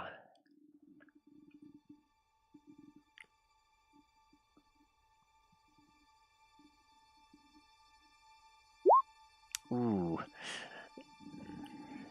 You tied yourself a really good knot. You thought you had it as you start to undo it, but then it starts to become a tangled mess. As you were one off from the check you made to previously tie it. Well, I got most of it untied, right? Yeah, most of it. Okay, I'm just gonna throw it down. Have Talos deal with it. As you pat yourself off, you two, you hear as the rope starts to get slack until the rope falls on the ground into a bundled heap. Huh. Alright. And you see that Start as you coil it line back, up. yeah, as you coil it back up, as you get to the very end of it, and you see that there's a very intricate knot that is loosened, but it's still there. Alright. I'm gonna attempt to do a quick unknotting. Just real quick. All right, survival check.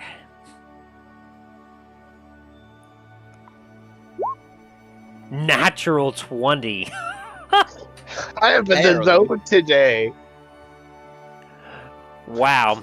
So I'm Mission Impossible, man. Dude. you take a few moments and you're just like, oh, it's almost all done the way done. I just gotta doink, and the entire knot comes apart, and you have your rope back. Alright, wrap it up and stow it back in my bag of holding. Alright, let's go. As you two are essentially right here, as you see a few buildings nearby, you know to start making your way to the southwest here. As I'll have you both roll your stealth checks. It'll be, of course, without disadvantage. It'll just be straight stealth checks.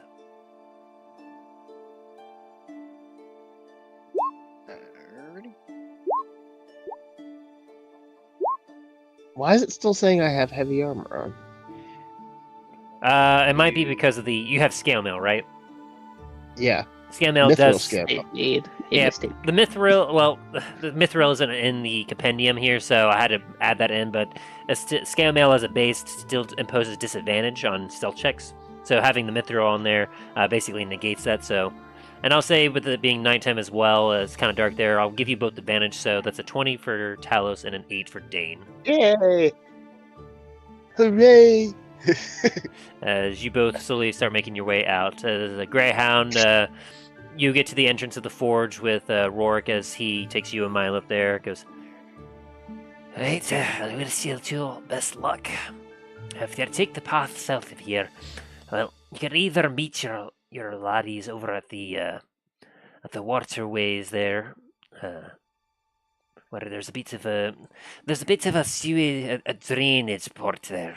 Now, mind you, I'm not quite sure how they'll be able to get up through there, but I imagine that they might be able to figure it out. Otherwise, you can get yourself to the southern gate and make your way around that way.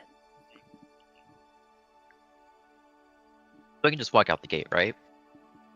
Well, That's what you're saying? you'll have to contend with the guards first, of course, but aye. Greyhound just looks at him. Can we go to the port and go around? Well, suppose if you want to swim, I'd imagine you I'm gonna might stop be you. able to do that. Greyhound, I'm gonna stop you right there. I can't fucking walk on water or swim like you can, so if you want to do that, go for it. But I can't. All right. Okay. Right. Let's go. Safe travels as he leaves the forge with you two and closes the door behind him. And as he turns around, you both are already gone, as I imagine you both stealthed your way out. Actually, in this situation, Milo wouldn't. Okay, well, Greyhound All right, then stealth. Greyhound doesn't stealth Oh. either. Greyhound Alrighty. does not stealth either then. As you two slowly make your way out, and then start traveling down the road. And as you two kind of make your way out, you get down to the oasis where a couple guards spot you and they go, "Halt!" Who goes there? Yes, sir. How can I help you? Ashley. It is quite late out. Where are you two going? I'm going back to where I'm staying for the night. Came from the tavern, had a little bit too much to drink. He kind of squints his eyes at you a bit. And where are you staying? You are not a resident of Anar Dracul. No, I am not, but I met some people actually at the tavern, and they said I can stay there. I forget their names already. It's been a long day. I'm sure you know. Roll a deception check.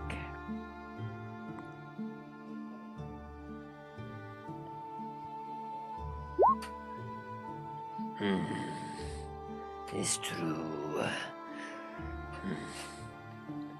Be on your way, but do not stay out much later. We have a bit of a curfew in effect. Oh, I do apologize. I'll be sure to account for that tomorrow night. As they kind of hiss as you and Greyhound slowly make your way out from the oasis.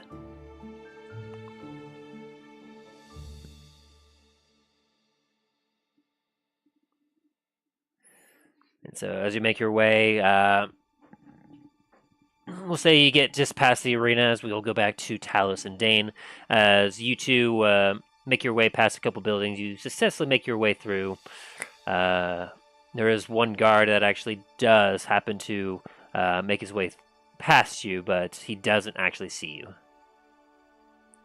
Mostly because, Talos, you rolled high enough with a soft 20 that he was about to see you as he thought he heard some footsteps, so you quickly grabbed Dain and kind of hugged him closely as you hit around a corner as the guard then checked around before making his way back towards the main part of the city, allowing you two to make your way into the valley where you walk next to what is basically a small stream of water, which looks very, very dusty and sandy, but it's water. You know that some people partake of it. And what do you two do?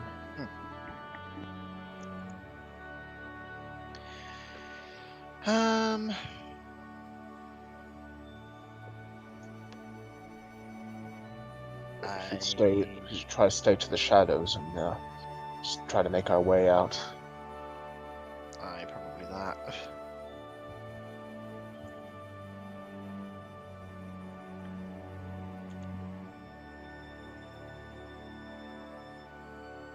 I almost forgot. We're in the deserty area. I could put on desert music.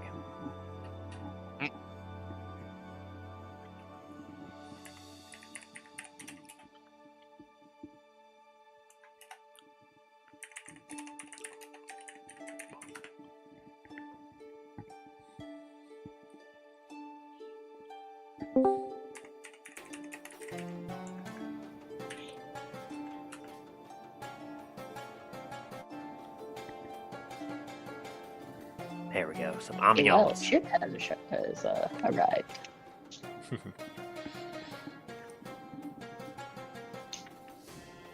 As you make your way across the land, you find yourself in the shadow of the palace, where you look roughly about 80 to 100 feet above you, where you see the lights of some flames from surrounding the drawbridge. Several of the guards are on patrol, keeping their eye out. I say a very low whisper. It's like, we'll have to be very careful here. There are a lot more near the castle.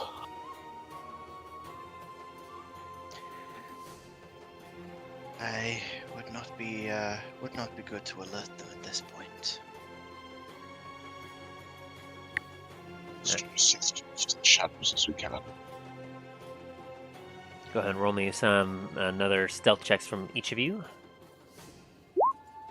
Ooh. 18 from Dain.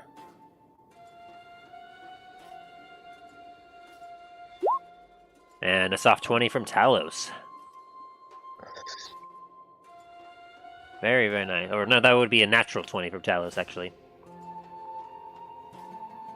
It's like stealth mode activate. As What's that sound effect from? One sec. I think I got the sound effect here. If you play the cloaker noise, I'll be upset. One sec. Nope, go away, stupid commercial. Why is it like I'm trying to?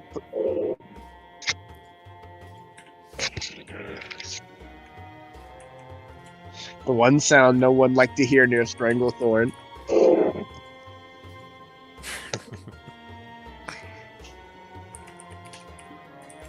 Stealth mode activated. stealth mode activated. And walk it like that weird like stealth walk. As you both crouch down and move slowly as you make your way across the underneath the drawbridge.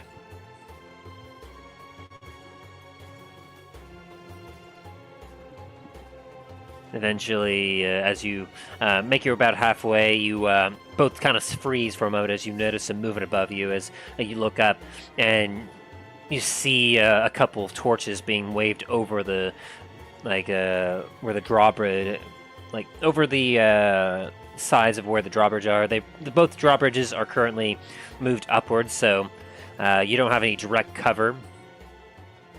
But you see from where the gatehouses are, they have some torches that are shining it out and looking down the valley in your direction, as they seem to be looking for something. But as you hold your still and hold breath, they kind of pass their torch over around in a wide arc before then pulling it back inside.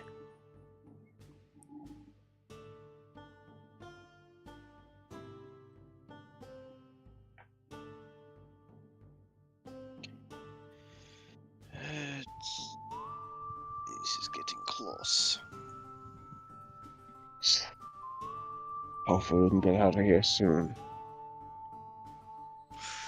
Hopefully. So you stealthily make your way past the area of the gatehouse until you find yourself getting next to a bridge as you realize you're getting into a more open area. As we will return to Milo and Greyhound, who at this point have kind of made their way through some of the old buildings to about this point here. As you see, you're starting to see the gatehouse to the southern gate just up ahead.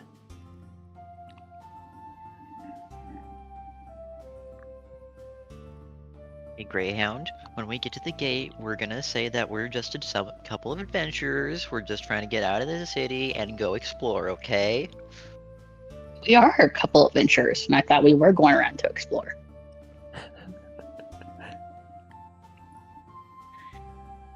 Well, I had to be sure since last time. Greyhound immediately winks at you when he says that. Well, unfortunately, I had to make sure since you had to make the snide comment of, "Oh, I'm actually getting paid." Last time we were trying to do shit like this.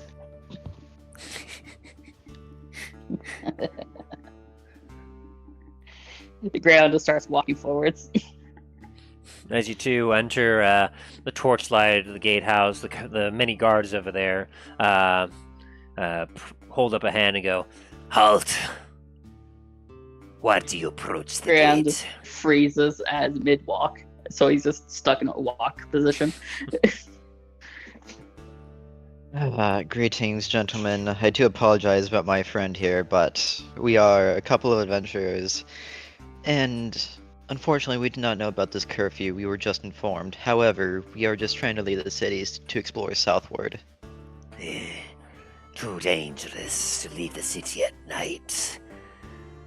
The night desert brings many dangers. It would be wise to turn around and head back to perhaps the oasis for lodging for the evening. That is What where you kind are of wrong, danger? sir. As Greyhound grins and flexes out as his tattoos start glowing. What kind of dangers?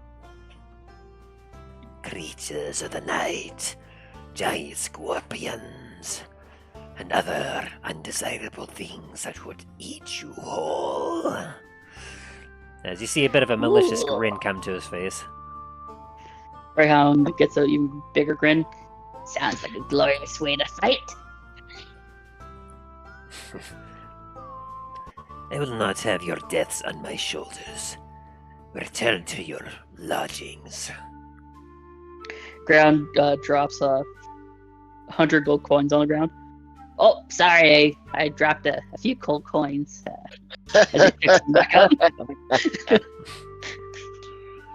His eyes flick to it, and 100 gold coins is a hefty amount as his eye twitches a little bit.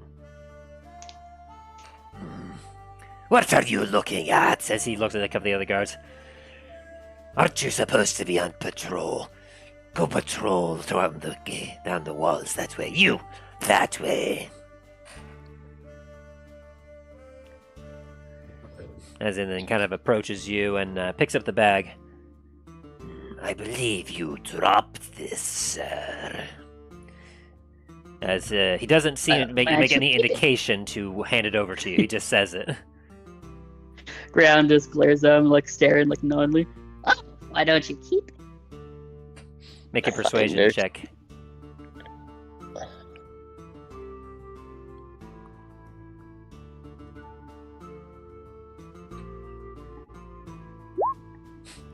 A 12. Why, that's most generous of you. Allowing me to keep this coin that was just on the ground here. Well, As he kind of steps over to the gate and unlocks a small door there and walks through it and steps to the side. I thought I heard or saw something over here. I should go investigate. As he then Greyhound moves away immediately from the gate. looks at Milo and winks at him, starts walking forwards. As this guard starts walking away, can I enter stealth and try to steal the gold back? Go for it.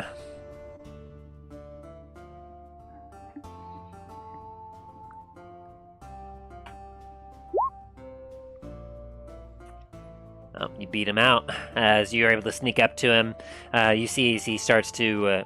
he just kind of loosely puts the bag of gold on his side and proceeds to kind of put his hands on his hips as he looks out, just starts kind of just like... And you are able to grab it as you just kind of quickly take one of your daggers out from your bracers, just like a wall, and you just make a silent cut to the bag as you then drop the pouch into Murph's mouth. And it doesn't even make a sound because Murph just and then just goes into him and closes his mouth. Nothing. And then you I'm gonna pat, Sly little pat Morris on demon. the head real fast and then slowly walk away. Like sly little demon. as you make your way back out, and you have 100 gold. Hey Greyhound, it would appear you dropped this. Oh, well, that's so kind. As he picks it back up. No, I put it back in my bag. I don't give it back to you. Well, it's a dick move. Okay, whatever. Like, oh, okay then. And so as you two make your way down the wall, Talos and Dain, you've in the broad open expanse, you've kept low to the water, and the water's like shallow enough that you can wade through it, but it's deep enough that you both kind of take to ducking to where your heads are just at the water surface as you slowly wade your way across to towards the walls, where eventually you find yourself at a point where you can see that there's a drainage in front of you. Onward and downward. I'm gonna go ahead and try and check the drainage to make sure that there's no bars or anything blocking our path. All right, go ahead and roll investigation.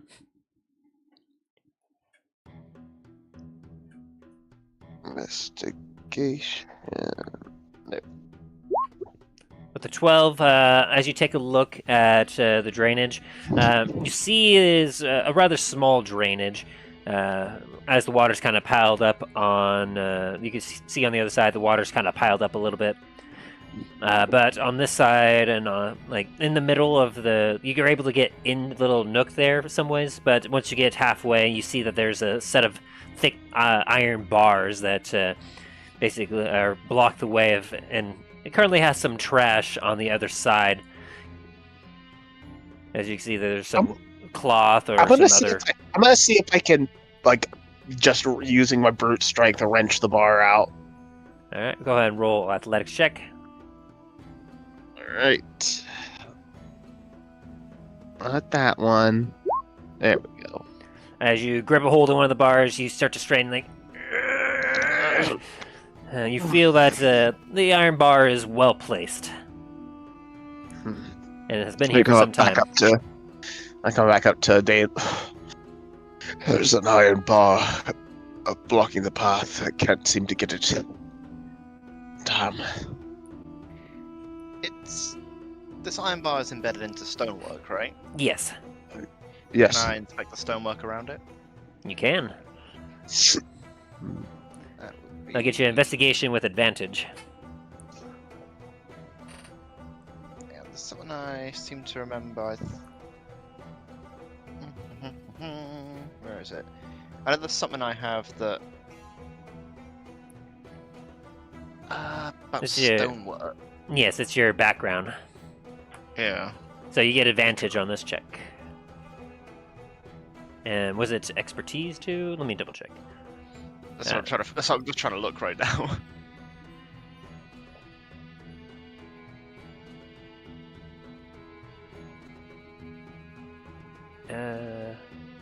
There it is. Stone cunning. Whenever you make an intelligence history check related to the origin of stonework, you are considered proficient in history skill and add double your history bonus to the check instead of your normal proficiency bonus. Alright. So you get double your proficiency on a history check. Right, and then that'd be an extra +5 on top of that. Oh, sorry, an extra +4. So what? Be 26. 26. Yeah. As you kind of go in there with your dark vision and helping you see, you can see that the wall was well made, but in this particular part, you can see that a lot of the stonework has been eroded away by the water. And including around a couple of the bars, you see that the bars are starting to rust, and as a result, a combination of the rust and the moisture, they seem to have caused a couple cracks, and two of the bars that Talos hadn't looked at on the far right side. Am I able to try and manipulate that area to try and either widen the cracks or to try and like get the bars loose? Yeah, now that you know you have a good spot, a good basis to work with, you can make an athletics check with advantage. Now that you found a somewhat point of weakness. You guys know dwarven strength. Using your expertise of your stone cunning, as well as the fact that you know that if you did this too loudly, you'd be attracting attention, you managed to work it in a way where you take a couple of the bars and you wiggle and wiggle until you hear cracking, and you see as the stones start to crumble, until eventually you get to a point where you yank the bars, boom, and you kind of hold for a second as the sound was just loud enough to be audible. Talos, you hear what sounded like a couple popping noises, as a little dunk. And you look around and you don't see any guards nearby approaching. As Dain, you then lower the bars into the water below you, and you feel the gap that you've made, and the two bars that you managed to remove are a little bit of a tight squeeze. You have to second your gut, but you are able to make it through. Talos, this way. It's gonna like slowly scoot out of the gap. Squeeze my big ass through. And so, as you two kind of squeeze your way through, anything else you're doing at the at this drainage? Once we're through, I'm gonna take the metal bars and like prop them back in the gap, so it looks like they weren't moved. But if anyone came along, they could clearly tell that they'd been broken.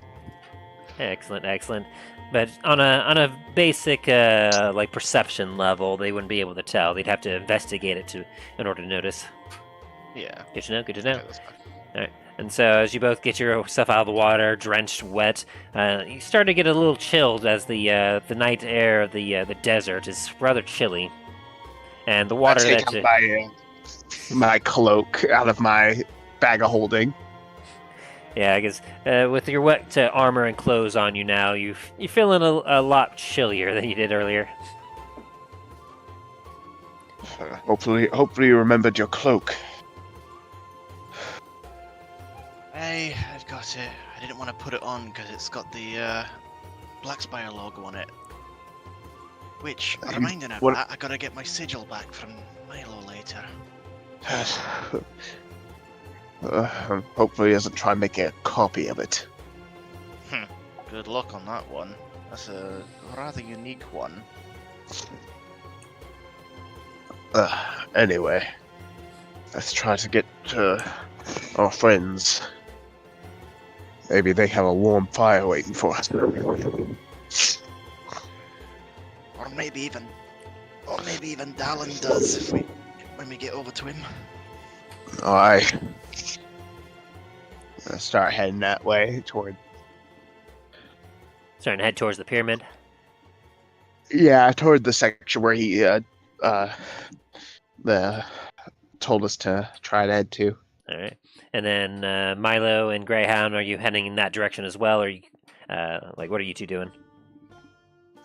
I think Greyhound would start walking that way, unless Milo decides otherwise. No, I'll start heading that way too. All right. So, as the four of you travel across the desert, are you doing it in any way in particular? And just kind of making your way towards, essentially, just towards the pyramid? I'd say try to stick toward like as much of the shadows of the dunes as possible. Yeah, definitely stealthily. All right. You can go ahead and roll stealth for me then, whoever is wanting to stealthily do it.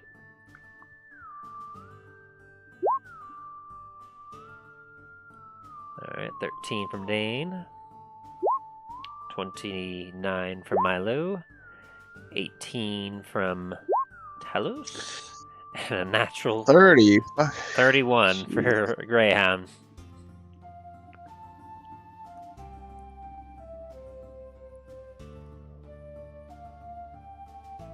As you all slowly make your way across the desert.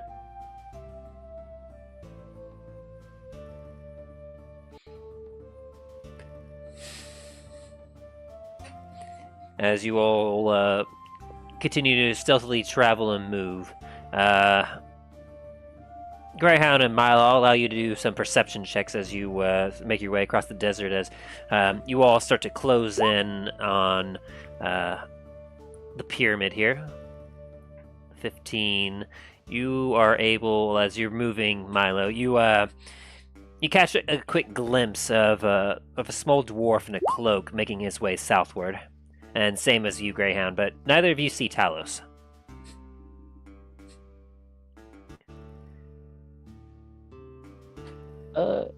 Greyhound's gonna sneak up on Dain. Well, I guess he doesn't know that's Dain, so he's just gonna keep going. Never mind.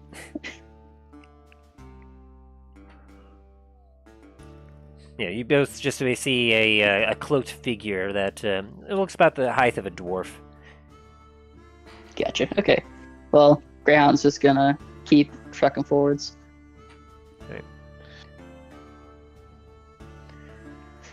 Eventually, you will find yourself at the base of the pyramid here, where,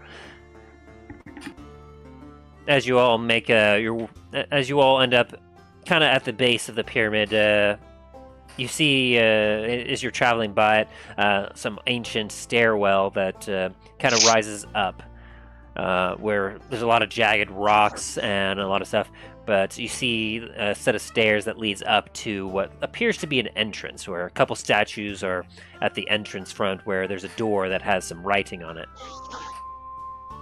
And on the grounds around near the base of the stairwell, you can see that there appears to be the remnants of old camps, places where you could tell that people had set up for the night. You see that perhaps some expeditions are trying to enter the pyramid. And a few where you could tell that there's some. Well, a lot of it is looted and broken. You could tell that there was some where they had set up their camp and perhaps entered the pyramid, only to never return again.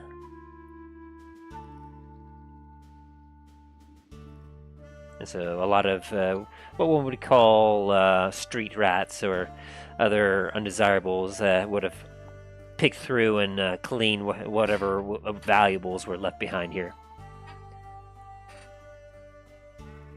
As then you continue making your way down to the south, unless anyone wants to do anything else. Right. Not that I know. Just gonna make note of it, really.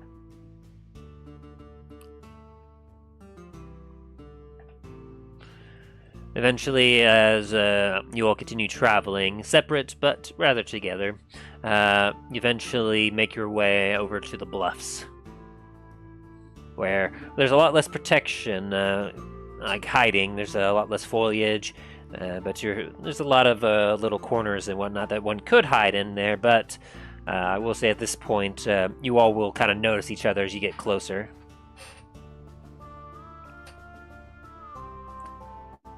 Do the Spider-Man meme, pointing at each other. Like, hey. And how about Ryan? Roll me a quick perception check. Or Dallin?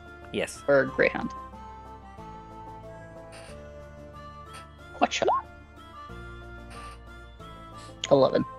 Okay. As you all kind of gather around, you look at the bluffs before you, and well, this is about where you had been told where to meet Dallin. But as of right now, the four of you are currently alone on the edge of the bluffs. The four of you can roll me a quick perception check, if you would. Okay.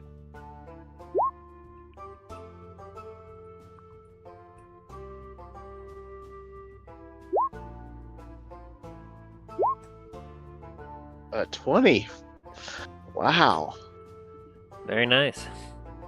As you're all looking Hello? around quietly, wondering what you could do to figure out what to do next or where to go next. Greyhound. Greyhound, you begin to sniff, while Talos, you take a look around, and Greyhound, you smell the scent of smoke. It's very faint, but you start to guide the party along the edge of the bluffs as you follow your nose, until eventually Talos, as you're kind of looking up to the sky, you notice what appears to be a very quick-moving cloud go across the moon above you. Until you realize that, oh wait, that's not a cloud, that's a puff of smoke. And Dain, you happen to, as you're looking at the ground itself, the rocks and the rubble, you're able to notice a couple areas where it looks like the rocks have been disturbed, as if someone has come up and down it several times, allowing you to help lead your party up the bluffs until you climb your way up until you see several caves that are scattered about here and there.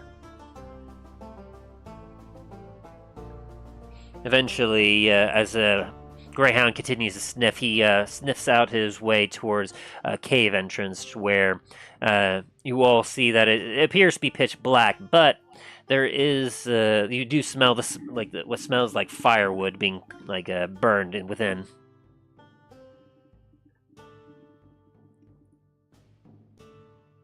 Hey, be on your guard. We don't know if this is Dallin or not. And as you're all looking in the cave, you suddenly hear a cocking of a hammer. Directly above you. What the fuck comes into my home? Well, we'd like to see old friends. The hammer immediately goes back down, slowly. Oh, it's you guys! Hey! As you all see the Dallin, your old friend, before you, as he slings his inferno rifle onto his shoulder. You see he's looking a little bit darker colored than you last remember scale-wise, and he has a nice bright smile looking upon all of you. Whereas Dallin, you see... Oh. I was going to say, looks like you've been getting a bit of a tan out here in the desert. Didn't know that was possible, but it looks like it. You see your three allies of Milo, who's probably still in his green outfit, or no? Yep. Yeah. So, and is still in his green outfit. You see a halfling. You see, of course, Dain and Talos before you. Which, as you're seeing him, give me an insight check on Milo, real quick. An insight check, you said? For Dallin. Dallin? Alright, one sec. Call this up. Insight. It's saying for me to do the insight check.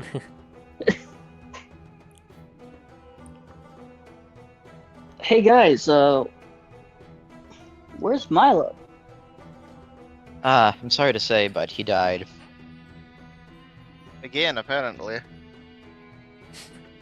Dom immediately just sits back down, just staring at the sky. Now I'm just You kidding, guys fuck aren't you. fucking me. I need you to do a roll real quick. What kind of roll? You know what roll. Oh no, not already. Roll wisdom saving throw then. There, here, I'll do that for you.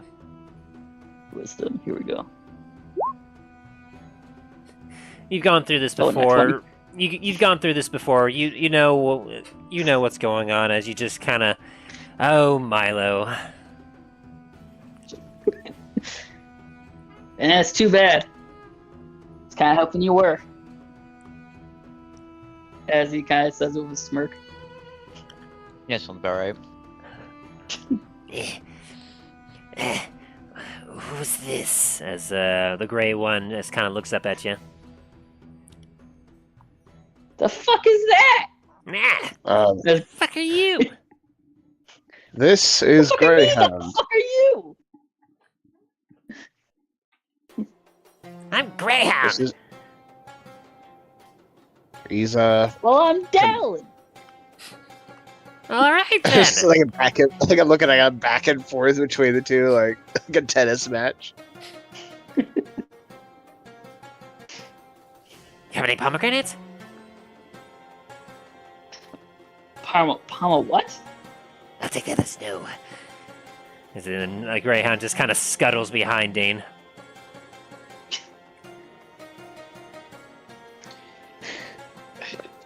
Dallin, this is Greyhound. Greyhound, this is Dallin. He helped us through the Underdark on the way over to Lancaster where we lost when you split off from the party. Oh, so he was the guy. Hey. Yes, Oh, well. I helped guide them to the Underdark. It was very dark. Very prescriptive, little bud. Little guy. Yes. As he then kind of crawls up next to you. And he peers at you with one eye. You don't have any coins, do you? Gold coins? As he takes out a gold coin. That's what I'm wanting. Evil coins. You have any evil coins? Not that I know of. He then sniffs you for a second and then crawls back down. Oh, didn't realize how glorious this would be. Being on the other side. That's why I love it. You see Dallin, Talos, and Dain are kind of shivering a bit. Hey, you guys alright? Little bit cold. Huh. And Dallin pulls out a bunch of logs and throws them into the fire and makes it like even bigger. Why don't you come over here and warm up? That would be much obliged, thank you. Huddle down near the fire. And You you, might want to take your guys' armor off. Help dry you off a bit faster.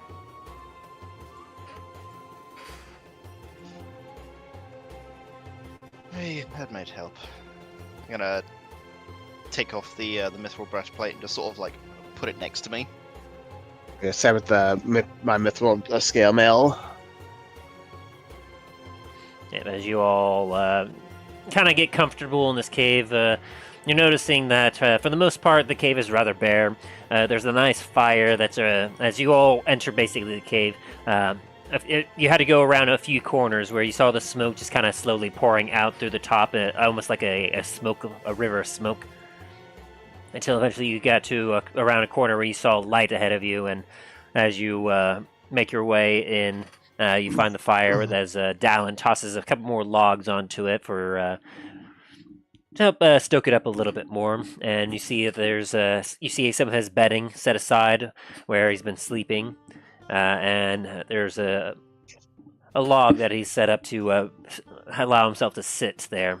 In the corner, well, not too close to the fire, but nearby, you see there's a pile of wood shavings just kind of sitting there that you watch as he takes a couple and tosses it into the fire to help rekindle some of the flame that had gone down. See you've been doing your caravan still. Oh yeah. Oh, hey, think fast as he throws a bunch of figurine versions of all of them to each other. Whoa. You're like, as you kind of juggle a little bit as...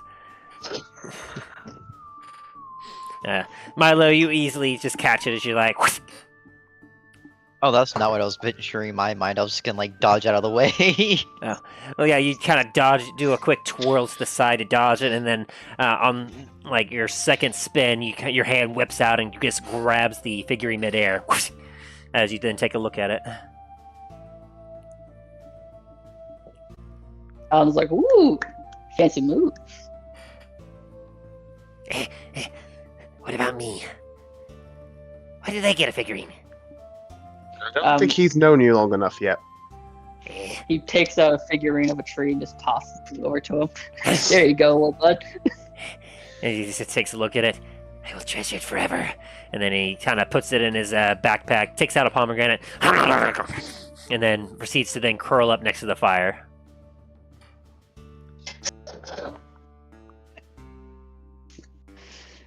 Easily amused.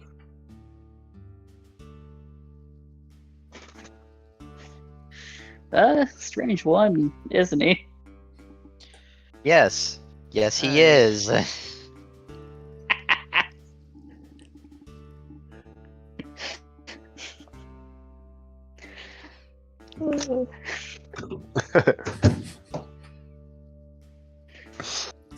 is good to see you again, Talon. See you too, man. So, you guys got any fancy adventures while we went together? A little. What do you mean by a little? Didn't like how you said that. I kind of chuckle. Where should we start?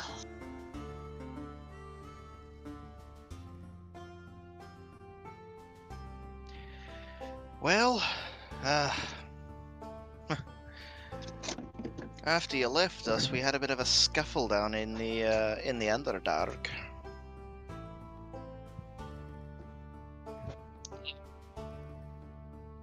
That was Which time? all of them. Drow and spider people. Oh, and we almost got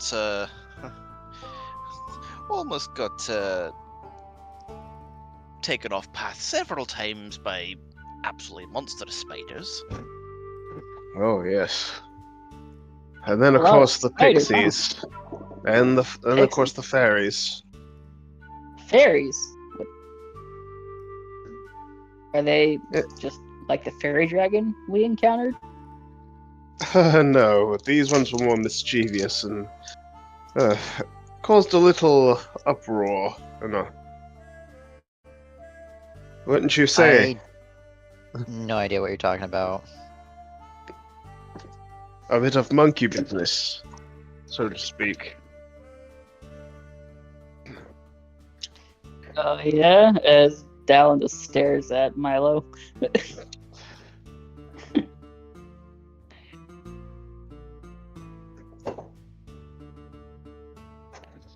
So you guys met Varys?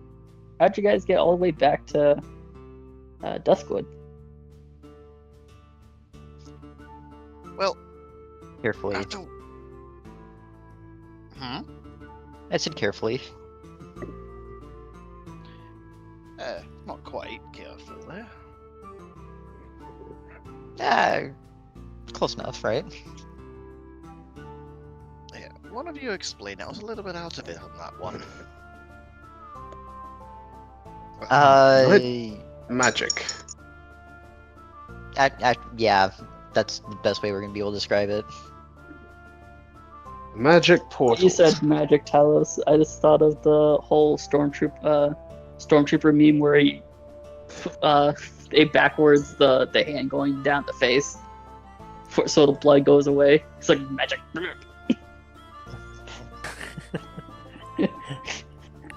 Magic. Magic portals. Huh. Can I do Arcana to see if I might understand exactly how that might work? Yeah, you can roll an Arcana check.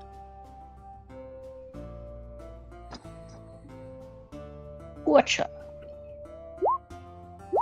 15. You know that through magic, a lot of things are capable and possible. You're not necessarily familiar with some sort of transportation magic or teleportation kind of magic.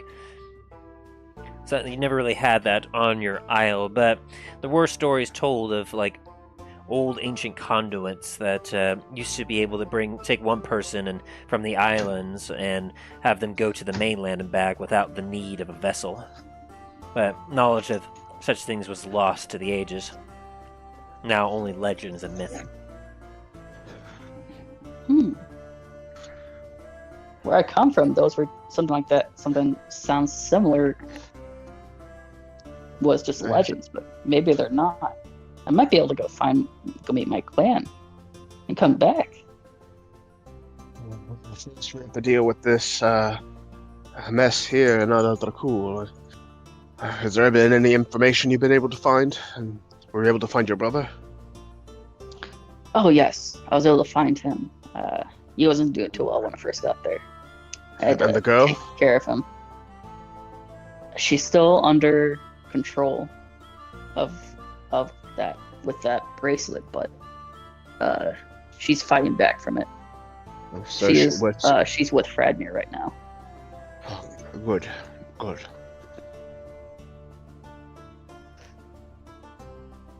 Hopefully, later we can probably catch up with the rest of them and figure out what our next steps are. Oh, has Starfell Citadel been built yet? Hey, it has. We were actually there. We went to when we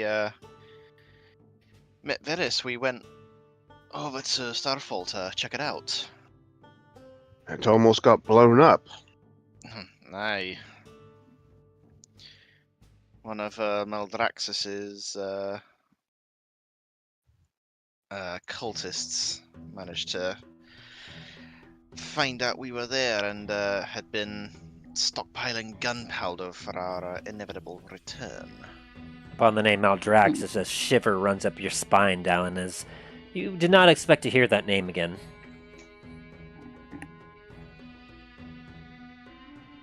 Apparently his cult is still strong. Duskwood has been recently begun under siege by undead. Many of the paladin orders are gathering their forces and fortifying the town and fortifying it. Guess we'll have to go back over there once we're done with this business. Agreed. Apparently, I'm even back at the Port La Montagne. There have been some things happening there too recently that might be connected to the cult as well. That's foreboding.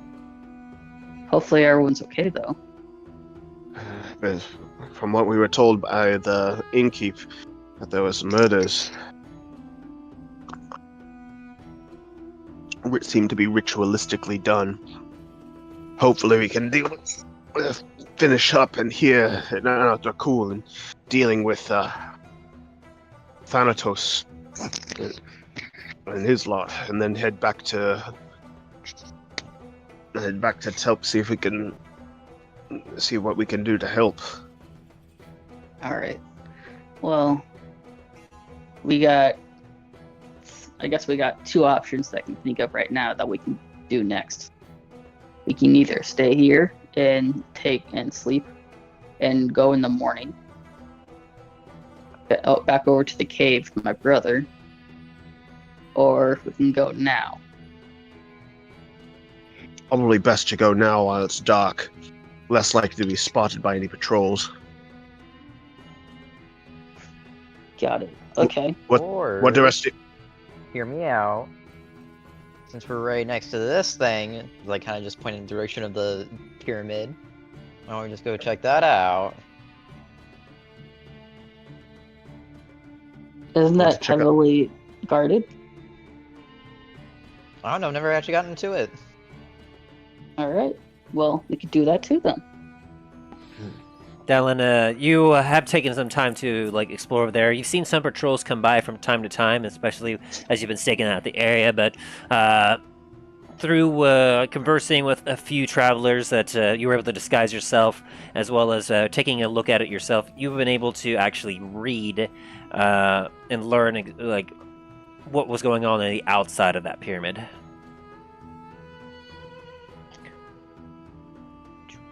Here, let me do this real quick. I need more atmosphere. It's too bright on this screen. Boop. There we go. Nighttime. Woo! Desert night. It's a spooky.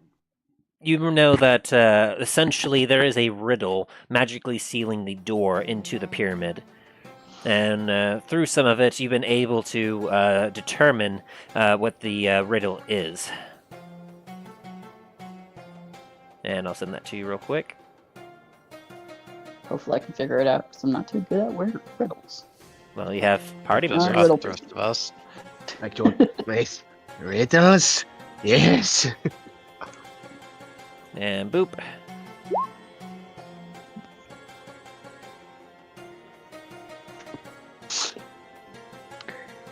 I have Thanks. no doors, yet I feel the way.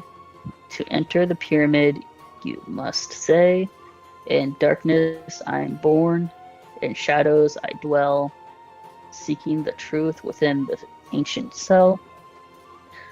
Through sands of time, the past I recall, unveil my secret, name me once and for all. Mysterious sealed secrets I keep.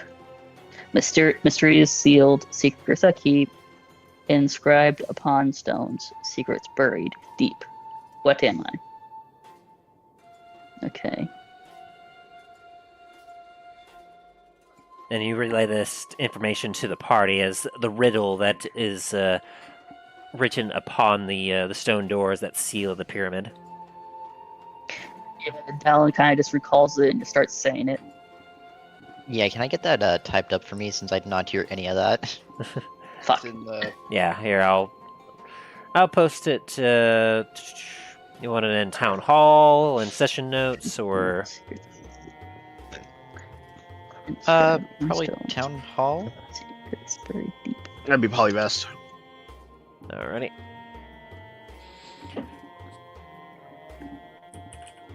Inscribed on pyramid. There you are. In town hall.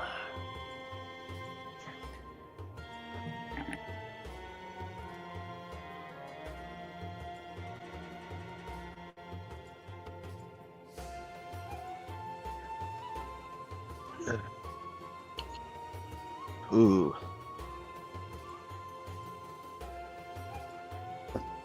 That is a good one. I want to say it's a tomb.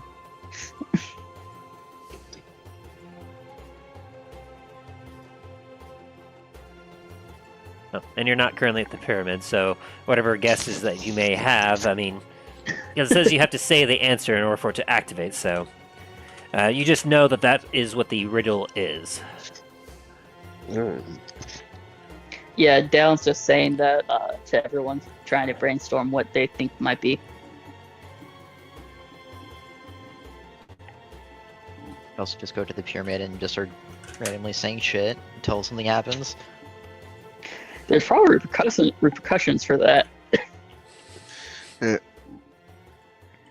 What do you know for sure? No, but we can find out. As Dallin immediately stands up and starts heading towards the pyramid. As Greyhound just kind of jumps out of it. What's happening? Where are we going? Come on, little one. Let's get going. As he then leaps on your back. Like a backpack. Onward!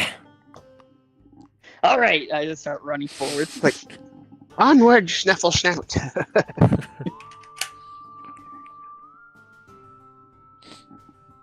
Alright. So you There all they go. leave the bluffs and head to the pyramid? Might as well get my gear on real quick and catch up. Alright. I'm also gonna get my breastplate back on and head out as well. Alright. So, while Greyhound, Dallin, and Milo all have to kind of hang out for 10 minutes as Talos and Dain get themselves re-equipped. Anything the three of you do while they're getting themselves re-armored? Yeah, I'm gonna go ahead and take off my green outfit now. Alright. And you switch it back to your Milo gear? I'm sorry? You switch it back to your Milo gear? I'll just keep the leather armor on. Alright. Down just walks next to Milo and says, "Nice to see you, man. Been a while." Oh, yeah. I don't know, you said you wanted me dead, so I don't know if I believe that or not. Do you not understand the concept of a joke? What is this joke you speak of? I don't know. Sounds kind of gay to me. This gay you speak of. I don't know, but I can't help you there.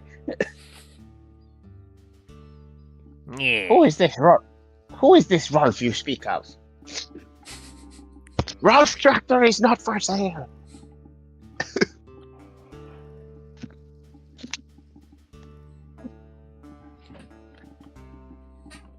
Greyhound, Oh, not a fan of some jokes. Also of this sarcasm. That Alright, might big be. man.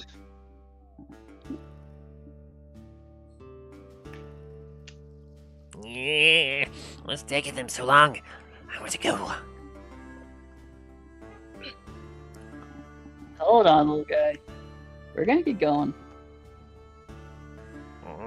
As he just kind of curls up on your shoulder.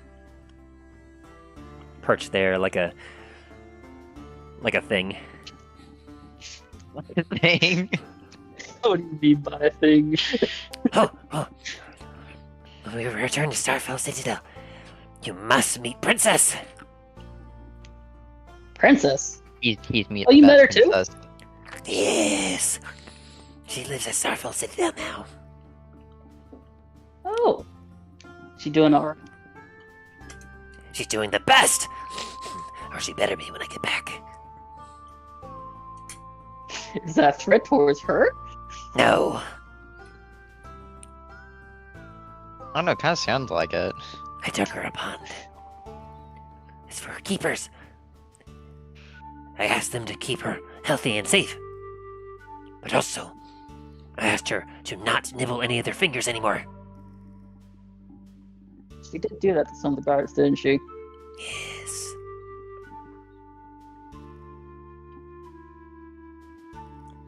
As the Grand then looks over at the entrance of the cave as Talos and Dain make their way out.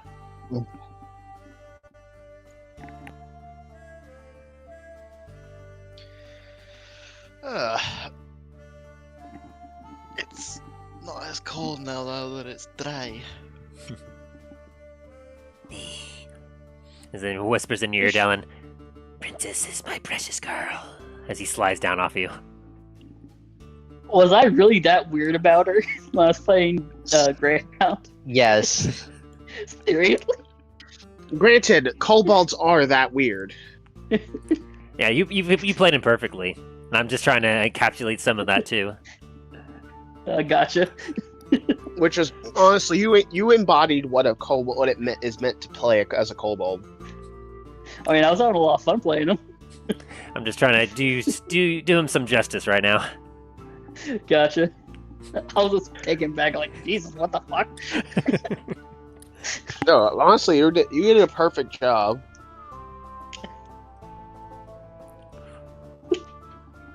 Alright,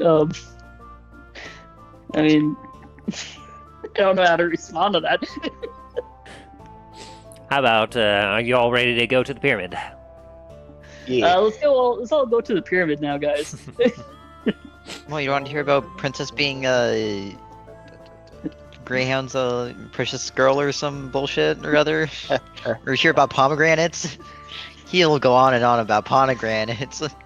Hey, out of character, pomegranates are the fucking shit. Don't you dare talk down to pomegranates.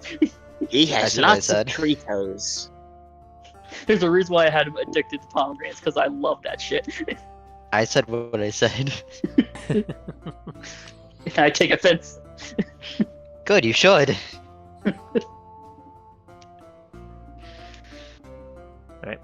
As you all make your way towards the pyramid, the night air kind of coolly blowing through your cloaks and your clothes and your armor. You eventually find yourself at the steps up to the pyramid, as Dallin and the rest, and every one of you re-sees the remnants of old camps and old fires, everything just kind of scattered about at the base. And as you slowly make your way up the stairs to the entrance, where Dallin shows you all, like, yep, here's the riddle. As you see that it's inscribed there in Elvish. Fuck. Oh, wait. I think Greyhound actually knows Elvish.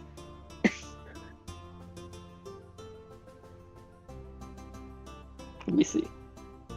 That'd be actually kind of baller if he actually did. That'd be coming clutch. Because none of us know Elvish. At least I don't think so. I'm pretty sure none of you do.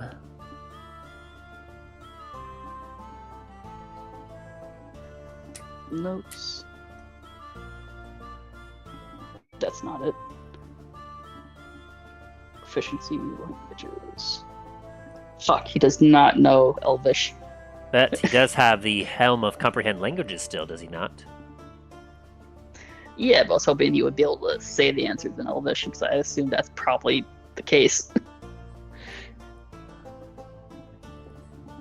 But yeah, he could read it. As he kind of on his you watch as Greyhound kind of crawls up and like taps his goggles a little bit, and they almost seem to glow magically for a second as he puts his hands on the words and kind of goes, Yes.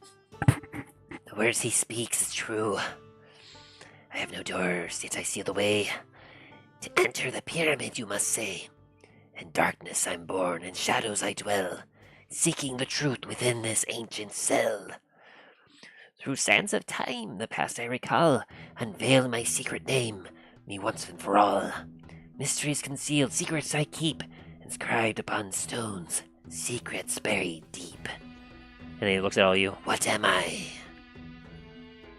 I'm pretty sure you're a kobold. Is that the answer? Kobold! As Greyhound then shouts it at the door. Nah, nothing's happening. Tomb. Nothing happens. As the wind blows.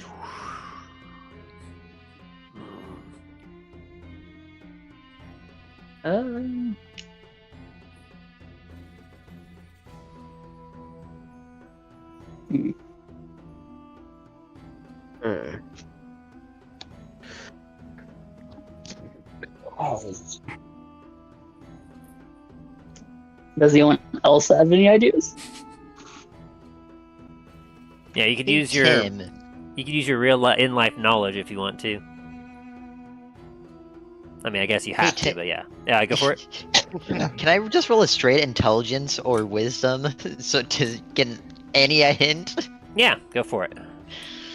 Which one? Probably intelligence.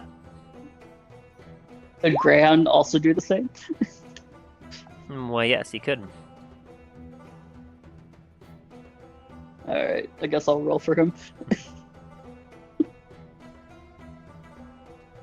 With 11, you're kind of stumped on this a bit, Milo, as you're looking at this. Okay.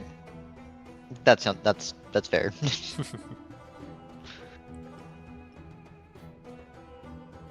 Just a straight intelligence, or yeah, it's just straight Yes. intelligence. 18. As Greyhound kind of reads and looks at the riddle, in a way, it seems to almost be a play on words.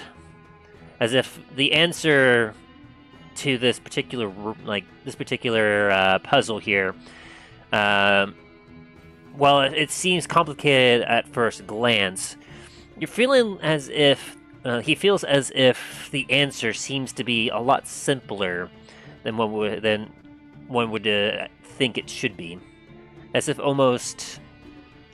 it's like a single word.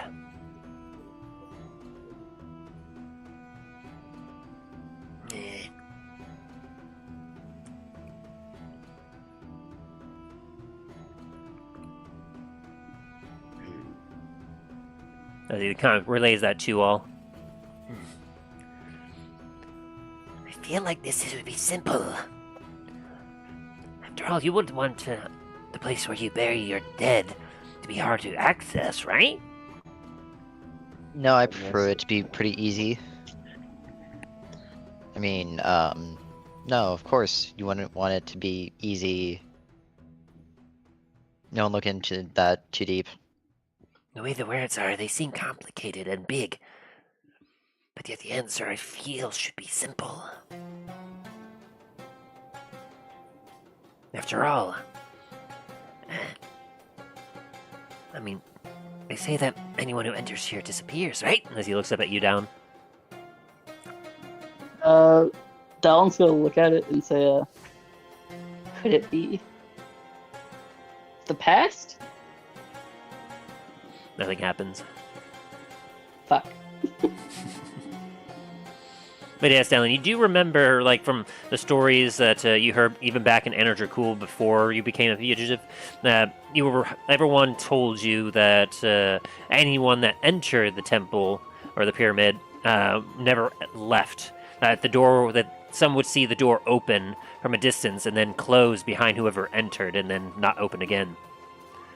Meaning that from what the stories say, it seems as if, like, many people have been able to actually enter the pyramid, but they just haven't been able to leave somehow.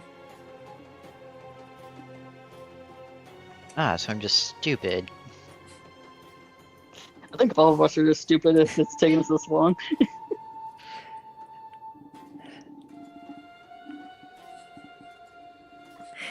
What am I? What am I? Greyhound just kind of paces back and forth, just kind of like... On Down's shoulders. Yes. You're still a kobold there, Greyhound.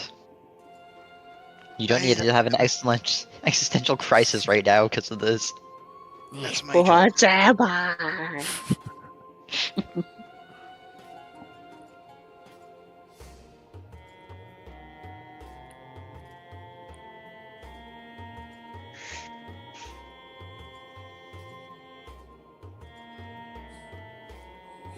Anyone else want to make any checks or anything else? You know what? I'm gonna try a history check. See if I might have heard this riddle before. Alrighty. What does my wisdom tell me? We're all idiots.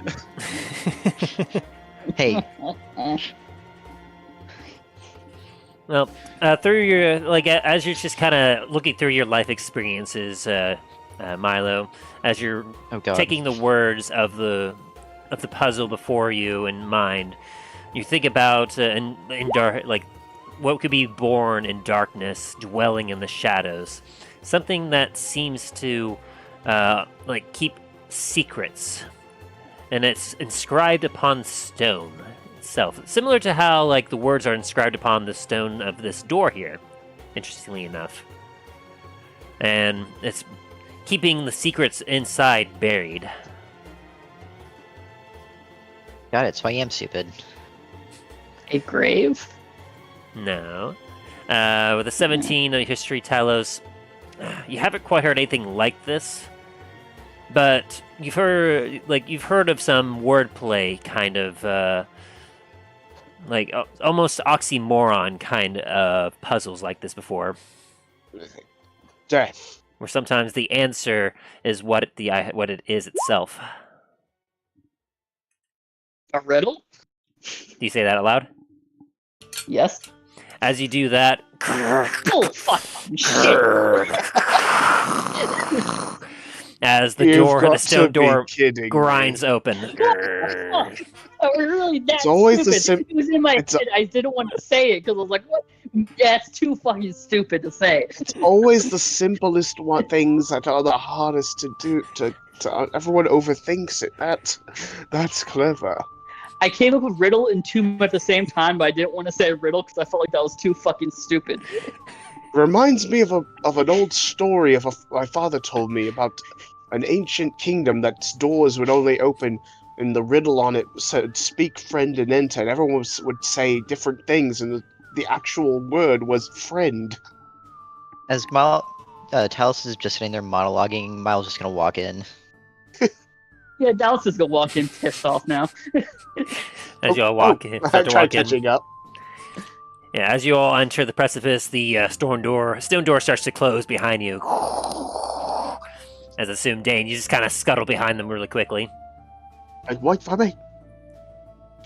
It's like, I guess we're going in. Sort of like wander behind them. As you enter behind them, the door of the pyramid comes to a thunderous close. As you hear the thundering echoes all around you, as darkness encapsulates you, with only Dain and Milo and Greyhound being able to see. Well, Dallin does have his goggles. Oh, goggles and night vision on? Better say Yeah. it's like, Nice, very nice. As I'm you gonna pull out my drift globe and just have it slowly float up around me. As you activate it, you see that you're in a small antechamber with a doorway behind you, and before you, you do see, in fact, another set of doors, but this one actually has handles on it, as they're stone doorways. And as you all stay there in the darkness, in the quiet, not sure of what is to come, as you all peer at the doors ahead of you, as you prepare to delve into the pyramid. That is where we're going to leave the episode for today. While you do that, It's like into the tomb of the kings. Dun dun dun. All of you gain 700 experience for good roleplay, as well as being able to solve the riddle. It's always the simplest riddles that are the hardest to figure out. the thing that annoys me most is I already thought up the right answer. I just didn't want to say it. You said 700. How much XP? 700 XP. All right. That should actually level us up. 100,000 experience on the dot. Oh, geez, I didn't even intend for that to happen. Ben, about to don't say, say that. Just accept it. I mean, of course, all according to plan. I'll be right back. Level 11. As our party of intrepid heroes enter the Pyramid of the Sands, what secrets and dangers await them within the dark? Find out on the next exciting episode of The Adventures in Dundras.